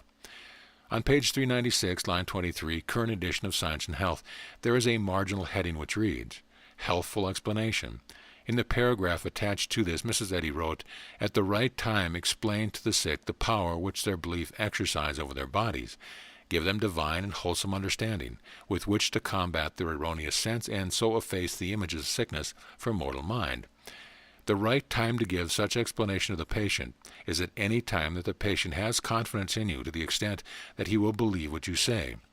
The helpful explanation that should be given is to explain to the patient that all disease is of mental origin, and that the visible expression of the disease is but the embodiment of the sense of disease held in the mentality. Explain to the patient that health is but a sense of health mentally entertained. In like manner, it should be made plain to the patient that disease is also but a sense of disease mentally entertained. It is a folly to treat the patient's body because the patient's body is not conscious and therefore cannot receive a mental treatment. The treatment consists in explaining to the patient that the illness he is experiencing is but the externalization of the belief or illness which he is mentally entertaining. The patient should be shown that a change of thought and belief produces a corresponding change in his embodiment. The patient should be shown in a wonderful part that thought plays in his life's experience through calling to his attention how fear thought seems to produce a physical change, and how thoughts of sorrow and grief seem to produce tears, how thoughts of weakness seem to produce weakness, and how the sense of grief and sorrow is overcome through merely thinking the opposite or right thoughts of joy and happiness. Carefully explain to the patient that strength is not in or of the body, by showing that the body of itself has not even the strength to hold itself erect when the mentality is taken from it, thus proving that the strength was but a sense in the mentality and never in the body, but only expressed by and through the body. To the patient who is striving for self-healing, I would say, take a careful mental invoice of all the ill thoughts that you frequently think. Note carefully the ones that you think most of, and then reason out what would be the directly opposite thought. Then apply this directly opposite thought constantly by mentally entertaining it every possible moment of your waking state. To illustrate this matter clearly, let's take a case and what the doctors call insomnia and analyze the thought contained therein. Sometime and somehow in the past there was perhaps certain circumstance which produced a state of sleeplessness for the patient. This having occurred a few times, the patient arises in the morning feeling tired, and perhaps during the day tells 10 or 15 of his friends that he had not slept well the night before. As eventide approaches, the patient begins to wonder and think and fear that he will again be unable to sleep and rest during the coming night. He has during the day either said orally or thought silent many times, "I shall not sleep tonight." Thought being causative, this man experiences the following night just the condition he made by his wrong thinking. Not knowing the creative power of his thought, this man passes through another night of wakefulness and seeks for the cause in every place but the right place. He may lay it to his business. He may lay it to the nerves or some other part of his body or surrounding condition. Each day he tells his experience of wakefulness to his friends and relatives. Day after day he continues thinking thoughts of wakefulness and experiences wakefulness the following night as a direct result of his erring thinking. After a time this erring thought becomes habitual, and we have a fully developed case of insomnia. The medical doctor is called, and after hearing the symptoms and upon examination of the body, names the troubled insomnia, thus making the condition still more real to the patient, even though he prescribes some so-called remedy for it. If the patient has faith in the doctor or in his remedy, this blind faith will work to produce a change in the patient's thought, and a consequent change in the patient's experience will follow. If the calling of the doctor does not produce a change of thought, there is no change for the better in the patient's conditions. Many times insomnia patients lay their trouble to the work of the environment and therefore change their work or environment, and if benefited, give credit to their change of work for having produced the healing of their case, whereas the change of work or environment merely acted as a means to change the thought, and it was the change in thought that was responsible for the change in the patient's condition. Metaphysics, rightly understood, is the science of God, of soul, of mind, or right thought, and the correct application of right thought to the destruction and eradication of the wrong thoughts that are the erring cause of our ills and troubles. It is a science indeed, but anyone can begin today to benefit himself by carefully striving against thinking thoughts of sickness, trouble, old age, and poverty, and he can also begin today the work of rejuvenation and regeneration by making a persistent effort to think thoughts of health, happiness, harmony, peace, love, contentment, and youth. If you will practice thinking these good thoughts continuously, the results he will experience will prove to him that metaphysics is not a mere theory, but an actual science, provable by the scientific results obtained. On page 4, line 1 of Miscellaneous Writings, Mrs. Eddy plainly stated what it is that the healing power is. She wrote, "Thought imbued with purity, truth, and love is the most potent and desirable remedial agent on the earth. It is not a mysterious divine mind or divine love outside and removed from the individual consciousness that does the healing, according to Miss Eddy, but rather it is our own pure thought, in which is imbued the truth about life, and the love or feeling of mental conviction that these true thoughts are truth, which is the scientific healer." At this date, many honest practitioners and students of Christian Science with more religious zeal and common sense are limiting their own health and success, and are injuring others who look to them for guidance by stating that Mrs. Eddy does not teach that right and loving thought is the healer. These honest, though misguided teachers and practitioners do not seem to realize the responsibility they take upon themselves when they advise their followers to have nothing to do with a science which advocates right thought as the healer. Erring advice, though honestly given, still has its penalty. Therefore, those who give wrong advice in spiritual matters come under the condemnation pointed out by Jesus in Matthew 18, verse 6, where he said, But whoso shall offend one of these little ones, which believes in me, it were better for him that a millstone were hung around his neck, and that he were drowned in the depth of the sea. Many practitioners who have ailments of long standing, which their very best efforts have not been able to heal, would do well to take a mental invoice of what they really know of truth. By this simple self-examination, they may find the mistaken thoughts regarding truth in their own consciousness, which are responsible for their non-healing of their cases. On page 1 of No and Yes, where Mrs. Eddy speaks of life, truth, and love as the Trinity which heals the sick, she further states that this Trinity in unity, correcting the individual thought, is the only mind healing I vindicate. Therefore, the mind healing that Mrs. Eddy vindicates is the correction of the individual thought of oneself or of the patient through becoming aware of the facts of life. Through truth thought or truth, and love thought or love, the feeling of certainty which comes from actual understanding. On the same page, No and Yes, Mrs. Eddy stated, a spurious and hydra-headed mind healing is naturally glared at by the pulpit, ostracized by medical faculty, and scorned by people of common sense. Was Mrs. Eddy alluding to some of the so-called authorized practitioners of Christian Science when making this statement? It would seem so because Christian Science, as now promulgated by some, is glared at by the pulpit, ostracized by the medical faculty, and scorned by people of common sense. That Christian Science is now practiced by many so-called authorized practitioners and teachers is open to the two other charges of Mrs. Eddy, namely spurious and hydra-headed, can also be maintained. In the first edition of Science and Health, there are many statements by Mrs. Eddy which state and teach that the soul of the individual is God, and that the body is man, the image and likeness of God, meaning thereby that the visible body is the visible embodiment, named man, which is the visible and externalized image of the soul of the individual, which is God, whereas Christian Science is now taught by so-called authorized teachers and practitioners, promulgates the thought that the individual himself is a man, the image of God. Through this fundamental error can be seen that a science promulgated from the standpoint would necessarily be spurious. That this science is now taught by many is also hydra or many-headed can easily be shown by what the so-called authorized teachers are teaching.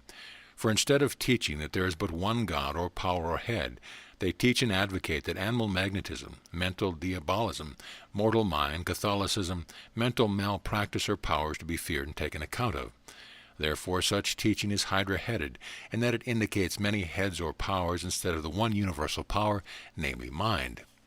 I have taught many of the older practitioners my method and understanding of Christian Science, and one and all admitted that they have been wrongly taught previously, and that since practicing according to my instructions and methods, they have had been many times successful under the old method.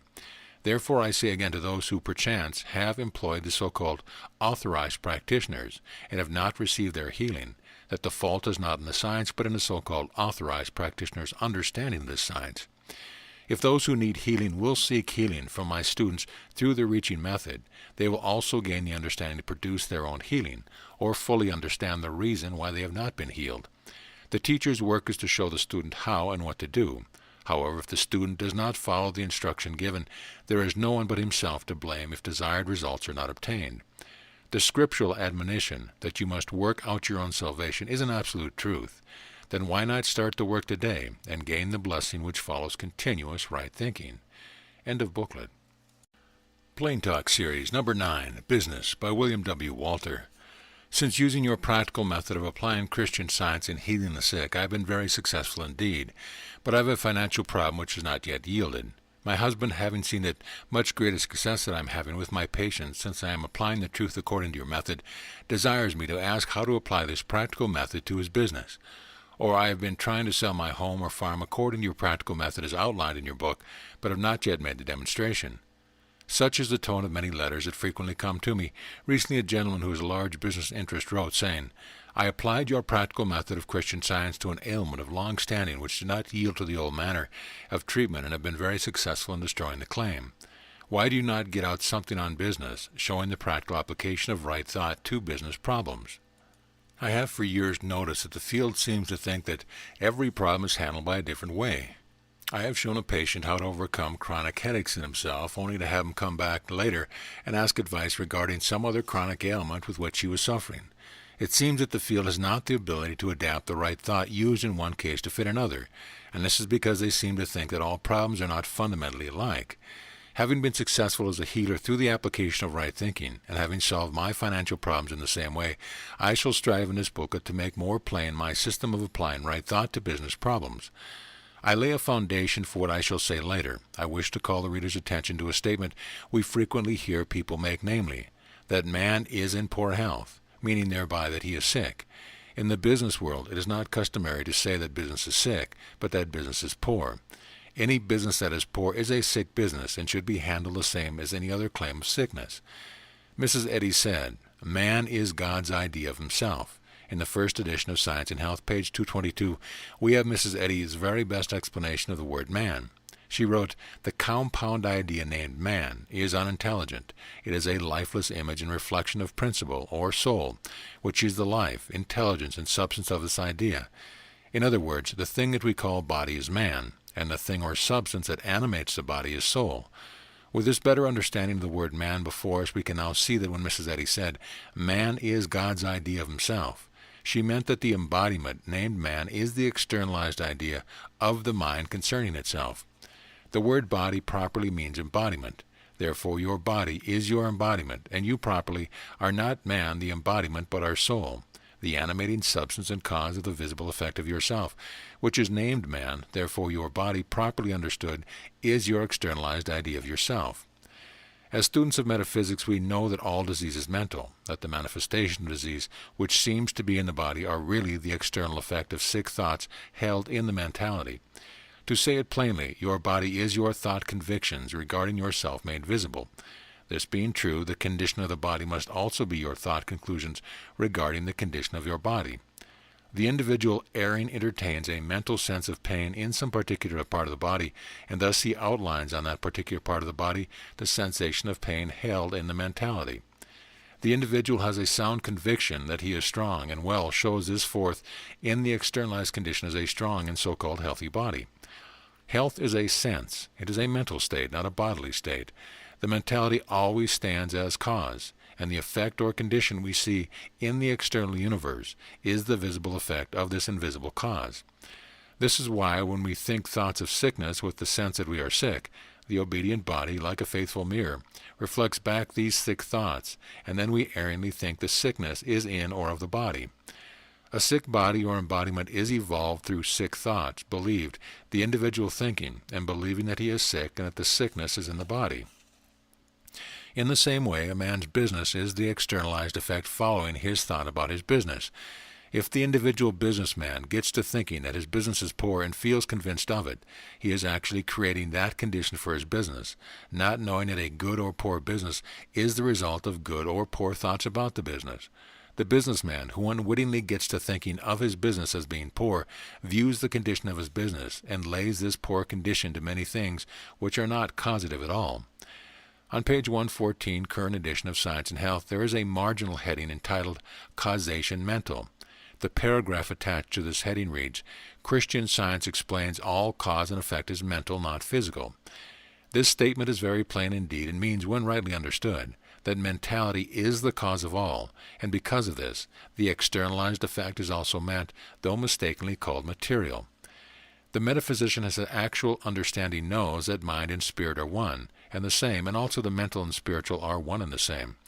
Those who have not this understanding try to differentiate between mental and spiritual, erringly believing that spiritual power or spiritual causation is something other than mental power or mental causation. With this mistaken sense of metaphysics, they have no right conception whatever of what the cause of all really is, and therefore do not locate the cause of all their trouble as well as their blessings in their own mentality. But if Mrs. Eddy's statement that Christian Science explains all cause and effect is mental is correct, the understanding of this simplifies matters greatly. The poor business of the businessman is caused by the mentality, the mental cause of all, of the businessman. The only way in which the mentality can act is through its thoughts, and so the poor business is positive, visible proof that the businessman or merchant has been thinking thoughts of poor business and believing it. As the sick man is experiencing his sick thoughts, so also the businessman is experiencing a sick business or poor business because of his poor thoughts about his business. Therefore, the general remedy is a plain. The sick man who wishes to get well must cease his sick thinking about himself, and the businessman who desires to heal his sick business must cease thinking and believing sick thoughts about his business. The sick who know not that thought is causative and the only cause, frequently state that they have never given a thought to the illness which they are experiencing, but this is another erring belief of their own. While it is true that the sick individual may not have thought of any specific illness, yet he did allow himself to think that he was not feeling well or that some parts of his body were not functioning correctly. In other words, though not thinking of the specific disease from which he is suffering, yet he thought of all the things that went to make up that specific illness. Usually when we are not feeling well, we do not name the illness at once, but either guess at its name ourselves or call in a doctor who gives the ailment a name. Having accepted the doctor's verdict in regard to the name, the mentality works to externalize all the symptoms and conditions that go to make up that name. In like manner, the businessman may not specifically have thought of poor business, but allowed the belief to creep into his thoughts because of certain things or conditions. Not knowing the mental nature of all cause, the businessman accepts without question the business belief of the business world. When the general conditions are such that the businessman believes that conditions are not advantageous for a good business, he begins to think more or less of the general rumor about poor business, and in this way accepts the general belief unwittingly. If he is employing help, the businessman makes matters worse by telling his fears of poor business to his employees, and thus the mental cause is enlarged, and the poor business that is externalized is in exact proportion to the thoughts of those who are thinking poorly about the business. If such general conditions were really cause, then all business would be affected alike, yet careful reasoning shows us that at no time is everyone's business poor. The present so-called business depression, because of the war conditions that went before, has mentally inculcated many businessmen with the fear thought of poor business. Still, not all have been affected by this universal belief. A quiet investigation by anyone will reveal that there are some businessmen today enjoying as lucrative a business as at any time when conditions were supposed to be ideal. These instances of good business in so-called bad times positively refute the thought that present conditions are the cause of present depression. It is the present mental state regarding conditions that is the actual cause of the business depression, as can be seen from the fact that those who are not impressed by the general belief of poor business are still enjoying as good a business as formerly. We find the same condition in regard to so-called sick people that we do in regard to poor business. For instance, when there is a universal belief that a certain disease is sweeping through the country, the mentalities of many are affected by this universal belief, and they catch or take the disease which they believe is quite prevalent at the time. This epidemic of sickness could well be called the time of health depression, to correspond with the businessman's belief in business depression. The individuals who have no fear of the sick epidemic and pay no special attention to it do not experience it. The same as the businessman who does not pay any attention to the belief of hard times does not experience hard times or poor business. The remedy for both the sick individual and the poor business thought of the businessman is identically the same, namely, much repetition of right thought to the eradication and exclusion of the erring belief, be it sick body or sick business, from the mentality and thinking of the sick individual or businessman. It is an unalterable law of mind that, out of mind, out of body, effect. Therefore, with no thought of poor business in the merchant's mentality, there could be no embodiment of poor business exhibited in his business experience. Now we come to the man or individual, the greater part of whose vocabulary is bound up in the word but. This individual will say, but it is different in my business. The people have no money, they are out of work, etc. And so it seems to this person. Using this individual's own vocabulary, I say, but did you ever stop to think that there are still thousands and thousands of dollars worth of business done in your city daily? Someone gets this business and someone has money to buy. Then why not try to have them come to you for the things which they desire to buy? We find in the mercantile world during the present depression, and also among the manufacturers, that there are some who are enjoying what we call good business. You may lay their successful business to many different causes, but until you lay it to the mental state of the individuals who are managing this good business, you have not cited the cause of right. The mere fact that one manufacturer of a certain line can continue to have good business proves that there is good business to be had, but not by the businessman who does not think so, and sits still and quietly waits for the storm to blow over. Business conditions are mental conditions, and if you are one of those who are in a waiting mental condition, you are making your business wait for success. The first thing necessary is for you to work for a changed mental state. You can acquire this mental change through a process of continuous right thinking. The sick individual who wishes to produce self-healing for himself must first of all absolutely ignore the seeming sick condition as being real and make the effort to constantly think of himself as absolutely well. Or if he cannot take this ultimate position, he can start on the road to health by claiming and thinking constantly that he is getting better. This thinking of better thought about himself will be reflected in the bettered condition experienced by him. The merchant who desires a better business than he is now experiencing must cease thinking of thoughts of poor business, which are the cause of his present poor business, and begin at once to think he is enjoying a good business, or at least that his business is getting better. In this mental work of changing the mentality from a condition in which it is thinking constantly of poor business or poor health to a state in which the thoughts of good health and good business predominates, it is well to remember that, as a man thinketh in his heart, so is he.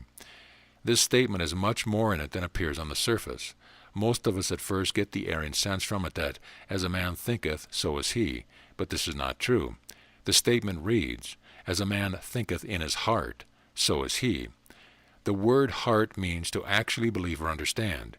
Therefore, the method of producing a better business is not merely the thinking of better business, but of convincing oneself mentally, through the thinking that business is better. There is nothing to hinder any businessman or woman from starting in today and actually creating for themselves a better business. As Mrs. Eddy points out in the current edition of Science and Health, page 248, we are all sculptors, working in various forms, molding and chiseling thought. It would have been plainer had she said, we are all creators, working in various forms, things and conditions, creating them with our thoughts about them. Mrs. Eddy's next statement is, what is the model before mortal mind? Plainly stated, this means, what is the model that you are holding before your mind? Next she states, is it imperfection, joy, sorrow, sin, or suffering? Have you accepted the mortal model? Are you reproducing it? Fitting this statement to the businessman's case, I shall ask him, is the model that you are holding before your mentality one of poor business? Have you accepted the general belief of poor business as your model? Have you reproduced it in your business as poor business? Then who is to blame for the poor business that you are experiencing? This lesson should teach those who have more than a smattering of metaphysical understanding that one of the first things necessary to a bettered business condition is to change their mind model, that is, their belief about poor business, to the better model of good business, and also to pay no attention to the model exhibited by the general human belief regarding poor business. Otherwise, having accepted the general belief of poor business, they will continue to hold this model before their mentality and think thoughts in conformity with this erring model, and in due time will reproduce these very wrong conditions in their business experience. Start today on the road to better business by holding constantly in your mentality the sense that your business is becoming better. Think it, feel it, act it out. Have faith in your right thought, power, hope. That is, expect better business and love. That is, feel certain that you will receive the results following your right thought. Using this method persistently, you positively will, with your right thought, create a better business condition for yourself. This is not a mysterious work where once we take into consideration that right thought is cause or the activity of the creative force. Mind, and that both the scriptures and the metaphysics teach that there is nothing impossible to God or mind. This means that there is nothing whatsoever that the mentality, through right thought, cannot create or sculpt or image forth. A number of years ago, I read many articles in a newspaper purporting to have been written by some of the most successful men in America. In these articles, these various businessmen of much wealth attempted to tell what was the cause of their great success. The causes ascribed were a little different in each case, but one and all agreed that stick-to-itiveness was one of their vital conditions which made their success. Not one of these men recognized or understood the real cause back of the work accomplished. The mental quality of persistence resident in their mentalities, coupled with the mental model of success held constantly before their gaze, would not allow them to think thoughts of failure, at least not for any length of time. Therefore, the preponderating thoughts in their mentalities were thoughts of success, and believing with all their thoughts in their ability to make success, they thought right, felt right, and acted right toward their various occupations. With such a power constantly acting in the creative state and directed toward the thought of success, the effect or visible embodiment of such thoughts was the externalization or expression of the wonderful success which these men obtained in their various lines.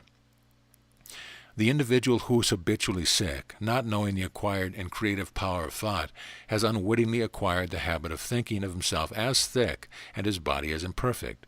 The individual who has gained metaphysical understanding knows that if he will make the constant and persistent effort to acquire the habit of daily thinking of himself as well and happy, that he will experience in his daily life habitual health and happiness, which is the natural and normal.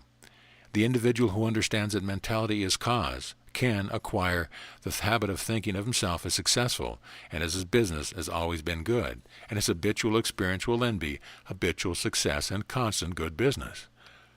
There is nothing mysterious about this. It is merely the working out of mental law.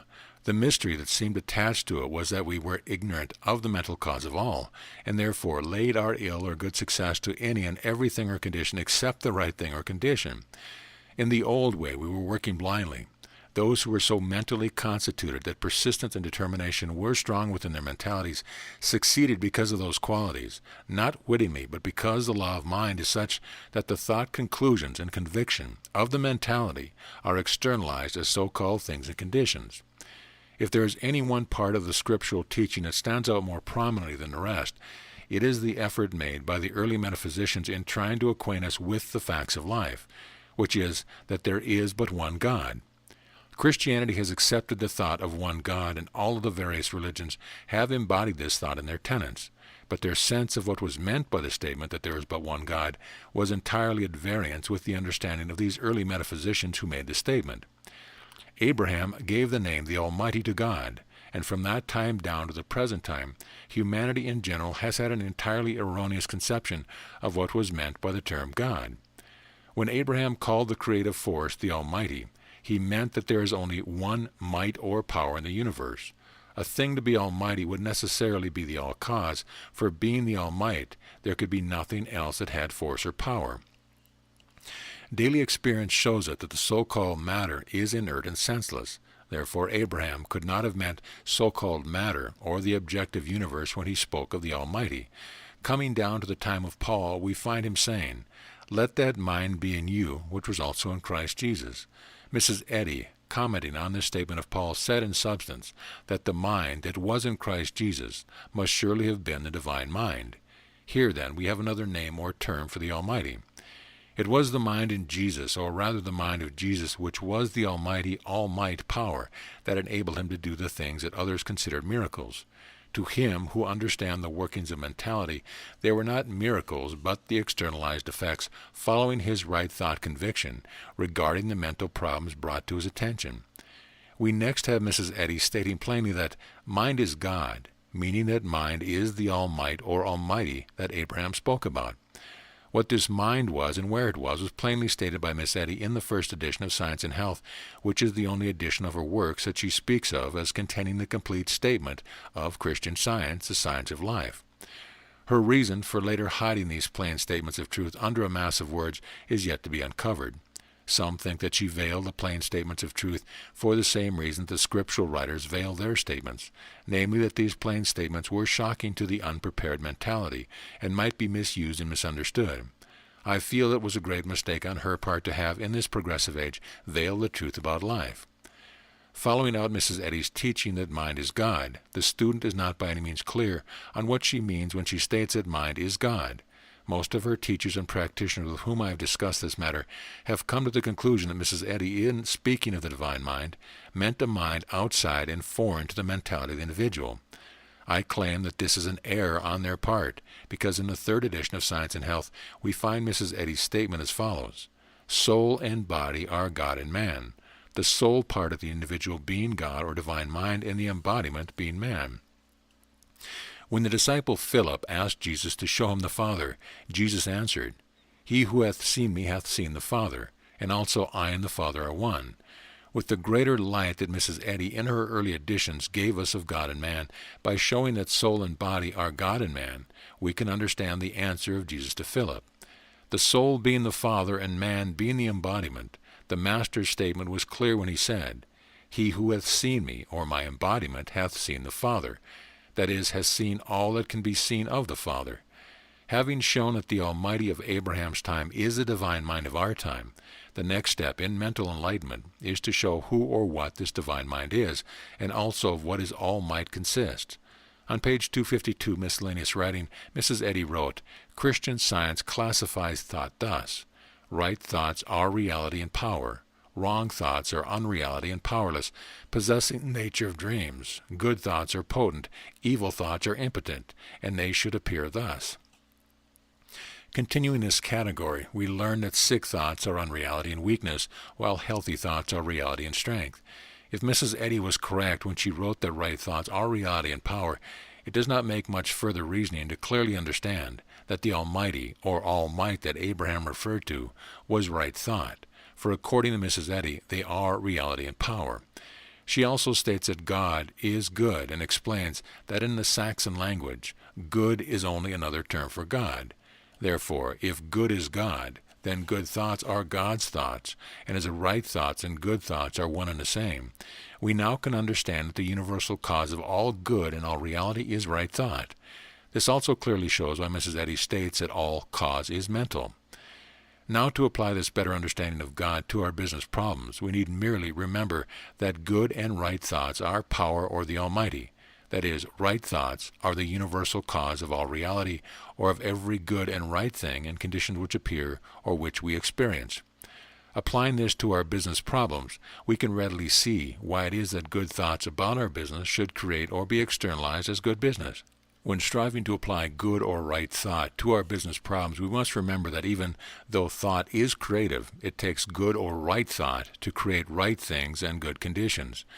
To give you a concrete illustration so that you may understand the unseen working of thought, suppose we take the building of a brick house as an example. If we lay but 1 brick per day, it is going to take a long time to finish the house. If we lay 2 bricks per day, it will take only half as long. If we keep constantly laying the brick all day long, our brick house will be finished in a very short time. It is just so with right or constructive thought pertaining to our business. If we spend just a few minutes each day in thinking good thoughts, it will take a long time to build a good business. Whereas if we keep thinking continually all day long that the business is improving, it will not be very long before we have an external evidence of a better business. Again, if we start to lay our brick house, and after spending a half hour and carefully laying the brick, we would then for the next half hour pull down the brick we had placed in their proper place, we would at the end of the first hour be just where we began to work. And if we continued this intermittent building and tearing down every hour of the day, at the end of the day's work we would find ourselves just where we had begun. So also in the building up of our business, if we spend 10 minutes or a half hour in thinking right thoughts about the business, and then spend the next 10 minutes or a half hour in thinking the reverse about our business, we will have made no progress whatsoever. And if we think more poor business than good business, the business will continue from bad to worse. And if this is kept on, this wrong thinking will end in the death of the business, the same as the sick thinking ends in the so-called death of the individual. The almighty power is right thought, and right thought being the all-power, there is no other power in reality. The power that wrong thought seems to have is but the seeming, that is, wrong thought is erring thought. Erring thought is erring supposition is blind belief, and blind belief is mental darkness or Satan. As right thought externalizes right and real conditions, so also on the reverse side, wrong thought or belief externalizes belief conditions, not real conditions. The trouble is that humankind has never been made aware of the fact that evil conditions are but belief conditions, they being the externalization of belief or seeming, in contradistinction to understanding or reality. Right is always might, and therefore when right thought is brought into activity, the seeming is destroyed, leaving nothing in evidence but right or reality. One of the most frequent erring beliefs that the average businessman meets with is the belief of competition. Many good businessmen have come to me stating that for a number of years they had enjoyed a good steady business, but that at a certain time a competitor located next door or perchance across the street, and since that time the business had been going from bad to worse until bankruptcy stared him in the face. Let us analyze the mental conditions surrounding this problem. This businessman, before competition moved into his field, was certain that his business would be successful, therefore had no erring thoughts to the contrary. As soon as the competitor moved into his field, his thoughts toward his business changed, and he began to fear that his competitor might get his trade, and perhaps mentally sensed many of his customers are going to his competitor. Whenever he saw one of his old reliable customers go into the new store, he would have the fear that he had lost that customer or perhaps would soon lose her. And with this belief ever at work, this man was virtually, with his fear, mentally driving his customers away from himself. On the other hand, when the competitor moved in there, He expected some trade, of course, but as he gradually saw the customer of the other merchant coming to him, it was only natural for him to get into the mental state where he was constantly thinking all day long that he was getting all the business away from the older merchant. And as thought is causative, we find the business of the new store building up and the business of the old store going down. I have outlined this to many merchants and enlightened them to the point where they would get a change of thought, and they would begin to again think rightfully about their own business, with the result that in due time the poor business again became a good business. The merchant who recognizes the competitor as a competitor is making a great mental mistake. In fact and in truth, there is a business enough for all, and if all would think right, each would have sufficient business to have a good business of his own. The merchant should not entertain the thought that he has any competitors, but should hold the thought that he has goods to sell and that plenty of good people are coming to him to buy these good goods. It is not necessary to carry that sense that you wish another merchant's customers, because that would be mental dishonesty. An honest person only wants his own customers. He has to right to think that the number of customers is plentiful, and that they will be satisfied with the goods he is selling. If the merchant will send out broadcasts this thought, "Come, all you good people who desire to buy goods that I have for sale, and I will give you good treatment and good value in all my dealing with you."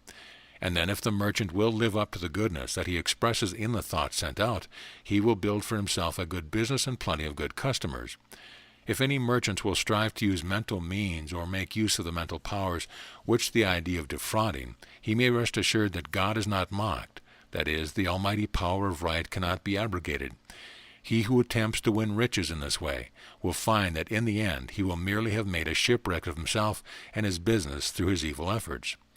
No matter what the enterprise may be, if the enterprise be good or right, those interested have the right to think success for the enterprise, and the more they think or feel the sense of success for the enterprise, the greater will be the success.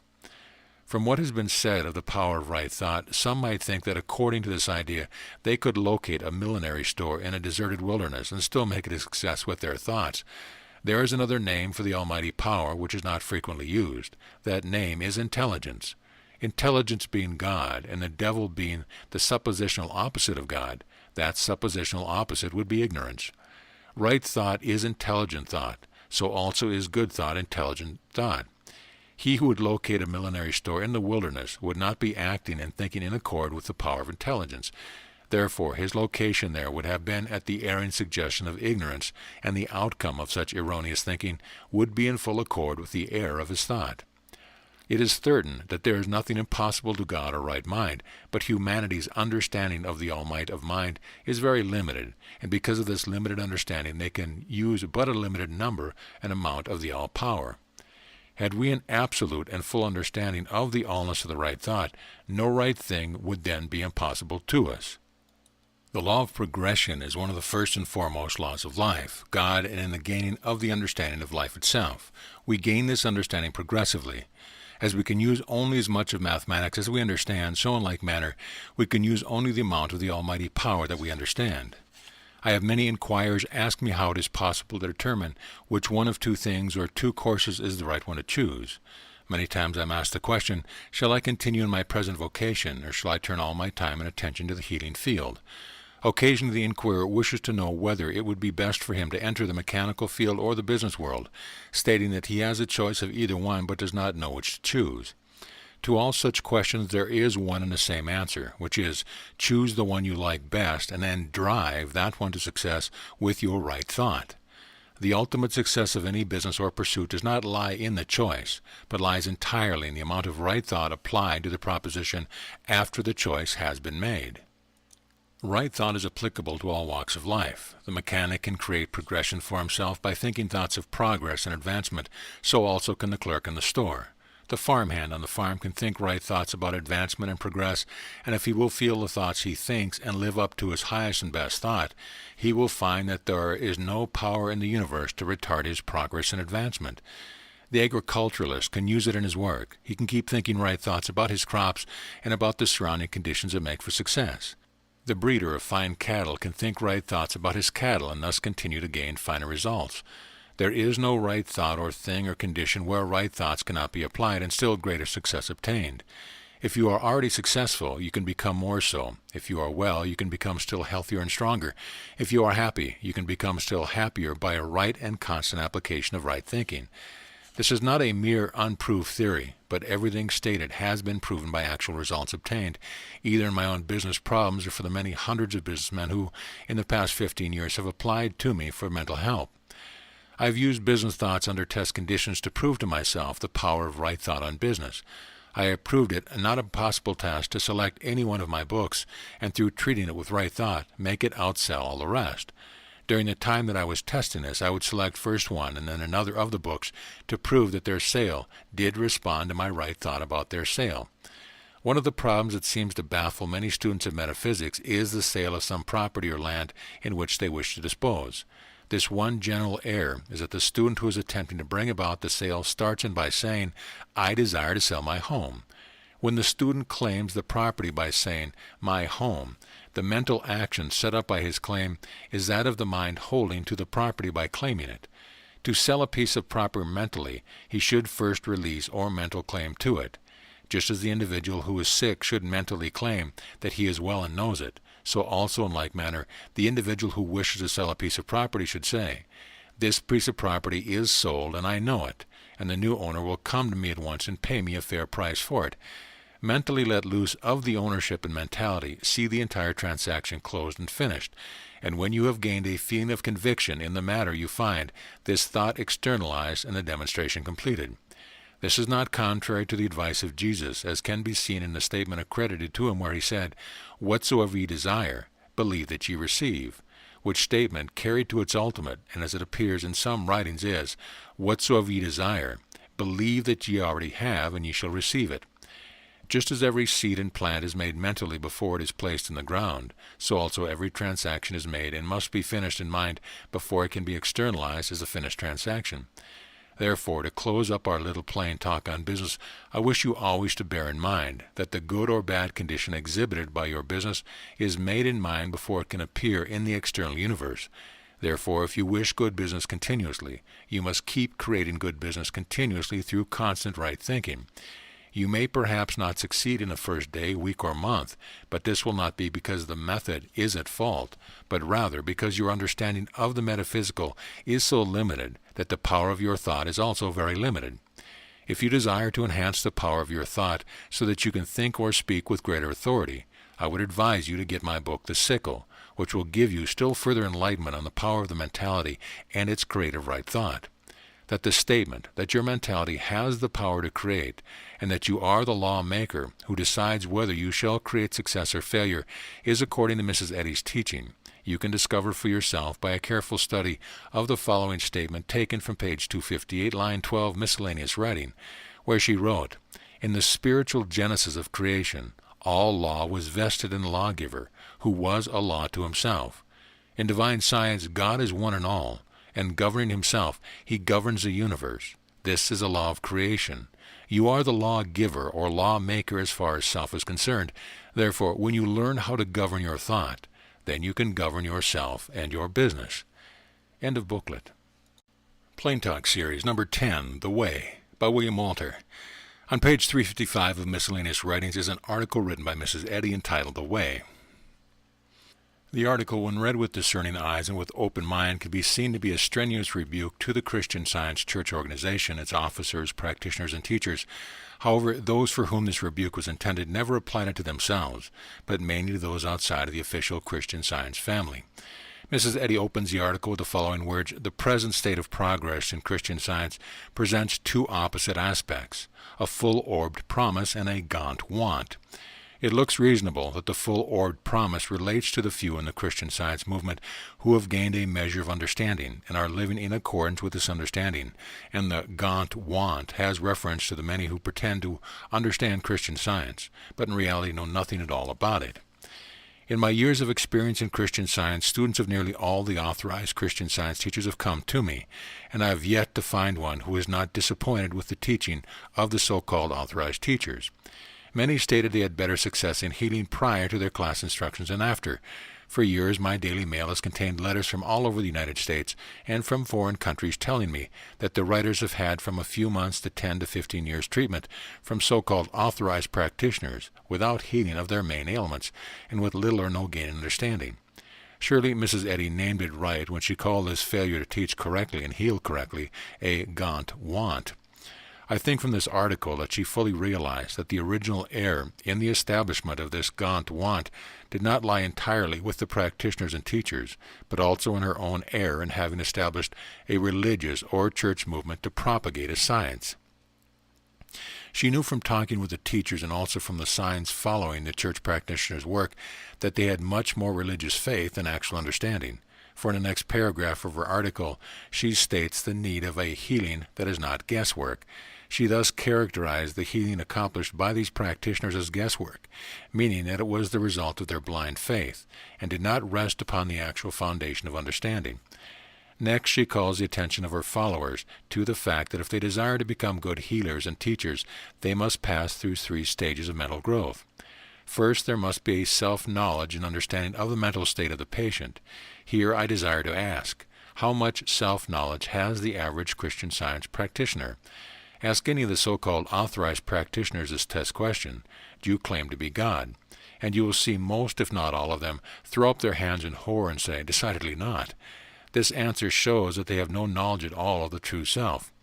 Mrs. Eddy in this article teaches that the very first thing that they should know is self. In addition to the knowledge of his own mind, the practitioner must know enough of mind and thought so that he can apprehend the mental state of the patient if he hopes to heal the mental error in a scientific way. How many practitioners now standing before the public as efficient healers understand or even know enough of mind, God, to try to understand the mental state of their patients? Many who are listed as practitioners are so ignorant of the subject of mental healing that they will say, Christian Science is not mental healing. It is spiritual healing, and therefore we as Christian Scientists have nothing to do with mental science or mental healing. On the contrary, when Mrs. Eddy is correctly understood, she teaches a purely mental healing. The mentality of the practitioner heals or corrects the mentality of the patient, as can be seen from her statement in Science and Health under the title of Mental Treatment Illustrated. For the past 15 years, I have been pointing this out to scientists and have, for my desire to help, been blacklisted and my writings anathematized. However, my work and logic have had their effect, as can be seen by comparing the various articles and lectures of 10-15 years ago with those of today.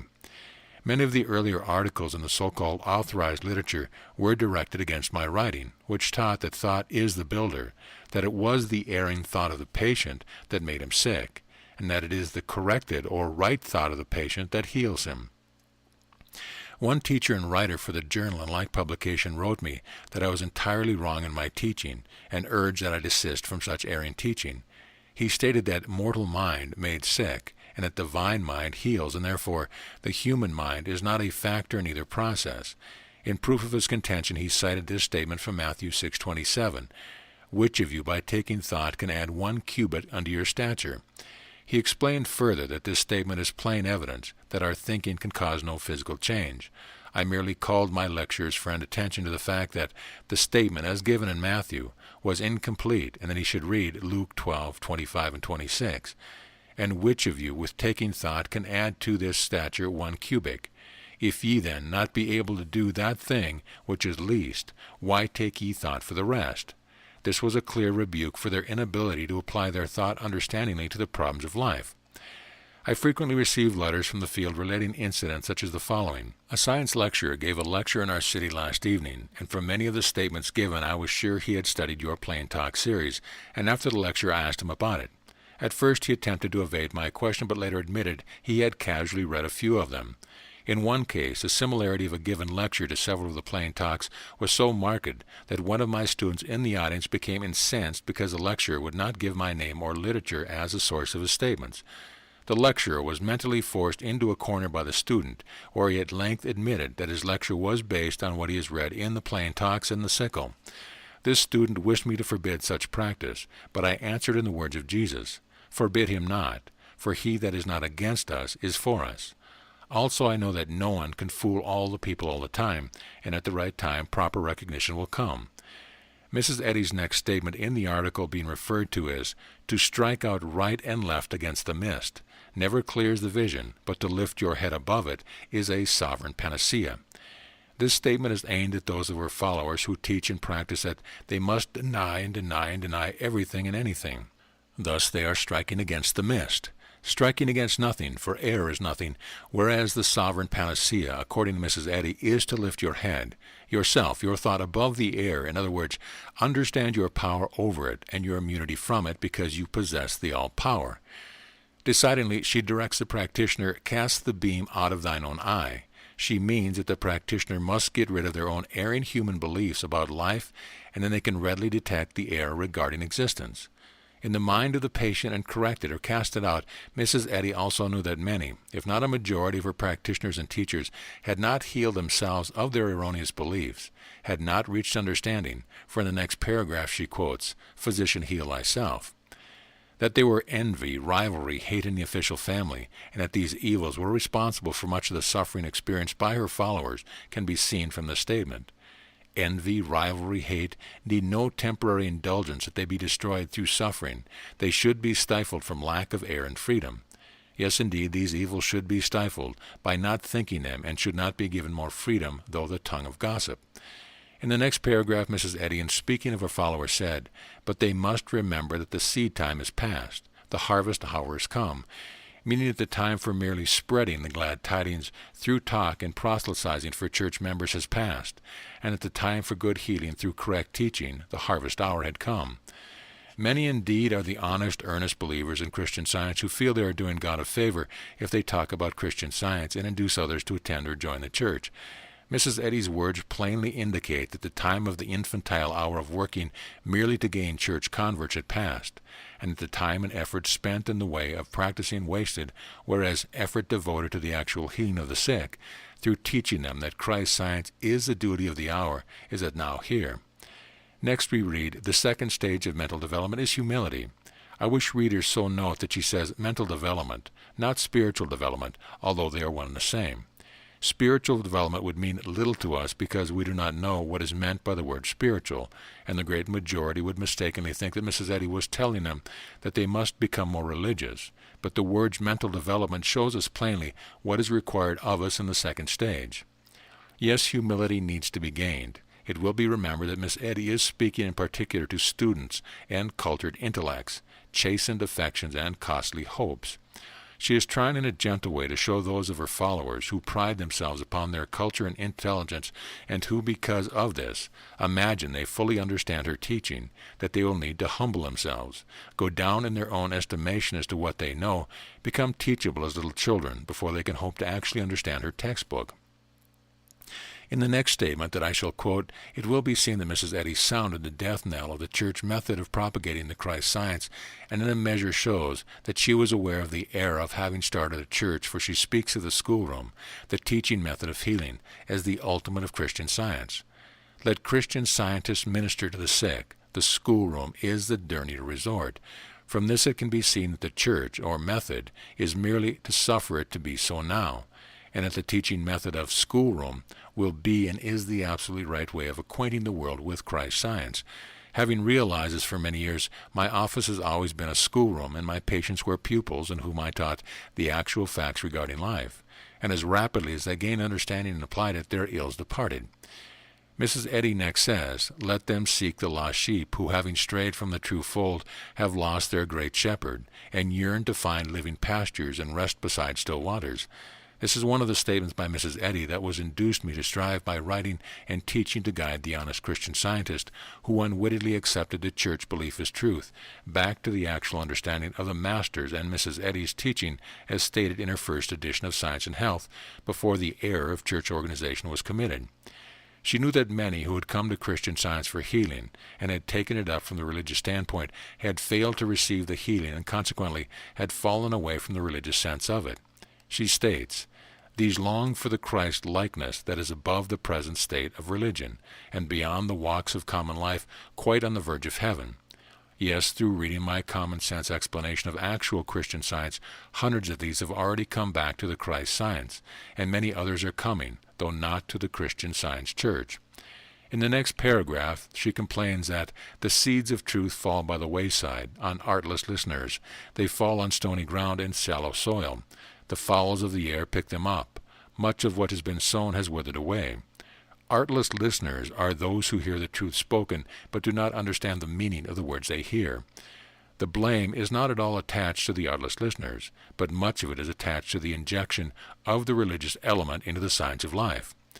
The religionist fits everything he hears and sees to his own religious viewpoint, and because of this he gets a distorted and warped sense of that which he sees and hears.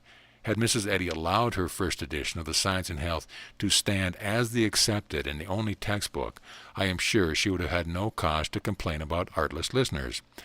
If one does not speak plainly and is misunderstood, who is to blame, the speaker or the listener? Many of the seeds of truth that fall on stony grounds and shallow soil would still have brought forth good fruit provided the truth had been stated plainly and simply enough to catch the attention of the stony heart of the shallow mentality. Mrs. Eddy states, the third stage of mental growth is manifested in love, the greatest of all stages and states of being. The absolute proof that this third development or universal love did not unfold in her consciousness until a short time prior to the writing of this article can be seen from the following statement. For some time it has been clear to my thought that those students of Christian Science, whose Christian characters and lives recommend them, should receive full fellowship from us, no matter who has taught them. If they have been taught wrongly, they are not morally responsible for this and need special help. They are as lambs that have sought the true fold as the great shepherd and strayed innocently. Hence we should be ready and glad to help them and point the way. Please remember that these are the words of Mrs. Eddy and not my own, and they are in conformity with divine or universal love. How does the position of those at the head of Mrs. Eddy's church conform with these words? It is not a fact that no matter how good a life you may lead, or how clean your character is, you will not be received into fellowship either by those in authority in the church, nor yet by the teacher and practitioners in the field, unless you surrender your freedom to think for yourself and desist from reading or recommending any literature but the so-called authorized literature. Is it not a fact that every healer in the field that is not a member of the mother church or a member of the local church is branded as a black sheep, a hypnotist and everything but a Christian Scientist by the so-called faithful? Those in the organization will even go out of their way to warn against any mental healer who may not be a member of the church. This is continually being done even in the face of the admonition of Jesus, who said, "Forbid him not, for he that is not against us is for us. By their fruits ye shall know them." There are today many mental healers outside of the organized Christian Science movement who live and work in direct accord with Mrs. Eddy's textbook and instructions, with healing signs following which far surpass those produced by the healers in the organized movement. Still they have been maligned and persecuted by the so-called faithful to a point far beyond that found in any of the Orthodox Church. I frequently receive letters from those who have been in the organized movement for the past 20 years who write that they had employed many authorized practitioners to heal them with little or no results, and later, as a last resort, had employed one of the practitioners outside of the movement, with the result that they were quickly healed of their long-standing ills. It is indeed remarkable to what length blind religious zeal will drive an otherwise honest and good-hearted individual. Think that the members of a church whose leader states that her teaching is founded on the foundation rock of universal love and universal fellowship, so far strained from their leader's teaching as to malign and vilify another individual whose fruits show him to be far ahead in honesty and understanding, merely because he does not see fit to belong to the same church that they do. Universal love and fellowship are surely not expressed in the acts of those officials who will excommunicate a fellow member of 25 years' standing simply because such a member cannot agree with the officials as to what he shall or shall not read. However, the fundamental error lies not in the officials nor in their act. The fundamental error was that Mrs. Eddy allowed herself to be governed by her heart, compassion instead of her head reason, to the point that she allowed herself to start a church movement, thus unwittingly trying to cover with one roof belief and understanding, Satan and God. Note the words of Mrs. Eddy in the current edition of Science and Health, page 288. Superstition and understanding can never combine. When the final physical and moral effect of Christian Science are fully apprehended, the conflict between truth and error, understanding and belief, science and material sense, foreshadowed by the prophets and inaugurated by Jesus, will cease, and spiritual harmony reign. There you have it plainly stated that truth and error are understanding and belief. In other places in her writing, she uses truth and error as good and evil, God and devil. These two cannot combine, especially not under one roof. Ever since church worship first began, the church has been controlled by the believers, not by those who understand. Why? Because it is easier to believe than to understand, and therefore the believers were always in the majority, hence the ruling or governing party. Jesus never started a religion or any church worship. He taught the multitude by the wayside and instructed his 12 disciples privately by parable and illustration. He never framed a lot of bylaws and forced acceptance and submission thereto under threat of excommunication. Friends, let us follow the great Master whose sense of universal love was so great that he could ask forgiveness for those who were at the very moment crucifying him. What a difference between, Father, forgive them, those who are crucifying me, for they know not what they do, and cease reading and distributing unauthorized literature, or we will excommunicate you. Listen to the words of Jesus taken from St. Luke, chapter 11, verse 46.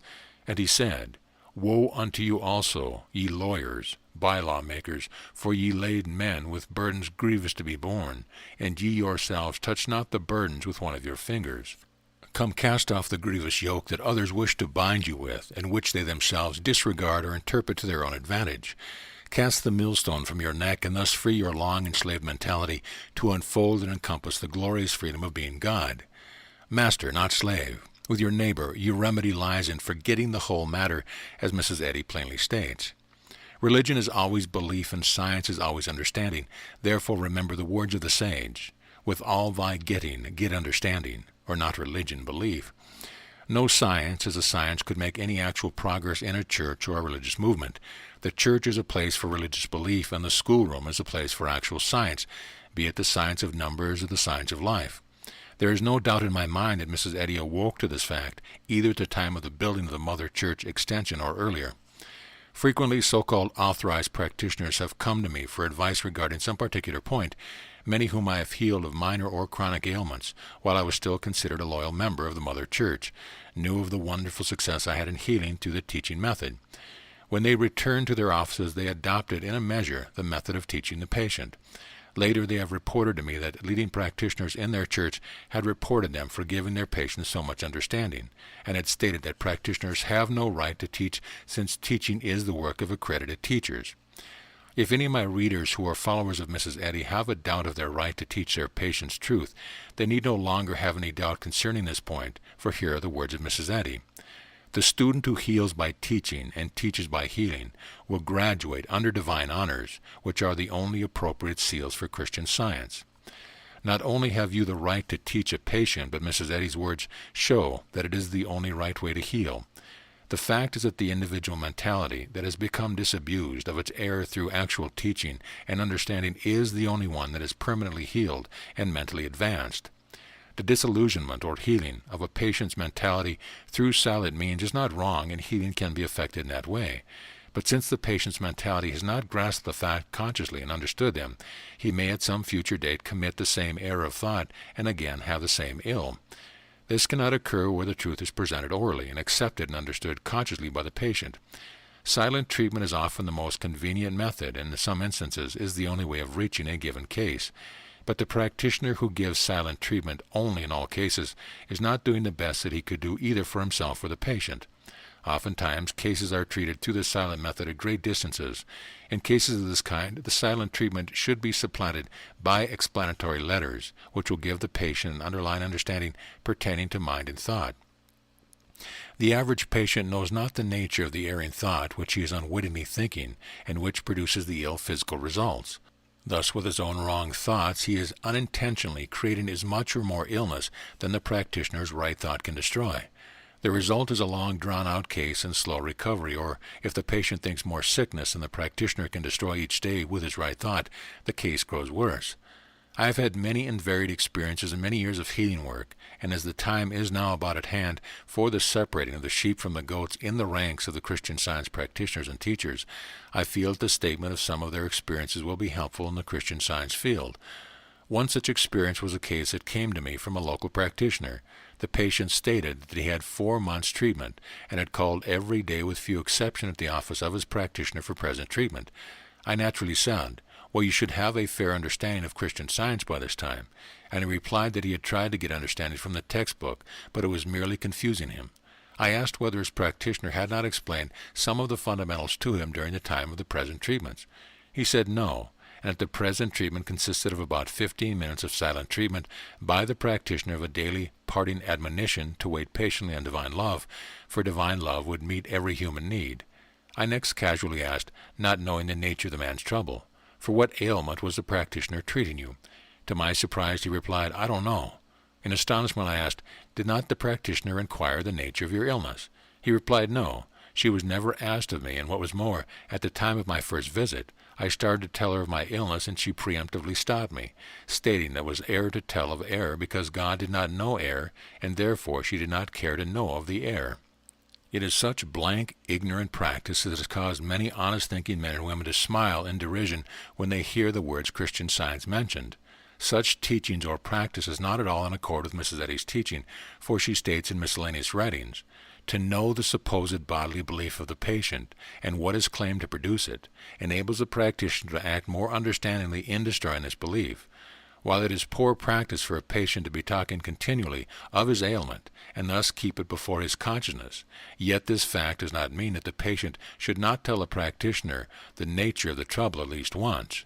I healed the patient under consideration in 10 days by pointing out to him the erring thought in his consciousness, which was producing the ill physical results, and by teaching him how to use his right thought in the overcoming and destruction of the erring thought in his consciousness. Another case was that of a young lady 20 years old who was suffering with extreme fear and was somewhat hysterical. This condition was apparently superinduced by a terrific mental shock. This case had been in the hands of a practitioner for some months. He had been unsuccessful and had recommended the young lady go to the practitioner's teacher for treatment. This she had done. This teacher's hobby was animal magnetism, and when the patient told her of the constant dread and fear in her consciousness, the teacher bowed her head in a knowing way and said, "Yes, I recognize it. The air is animal magnetism in its worst form." Then she went on to explain that the already frightened girl at animal magnetism was the greatest evil power in the universe, and that she was afraid that she could not reach the case through ordinary treatment. But she added that fortunately she was having a class the following week, and no doubt the patient would be healed if she would enter this class. The patient replied that she did not feel that she was in the right mental condition to benefit by taking the class instruction, because her main trouble was that she could not think clearly. The teacher replied, "Yes, that is a true symptom of animal magnetism, which is trying to handle you so that you will not come to the truth." The teacher continued to enlarge upon the power of animal magnetism until the already fearful girl fell on the floor in a swoon. The next day she was advised by a friend to come to see me, and did so that same afternoon. After relating the incident as I had described it, she concluded her statement by saying, "I am sure it would be useless for me to join that class, because I cannot think, I cannot think, I cannot think." I answered, "Oh yes, you can think, and I will prove it to you." She replied, "Prove it, and I will get well." I said, "You had to think in order to state that you could not think, and therefore you are merely suffering from fear and self-deception." I took her Science and Health from her hand and turned to the chapter on animal magnetism, and there pointed out to her where Mrs. Eddy stated that animal magnetism is a mere negation devoid of all power. Then I explained that it was merely a new name for hypnotism or self-deception, a suppositional power from which some Christian scientists were frightening themselves because they did not understand Mrs. Eddy's explanation. As this truth sank deep into the patient's consciousness, the intense fear faded from her eyes, and a look of great relief appeared in them.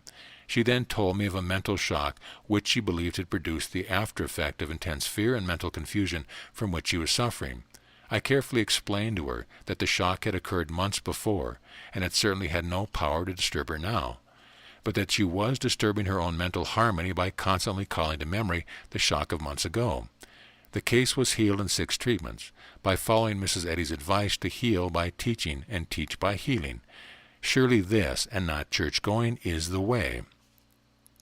The teacher who assumed the knowing smile of superiority may have been honest in her belief, but she certainly was not following Mrs. Eddy's instruction in attempting to heal the sick. For in the inculcating of more fear is not the way, Mrs. Eddy, knowing that many practitioners and teachers attempt to hide their ignorance of science through mysticism and by mystifying the patient, wrote plainly in Science and Health, page 403, "Never conjure up some new discovery from dark foreboding regarding disease and then acquaint your patient with it." The fact that the teacher recommended the patient to join her class tells me plainly that this particular teacher was looking more to the $100 that she would receive for the tuition than to the healing of the patient. In both these cases and hundreds of others, I proved that the teaching method was the only reliable and worthwhile one. The next paragraph of Mrs. Eddy's article is the way to which I wish to call the reader's attention is this. When students have fulfilled all the good ends of organization and are convinced that by leaving the material forms thereof a higher spiritual unity is won, then is the time to follow the example of the alma mater. Material organization is requisite in the beginning, but when it has done its work, the purely Christly method of teaching and preaching must be adapted. This paragraph or statement is very fitting to the present time when thousands are leaving the church organization. Many do this by voluntary resignation, while others purposely continue their membership until excommunicated. Mrs. Eddy, as a leader or alma mater, did not resign but ceased to attend the Christian Science Church and bade us follow her lead. Thus she showed us what we should do. Just as soon as we felt we had understanding enough to lean upon self instead of church, we should thereafter adapt the purely Christly method of teaching and preaching. In fact, she states that this method must be adapted, thereby implying that the more advanced thought would leave the cradle, but not with the intent of entering some other cradle or building one of their own, which several have done.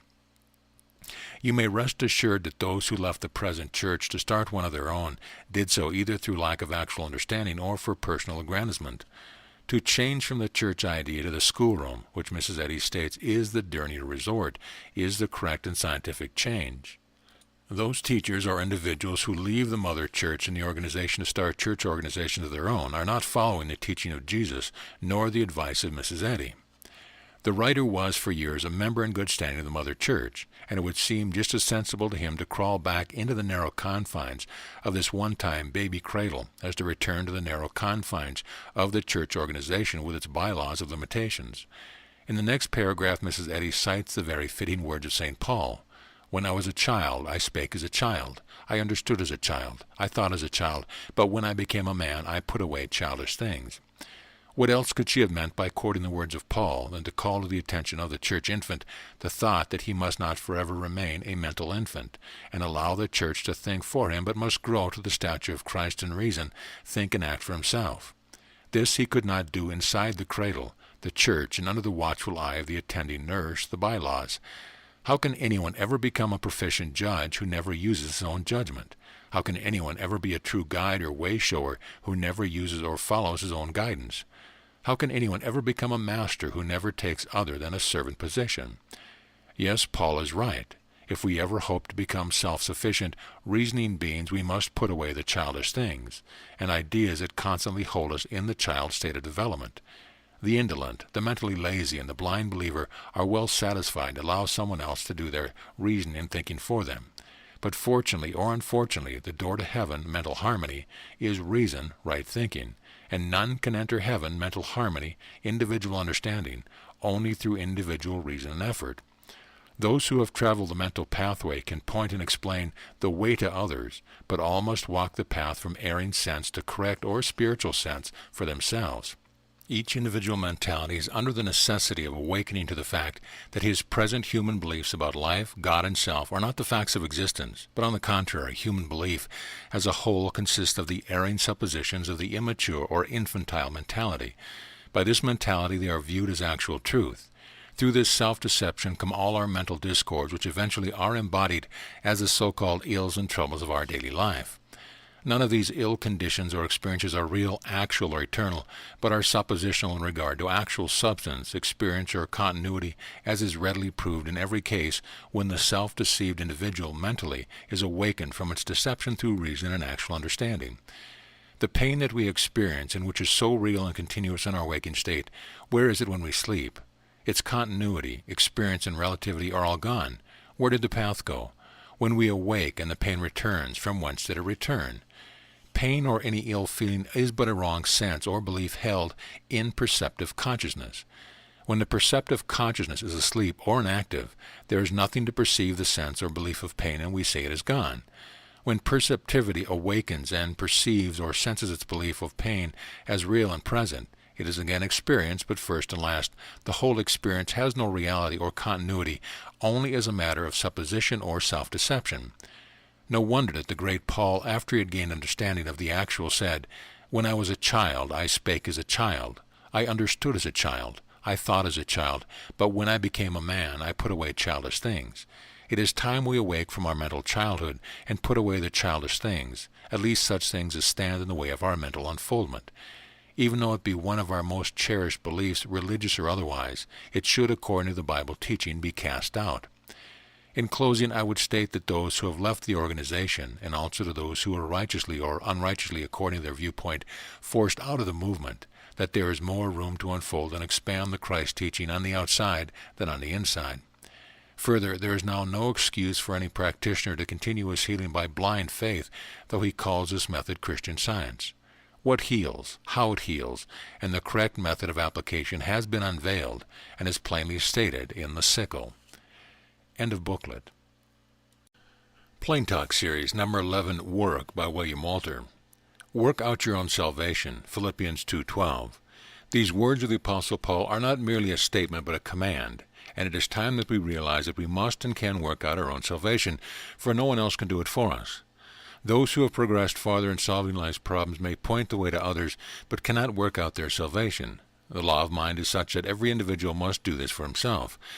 The perverted teaching that salvation can be gained merely by going to church once or twice a week, by paying pew rent, or subscribing to the so-called authorized periodicals of some church or religious denomination, is the height of ignorance on the subject of religion. It is taught only by those who still believe in an age-long misconception that heaven is a place into which we are ushered at death, providing we have lived what these erring teachers call a Christian life.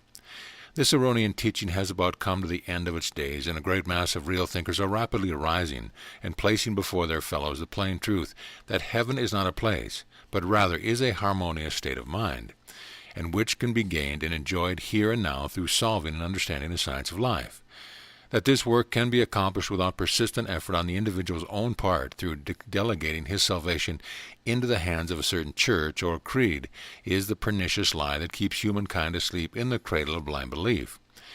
The real thinker would expect this kind of teaching from the ordinary Orthodox churches because of their believing and teaching a personal guide. But it is indeed surprising that this idea should be promulgated by a church whose founder and leader taught that obedience to the command, "Work out our own salvation," is fundamental to the attainment of that perfect harmonious state called heaven. On page 5 of her booklet entitled Christian Healing, Mrs. Eddy points out that the great fact that the various teachings, religions, and otherwise purporting to be taken from the Bible obscure the one grand truth which is constantly covered, in one way or another, from our sight. The truth is that we are to work out our own salvation and to meet the responsibilities of our own thoughts and acts, relying not on the person of God or the person of man to do our work for us, but on the Apostles' rule, "I will show thee my faith by my works." In the face of such a wonderful clarion call for each to work out his own salvation, we find great numbers of those who call themselves Christian Scientists spending much of their time in working out what they would call the salvation of their church, thus acting as though their own salvation depended first upon the salvation of their church. It should be plain to all that time and energy spent in that kind of work is time and energy lost, for it will not advance the individual one iota nearer to the understanding of his own being. To work for the salvation or continuation of a church or sect is something entirely foreign from the work necessary to gain an understanding of your own being. On page 52, Miscellaneous Writings, Mrs. Eddy states, "Mortals have the sum of being to work out and up to its spiritual standpoint. They must work out this dream or false claim of sensation and life and matter, and up to the spiritual realities of existence, before this false claim can be wholly dispelled. There are two specific things in this last statement of Mrs. Eddy's to which I wish to call the reader's attention. The first is that each and every one has a mental problem to work out. Second, this problem consists of working out of the dream or false claim of sensation and life in matter, and thereby gaining an understanding of the spiritual realities of existence. To spend our time in promulgating human organizations or the propagation of some religious sect, or going to church once or twice a week to listen to someone give his mere unproved opinion regarding the Scripture, is not working out the problem of our being. To pray blindly to a personal or impersonal God to work out our salvation is just as much an error as it is to sit down and wait inactively for something called divine love to cast pain from our bodies or bring our desires to fruition. The ills we experience are caused by our wrong thinking and believing regarding life. Neither a personal nor an impersonal God can change the laws of cause and effect, and therefore we shall never be free from these ills until we learn the truth of life, and therefore think in conformity with the truth of being. This is the problem in the work that is before us, and it is the individual, the same as gaining an understanding of mathematics or music is individual. A teacher may point the way and even show you how, but you understand for yourself. Do you think it is too much to claim that the individual must understand the science of perfect harmony before he can continuously enjoy it? The fact is, this problem is no different than any other in daily life. We cannot truly enjoy anything that we do not fully understand. Again, however, much any individual may desire to change his life condition, he will find it impossible to do so, because it is a fundamental law of life or intelligence. In an article previously quoted by Mrs. Eddy, we find the following: man's existence is a problem to be wrought in divine science. What progress would a student of science make if, when tired of mathematics or failing to demonstrate one's rule readily, he should attempt to work out a rule farther on and more difficult than this because the first rule was not easily demonstrated? In that case, he would be obliged to turn back and work out the previous example before solving the advanced problem. We cannot change the law of the universe. We cannot change the law of intelligence. No one can work problems in cube root before he has gained a demonstrable understanding of addition, subtraction, and the other necessary intermediate steps. This all means individual work, and the idler and shirker, no matter how good a church member or so-called Christian he may be, is not at the direct road to heaven, and will find he will never reach there until he has worked out for himself the problem of his being. After a child has had a few music lessons and becomes somewhat acquainted with the keyboard of the instrument, he begins to ask for music which he deems pleasing to his ear. The tiresome work of repeating scales and finger practice does not appeal to him. He would much rather please himself and his ears by playing songs and pleasing melodies. Finger practice is actual work. The playing of easy harmony is amusement. The same state of affairs is noticeable in all mental work. The real worker, the real thinker, uses his time in painstakingly reading and rereading that which he knows contains truth, with the one intent and purpose of making that truth his own. The idler reads, and perhaps on some occasion rereads, but merely with a thought in mind of amusing himself. Such readers are constantly looking for something new to read, even though they have not understood 20% of what they had previously read. They imagine they are working when they are reading. The fact of the matter is, they are amusing themselves by reading.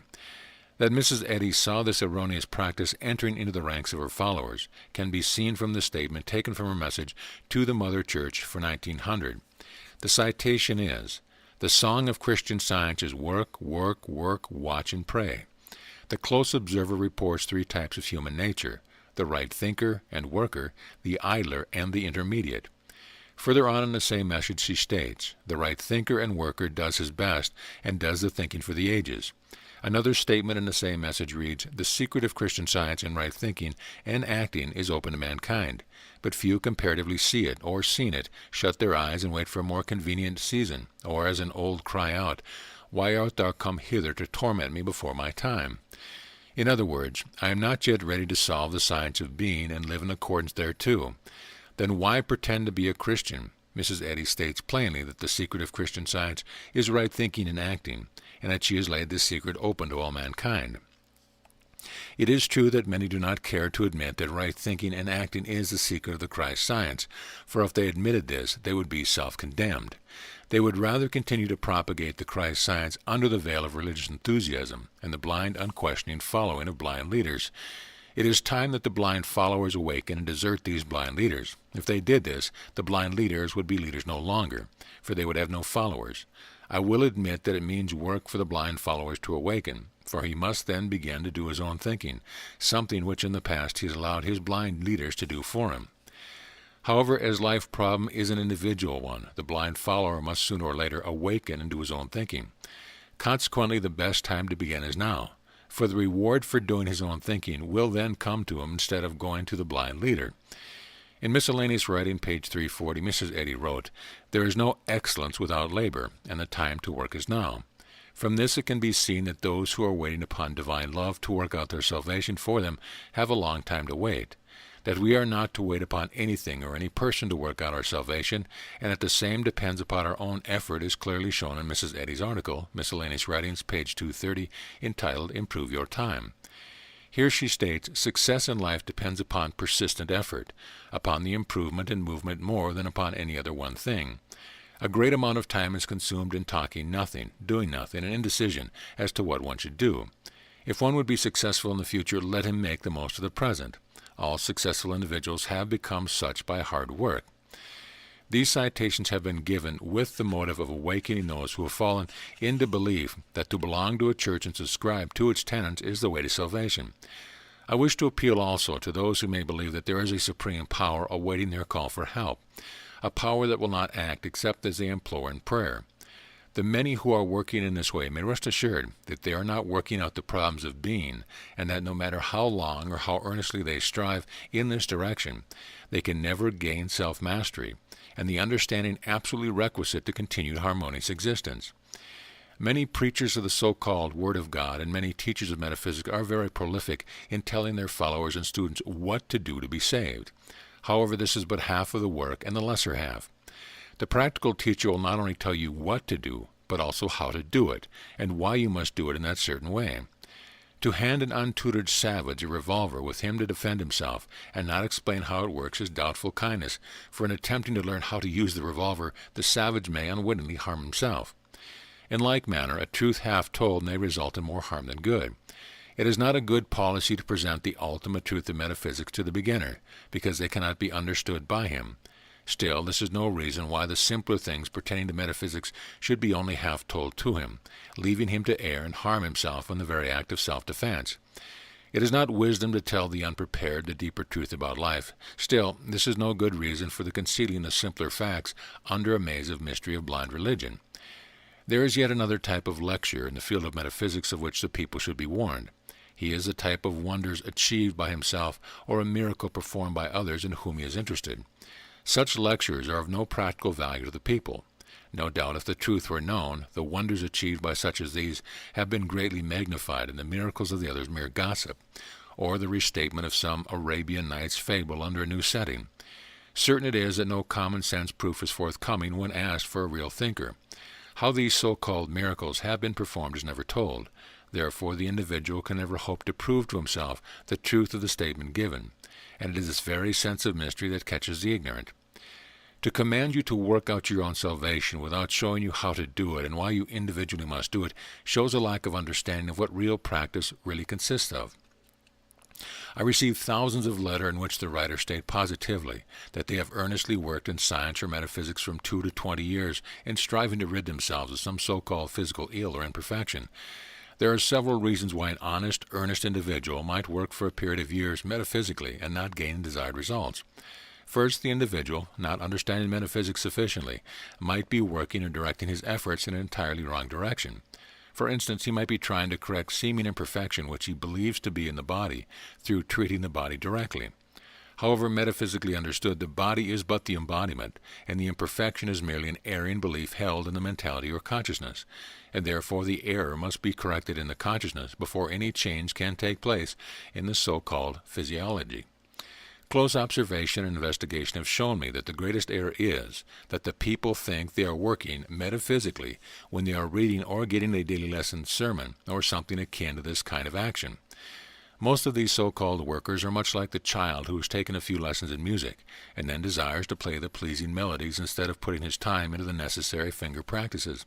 Such workers waste their time in consuming much metaphysical reading matter. Having never reasoned to a practical foundation, they have no way of telling what is actual and what is mere human opinion.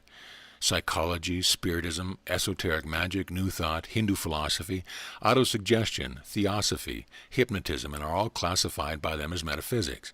From the mass of differing beliefs, they select what appeals to them as correct, and with this confused and contradictory understanding they attempt to heal themselves.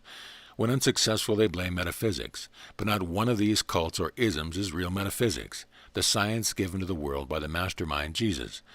Often when questioning someone who has claimed to have worked hard and long in metaphysics with no good results, I have asked him to explain how he worked, and usually it is some story that has been told me hundreds of times, namely, I have read the daily lesson sermon every day, and spent many hours each day in the reading of my textbook, or I've read everything in print regarding metaphysics, and have applied all the various methods a few times.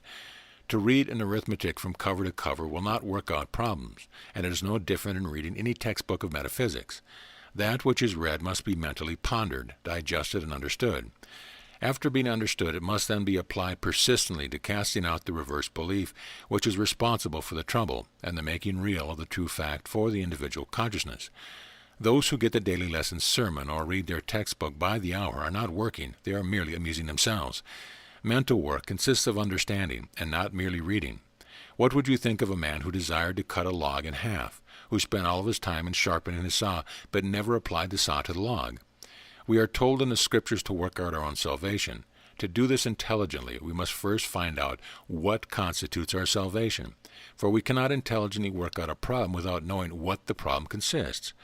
The Scripture and the mastermind Jesus pointed to teaching that is there but one God, one cause, and that this one God or cause is spirit-mind. We as so-called human beings have been mistaught in many things, but no other errors have produced so much trouble and ill as the belief that there are many causes.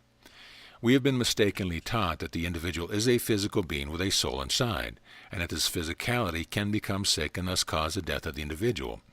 We have been mistaught that wind, weather, and disease are all causes, and greater causes than the individual himself, that we are the helpless victims of various causes with no better defense than a bottle of medicine, some disputed exercise, or the questionable help of a questionable personal unknown God, that any or all of these causes can overcome the individual and eventually kill him.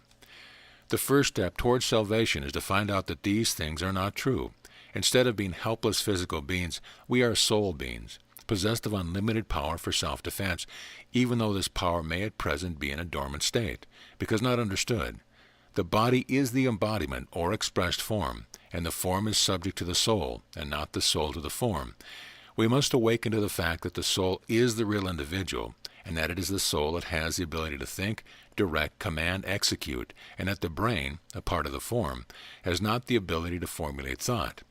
We must awaken to the fact that the soul governs its form not partially, but absolutely and completely, even to renewing or re-expressing any part of it, and that this control is through the process of thinking. This, simply told, is the first right step in working out your own salvation. Yes, indeed, the human erring belief about your helplessness that we're told and taught you as truth must be cast out of your consciousness as sheer belief. In their place must be seated the understanding of the real fact of being, namely, that the soul or mind of the individual is the individual, and that it can and does control, through a mental method which we call thinking. This shows you in a measure of what the work of salvation consists. We will now take under consideration the how to accomplish the work. We are mental beings, not physical beings, and this truth must be admitted at least in part. If we hope to understand the how of salvation, if this lesson is not learned or this truth not understood, everything else said on the subject is appreciated from the wrong viewpoint. It is the misconception that we are physical beings instead of mental beings that is primarily responsible for the misteaching of the human race regarding God and man, cause and effect.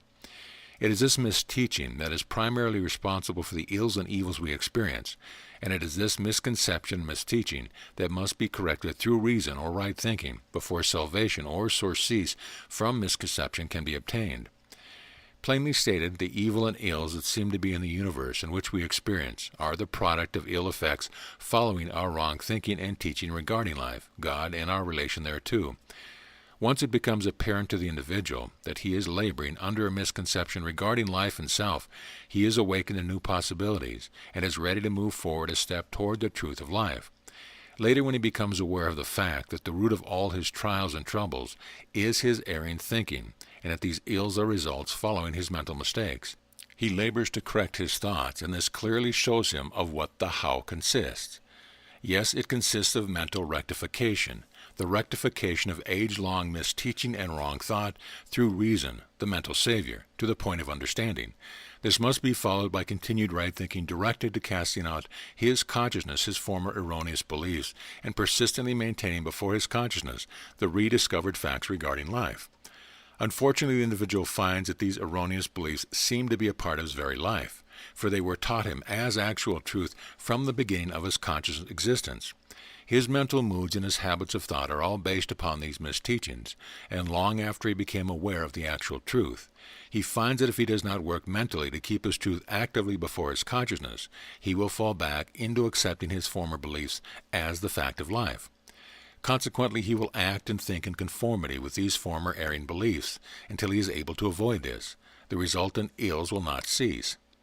This, then, is what the work consists of. It means that we must persistently and insistently work to maintain actively in consciousness the true facts of life, and in this way accomplish eradication and rectification of the former erring beliefs. It is the thinking of the wrong thought that causes the seeming trials and troubles of our present existence. Reading books on this subject and taking instructions in this science are means of acquainting the individual with the actual facts of life, and showing him how he can, through persistent right thinking, maintain the truth in his consciousness. But this in no wise works out the individual's salvation, but merely shows him what to do and how to do it. The actual right thinking must be done by the individual himself, and the persistence and righteousness of his mental work in active right thinking are shown forth in the bettered experiences that come to him in his daily life. If there is no betterment experienced, it is a positive evidence to the individual is not persistent enough in his mental work, or he is not working correctly. It should be plainly understood that the seemingly bodily changes and also the conditions and finances and circumstance of conditions are but the embodied forms of the changes that have taken place in his mentality through his application of persistent thinking.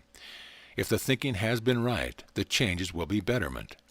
The fundamental principle or basis upon which the scriptural teachings and the works of the Mastermind Jesus are based is perfection and good, and therefore everyone must base his daily thinking upon this sound basis before he can claim to be really thinking right. Any thinking in which imperfections or evil is sensed as real is erroneous, and carries with it an erroneous effect which will be experienced by the individual, more or less, according to his belief in the reality of the imperfection and evil that he thinks. The misconception and misteaching regarding life to which we have been subjected are so great and so all-inclusive that the beginner scarcely knows where to begin the work of rectifying his conceptions pertaining to true being. However, the beginner must start somewhere, and a fairly correct start can be obtained by calling to mind Shakespeare's statement, "There is nothing either good or bad, but thinking makes it so." Awakened to the fact that thought is causative, the beginner should at once observe his daily thinking, and his work should consist in excluding from his thinking and believing all evil thoughts and all sense of evil as real.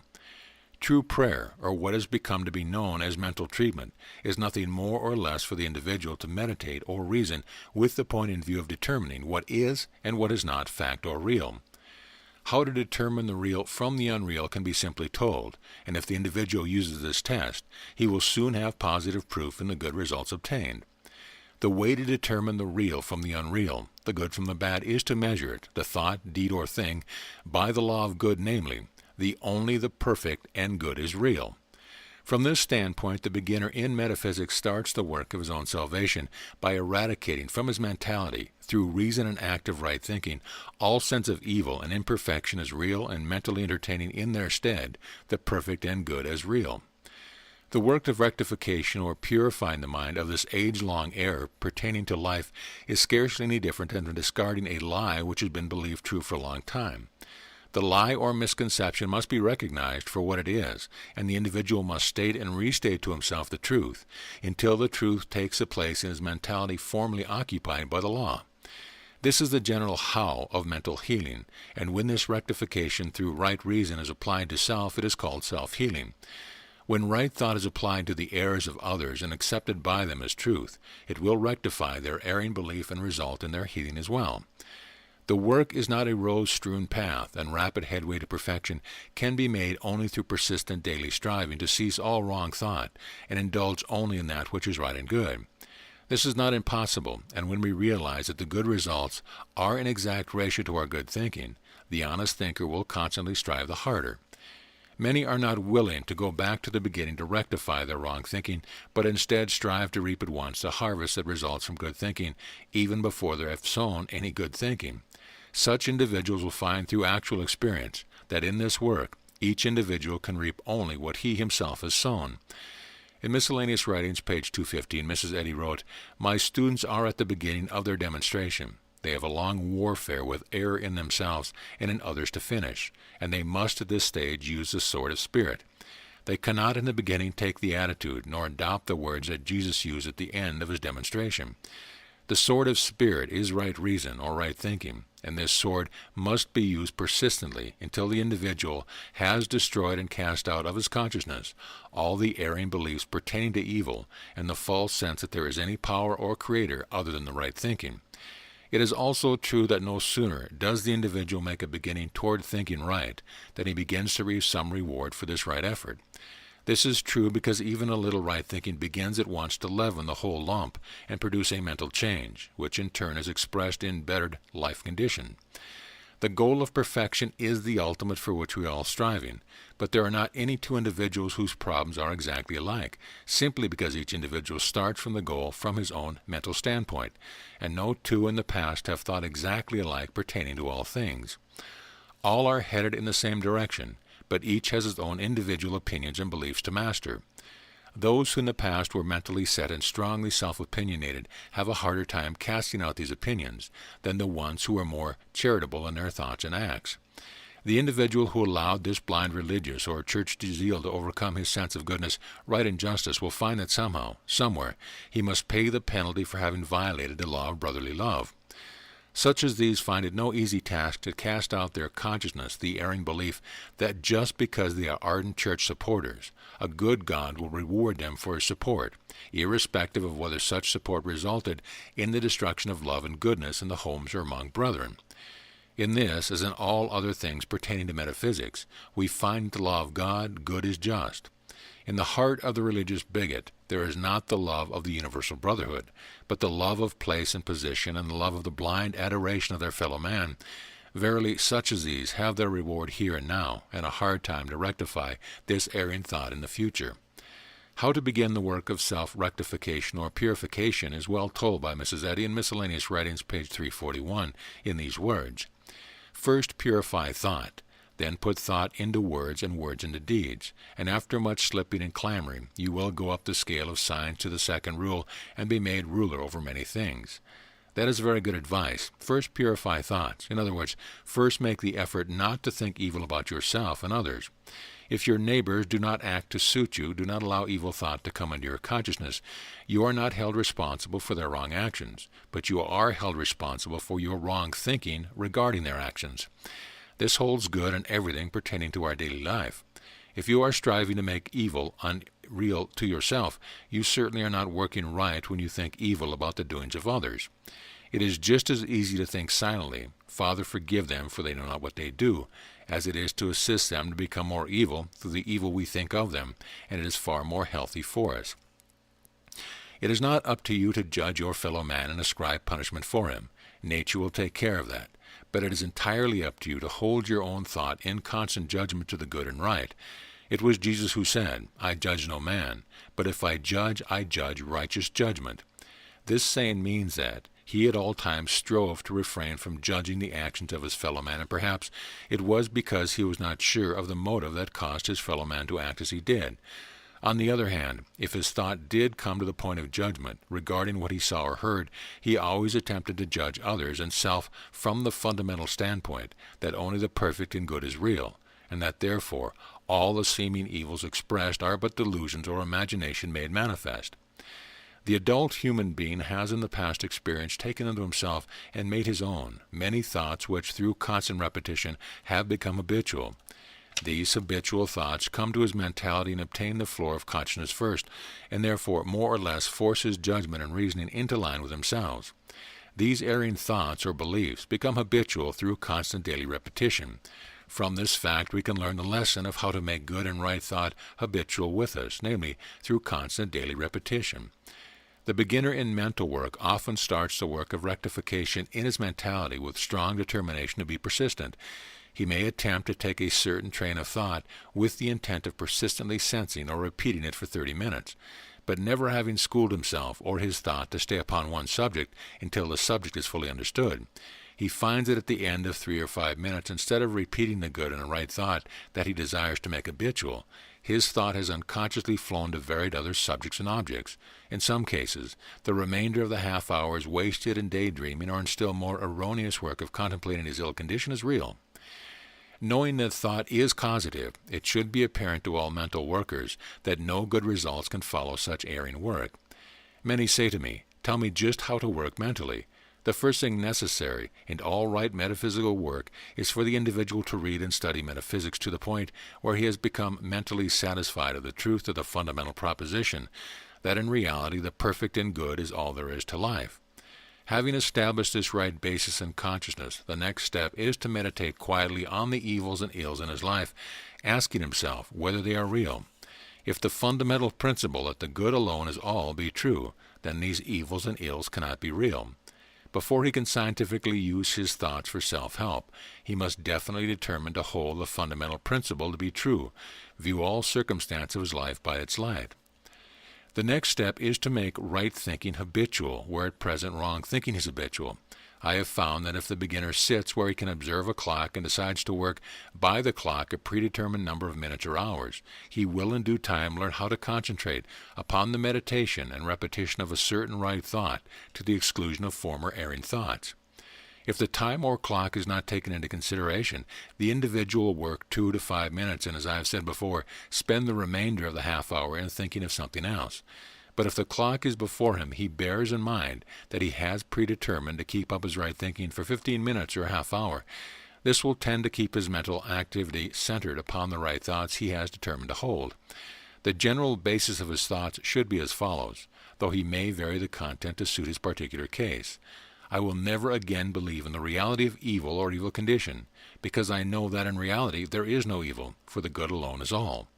He should earnestly strive to sense the truth of his statement, and gradually or rapidly, if he works earnestly, the truth of his right thought will enter his consciousness and change his belief in the reality of evil to the understanding that in reality all is good.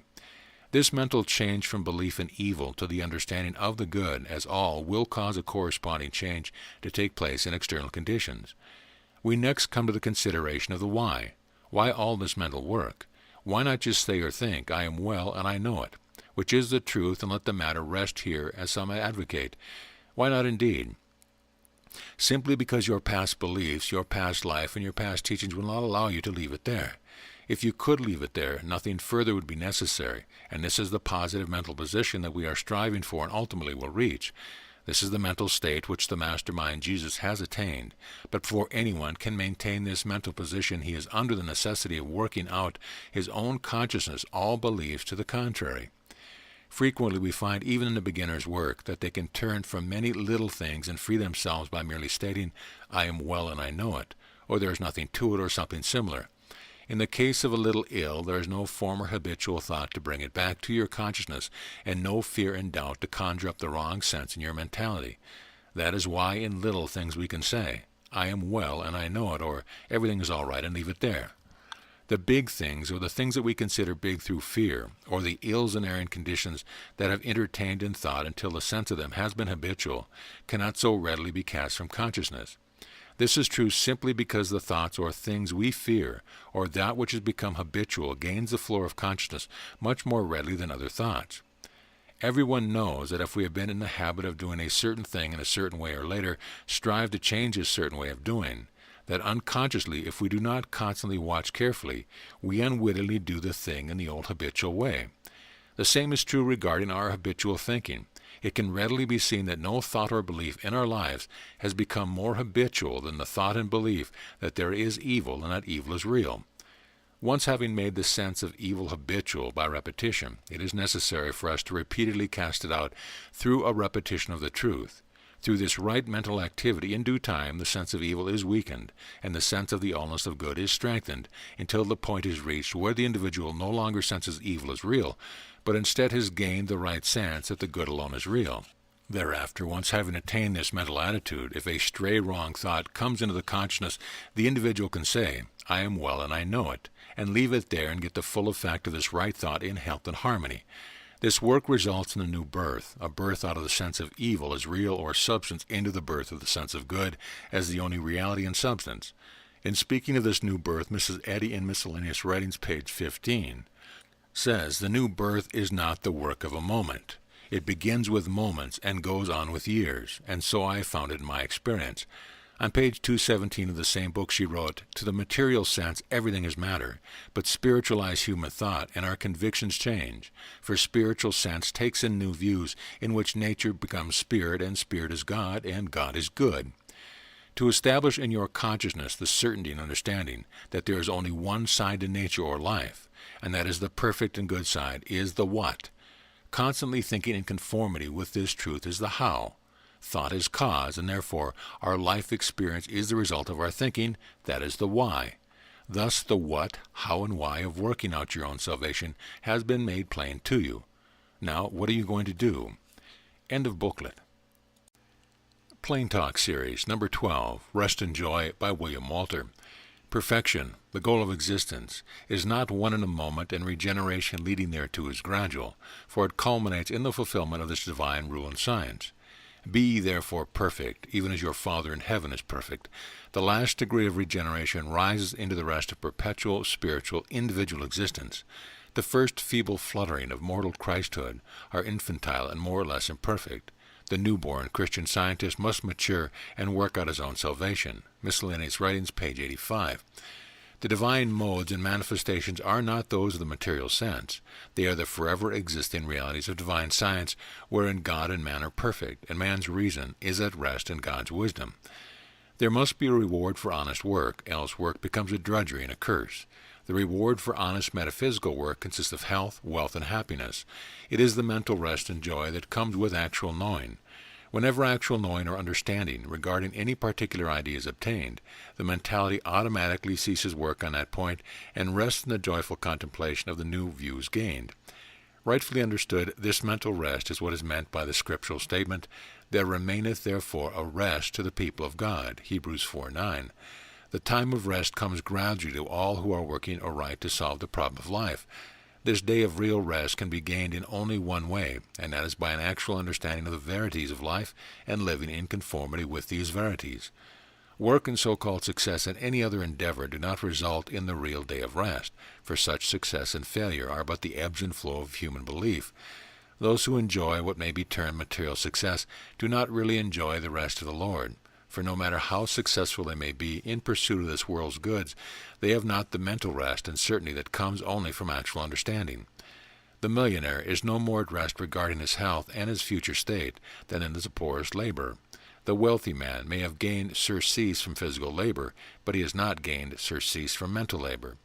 He may be even so mesmerized by his riches that he is asleep in the seeming security of these riches, but sooner or later there comes a time or call for him to prove what he knows of life or God.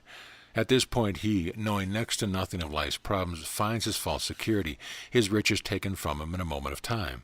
Thus he enters the vast unknown, unprepared, and no better off than the poorest emigrant. For this so-called material riches he must leave behind. How very much better then is the advice to lay up riches in heaven, mental riches, riches of actual understanding, gained through right thinking and right reasoning. All so-called material things that we have accumulated here are left behind, and only the soul, or mentality, goes on. If this mentality be poverty-stricken as regards the actualities of life, it must start from the poverty-stricken position in the next plane. The so-called poor man, if rich in the understanding of mind, takes with him in his mentality the riches of understanding that he has reasoned and thought out here, and continues on his way rejoicing. He is not a total stranger to what is before him, because his right thinking and reasoning have shown him, at least in some measure, what is before him. The individual mentality finds rest from each problem as it solves the problem, and through this work the mentality has been fitted to analyze and understand the more advanced problems as they are presented. By this means all sense of work is eventually eliminated, and there is nothing but continual rest and joy in the contemplation of the goodness of God or life.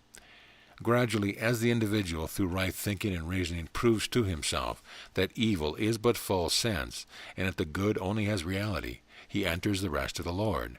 That is, at this point his mentality begins to rest from its doubt and uncertainty as to itself and its future, and joy is no longer a trembler in his consciousness. For he can see from afar that the ultimate is obtainable by him, and that it does culminate in perpetual peace, rest, and joy. We must not get false sense of rest in thinking that it means a cessation from activity, for this is error.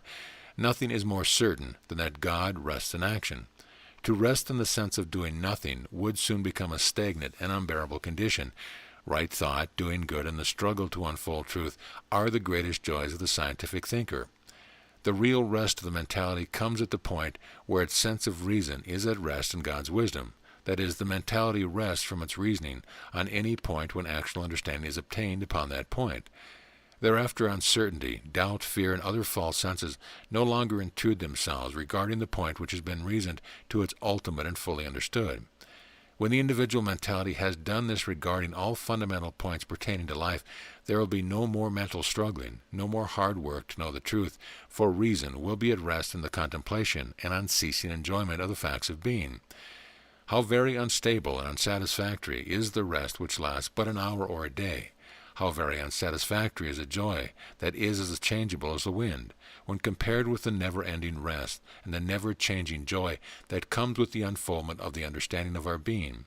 It is indeed a rest from worry, uncertainty, doubt, fear, evil, when once the mentality has fully awakened to the fact that it, itself, is a particle of the indestructible and all-powerful substance called God. Once this vital point has been clearly reasoned out and made one's own, there enters a sense of true rest. A joy which continues to grow, never ends, and can never be lost. When the beginner first dimly sees the truth, he may at various times momentarily or for a few hours forget this wondrous truth of his being. He then lapses back into the helpless position of believing himself to the servant of some supreme power other than self. At such times, right thought and reasoning must again and again go over the ground and cast out the erring belief, until the truth of being is maintained in consciousness by being finally understood. Once this truth is made our own, it stays with us in over-abiding rest and a never-ceasing joy. It is truly God with us. Thereafter, good becomes the reality and the only reality in our consciousness. Therefore, God or good being sensibly with us, the fruits of the Spirit, which are rest, peace, and joy, are also with us continuously. Why will not the people see that the mere church-going never made a Christian? Why will they not awaken to the fact that nothing short of right thinking and doing is Christ-like? Why will they labor weeks and months to bring forth something that is but the joy of a moment of her day? How much more profitable such time should be spent in the self-unfoldment of the kingdom within, with its attending permanent rest and joy. The reason for this blindness is that previous teaching has been at fault. Nearly all humankind have the false idea that rest is physical, that the physicality tires and must have rest. It is because of this perverted sense that all strive to obtain rest from resting the body, when the body is not conscious and knows nothing of the rest that it gives out. The restful results obtained from such action is caused by the mind. The self-deceived mentality, seeing and believing the body is resting, gains therefrom a change of thought. It is this change of thought from "I am tired" to "I am resting" that is the real cause of the so-called bodily rest. A little thought on the part of the individual will awaken him to the fact that both rest and joy are mental, not physical. The body is not conscious and knows nothing of the seeming work that it is doing. It is the mentality alone that can recognize what the body is doing, and it is the mentality that accepts and expresses the sense of fatigue or unrest. No matter how much physical rest is taken, no sense of rest is obtained until the mentality senses that it is resting. Neither can there be joy where there is mental unrest. Rightly understood, joy is the fruit of love. Love is the animating substance that makes the individual mentality do the good it does. It is the satisfied contemplation of good already done that brings out the experience called joy. Such joy is not transient, it is everlasting, no matter how many years may have passed, and mentally can return and contemplate the good it has done, and the fruit, the sense of joy in doing it, is once again experienced. We should never forget the law that like attracts like, that the sense of good unfolds good. Therefore, if we wish to unfold and consciously possess the all-power of God or good within our consciousness, we must think good and do good. Thus it is that the more good comes to conscious thought and is unfolded or understood. In this way we gain the joy of spirit, through understanding the all-inclusiveness of God or good. Truly this satisfied, restful, joyous state of mentality is worth working for. In Matthew chapter 25, verses 20 and 21, is given the parable of the talents. To one was given 5 talents, to another 2 talents, to another 1 talent. Later the giver asked for the accounting of his gift.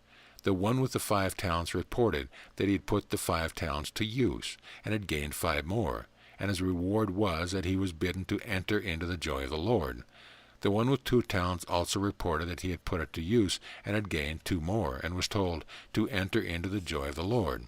This enter into the joy of the Lord means to enter into the joy of your lordship.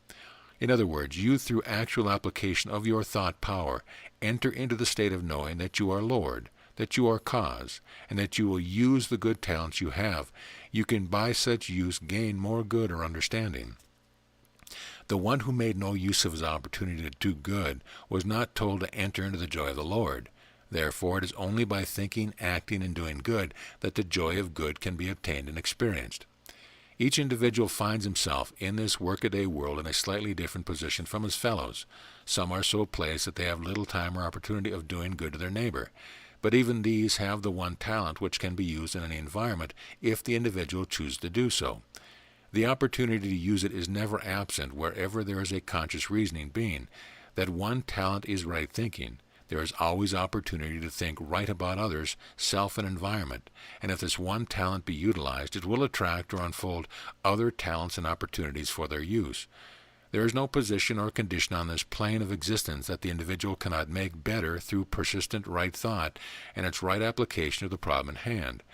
Many expect results from the attempt to apply thought before they know of what right thought consists of and how to apply it correctly. Such as these find fault with the method because they cannot get what they have not earned. They wish to produce a perfect painting even before they have learned how to mix colors. The desire to do good is in many hearts, but mental laziness, mental self-condemnation, or doubt of one's ability to accomplish the good desire keeps the beginner from making a trial. This is wrong. If no start is made, then no advance is made toward the day of rest. The individual continues in his own estimation to be merely a human consciousness, cast back and forth by the ebb and flow of erring human belief. The one who attempts to succeed without sufficient understanding, and the one who is afraid to start have the same need. They must get understanding, then both will succeed. The only real power in the universe is good, is intelligence. Therefore, there is no real power opposed to the advancement of the individual out of this unrest and sense of servitude. His own erring belief pertaining thereto are all that must be overcome. These erring beliefs will continue to present to them all manner of arguments in support of the erring positions in which he believes, for these arguments are his own imaginings regarding the things and conditions in which he believes. Nevertheless, there is no real power opposed to the individual mentality. It is opposed only by its own erring beliefs and sense of limitation. This being true, it can at any time cast off the enslaving belief and sense of limitation by taking a mental position of superiority to them and continually thinking and acting in conformity with this superior position. Become the master of your belief through understanding them, instead of letting them master you through ignorance, fear, and superstition. Any thought or belief that implies that you are sick, in poverty, or limited in any way is wrong thought and enslaving, self-mesmerizing. To indulge or continue to think these thoughts as real makes you experience these very unreal conditions as though they were real, through self-deception. The way out of this doubt and unrest and limitation is to cease once and for all to allow any of these erring beliefs to enter your consciousness. Take the mental position that you are master of your own mind and destiny, and think the direct result of the ills and present themselves to your consciousness, and you will destroy them. It does not matter if the present experience is in exact conformity to your erring belief. There is no proof that these conditions of evil are real. You will find by actual experience that you persistently think the reverse of these untruths, your right and better thoughts are creative, and therefore bettered and right conditions will appear and be experienced by you. The warfare to gain eternal rest and joy is not yourself pitted against the world or against an evil power, but it is a warfare between the real you and the imaginary or erroneous conception of yourself. It is a mental battle between that which really is and that which seems to be. The battleground is your own consciousness. Every time you think wrong thoughts, such as sickness, poverty, discouragement, hatred, etc., you are helping the armies of the imaginary you bind and hold the real you in servitude to imaginary evil. In like manner, whenever you think of yourself as all-powerful, as healthy, as good, and entertain the sense of love and goodness and joy, you are putting on the battleground of your consciousness an army that is invincible. If you will continue to maintain mentally this army of righteousness, it will clear from the battleground, your consciousness, the imaginary army of Satan, and then will come to you the day of understanding, the day of rest, peace, and joy. It is not an impossible task to school yourself to think right and good. An honest man will not stoop to steal. Why? because he was schooled himself not to steal. So the sick and wrong thinker has fallen into the habit of thinking sickness and evil, and gets his reward in experiencing the sickness, evil, and poverty that he thinks. It is not impossible for this individual to turn from his old mode of thinking, and by persistent mental work school himself never again to think of sickness or poverty as real. The law of mind is, out of experience. Therefore, with no thinking of sickness, evil, or poverty, there would be no seeming manifestation of these erring beliefs. Hence, they would not be experienced by the individual mentality. Why continue to blame your neighbor, your birth, or your environment for conditions which you have the power and ability to destroy by simply thinking right? Better face the issue honestly and blame yourself for the ills of this life, which you allow to continue as part of yourself after you have reached the age of self-determination. Yes, all want the ripened fruit. None want the toil of preparing the soil, planting the tree, and taking care of it with watchful care until the harvest time. In the ordinary things of this world, the shrewd sometimes obtain, through dishonest methods, fruit which they have not earned through planting and painstakingly care.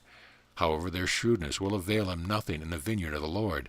For one thing that cannot be given or stolen is actual understanding, and each can get the reward of his own work only.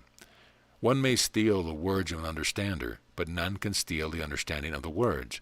The dishonest shrewdness which sometimes seems attended with success is really failure. The individual who practices it and seems to gain thereby is only led astray by the seeming success, and later will waste much valuable time in endeavoring to gain eternal rest and joy through this very shrewdness. Nevertheless, no one is shrewd enough to mock God, actual intelligence, successfully. Thus, in the end, such seeming success is but a failure to actually understand. It may take years, but there comes a time in each individual's life when he will become fully aware of the great fact that honesty, justice, and goodness only result in actual success. Any apparent success reached through any other means is no more actual success than is the evil in this life real.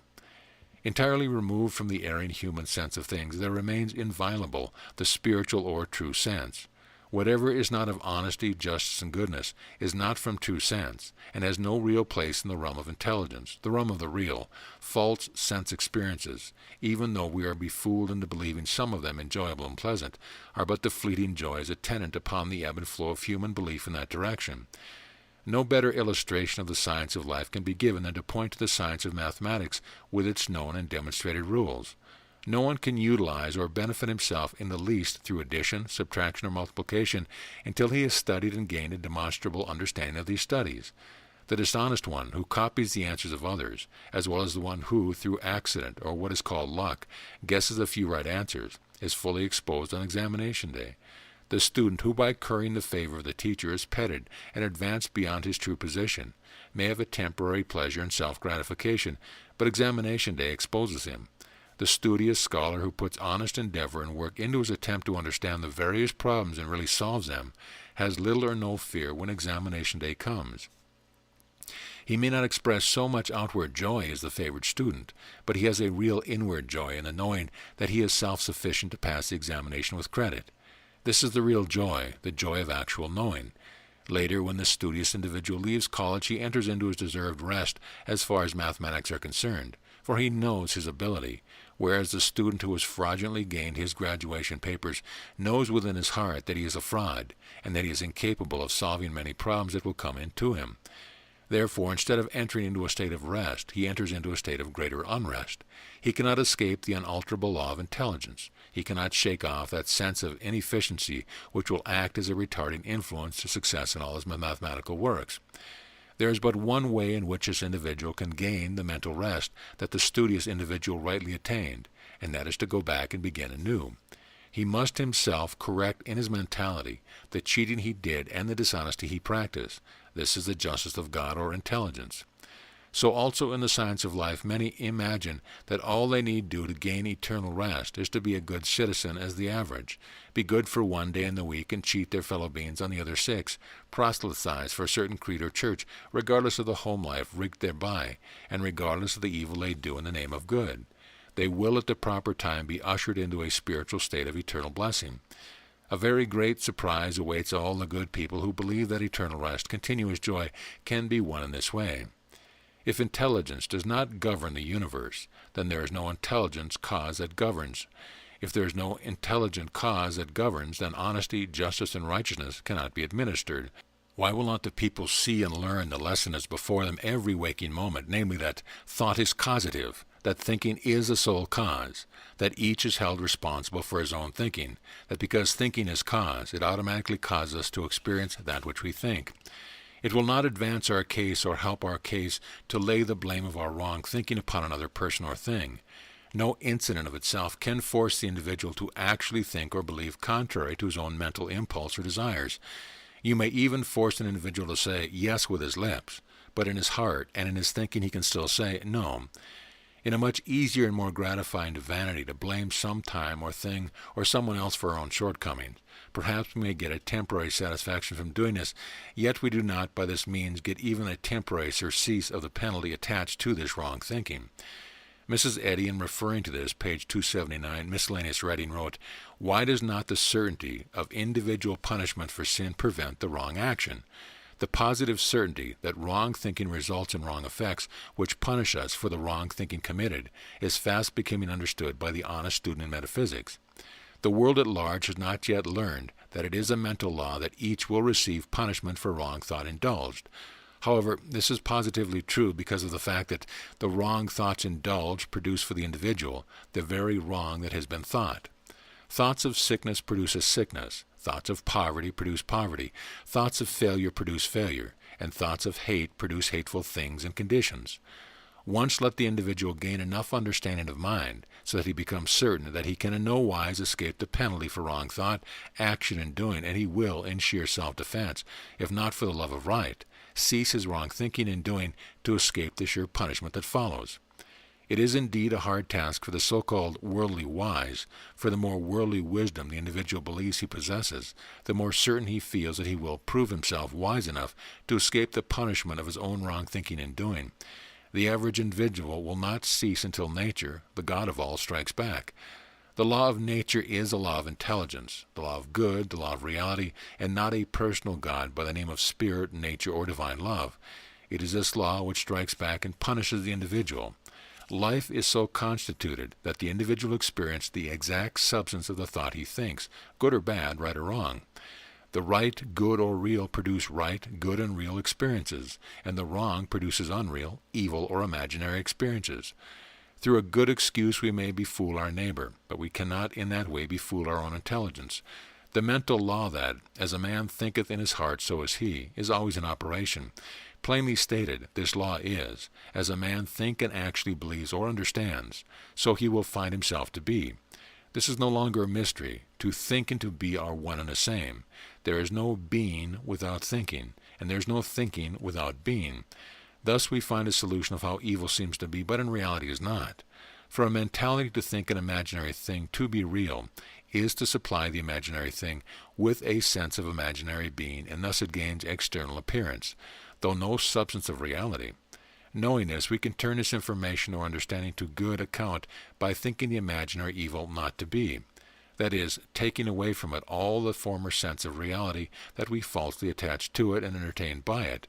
When this is done pertaining to illness, trouble, or wrong environment, the being or existence that these unreal things and conditions seem to possess is taken from them, and they cease to be, even in the seeming. To study painting will not enlighten one regarding mathematics. In like manner, to spend all one's time in attaining the so-called material success and pleasures of this preparatory sphere will not enlighten us much pertaining to the science of life. Looking at the matter from the standpoint of common sense, is there any real rest and joy gained from the so-called success in worldly affairs? If an individual possesses more of this world's comfort than is needed to give him every comfort, the surplus does not give him greater rest and joy, but is a care and a source of unrest to him. The man of millions is not the happiest man. The man who possesses the greatest amount of this world's goods does not possess the greatest amount of happiness, rest, and joy. It is the individual who possesses the greatest understanding of the universal good that is the happiest, and is the nearest to attaining perpetual rest and continuous joy. The environment established on this first plane of the reasoning being making it necessary for a normal existence to be possessed of financial means sufficient to enable one to supply himself with the so-called necessities and enjoyable things of life. Still, there are but the symbolic expressions of the real things and conditions of mind, the understanding of which should be acquired. then these real and lasting things and conditions can be expressed at will by the mentality of the individual. That is why the mastermind Jesus said, "But seek ye first the kingdom of God, and his righteousness, and all these things shall be added unto you." Seek ye first to unfold the almighty power of right thinking, and then through this right thinking and doing, you can add unto yourself all things else that are good and desirable.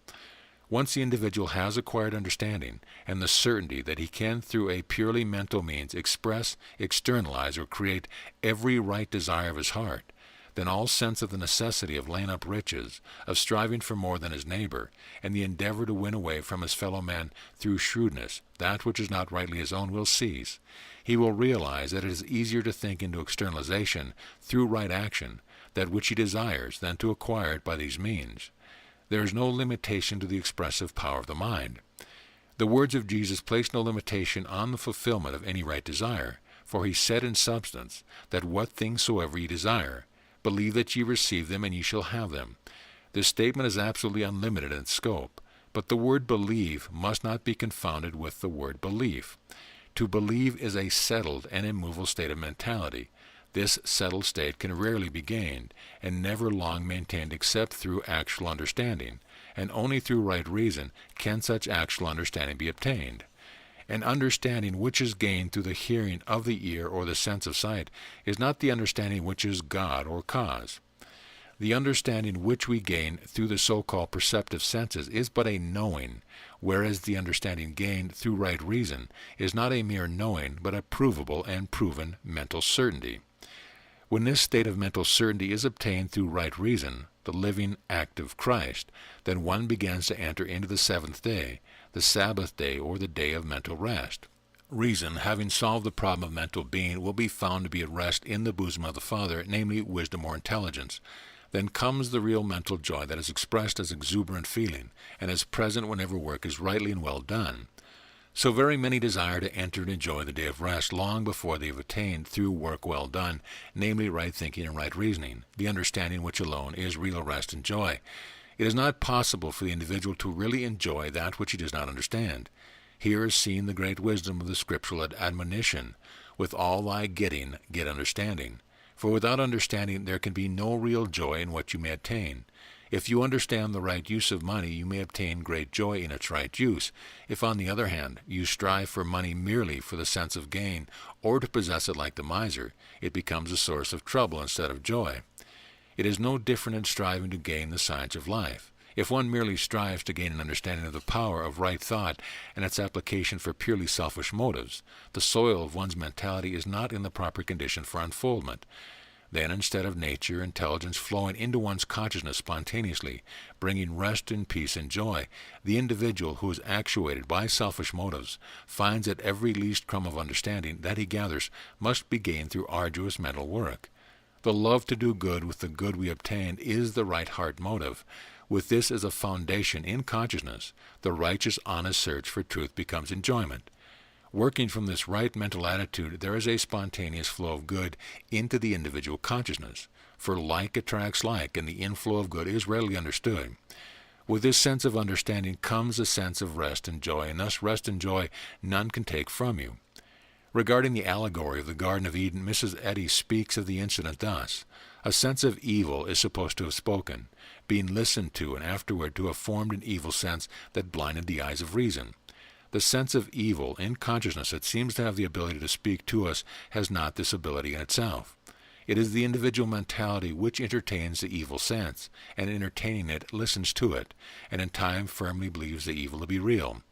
There is no time when the individual cannot turn a deaf ear to his evil sense, and thus gives the evil sense its death blow. All the many erring human beliefs are nothing more nor less than slightly differing senses of evil, which have been listened to until they seemingly took on a sense of reality, and thus befooled the reason of humankind. From this moment you may begin to enlarge on your sense of rest and joy by never again giving ear or the sense of reality to any evil sense, thus forever closing the door to your life against the only Satan there is.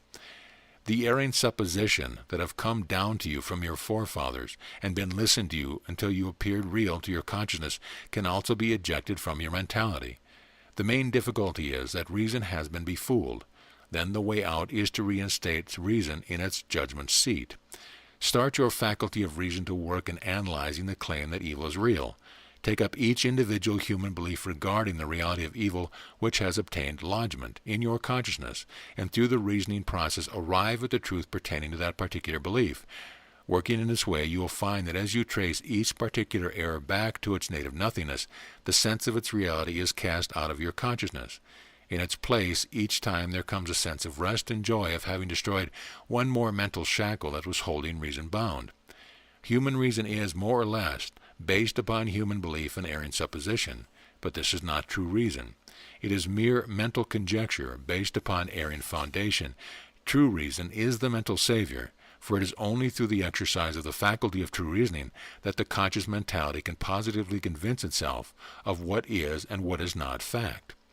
Some have said that reason is not the Christ. Such statements can only emanate from those who have never penetrated beyond so-called human reason, and have spoken from their own shallow viewpoint, from which human erring reason was naturally conceived as the only kind of reason in the universe. This is only a natural mistake, for never having experienced true reason, they could not speak of it intelligently.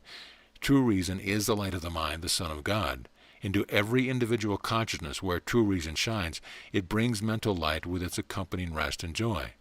One scriptural writer asked, "If the light within thee be darkness, how great is thy darkness?" This means, if the reason within thee be unreason, how dense is that unreason? Every individual in this life's experience has at some time been in mental confusion regarding some certain proposition.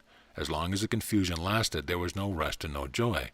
But no sooner was the light of reason admitted into consciousness than the solution of the problems became apparent. Thus the confusion was disseminated, and in its place came the sense of joy and rest. In solving life's greater problems, it is no different. Right reason must be put to work and enthroned in the judgment seat, and as the light of reason scatters the darkness on reason in the individual mentality, there will come a sense of rest and peace and understanding. The pearl of great price is real understanding, an understanding of what is real. Once the people become fully aware of this, they will gladly sell all they possess to obtain this understanding. No price is too high to pay for that which remains a wellspring of rest and joy forever. Some attempt to purchase this pearl with money alone, but the purchase price includes more than money. It includes the awakening of true reason, the mental savior. The correct and best method of awakening this mental savior can be purchased with money, but the direct application of the awakened Savior, so that the pearl of the great price, or understanding, be gained, must be done by the individual himself. When this is done, then come mental rest and the active enjoyment of the good that really is all. End of booklet.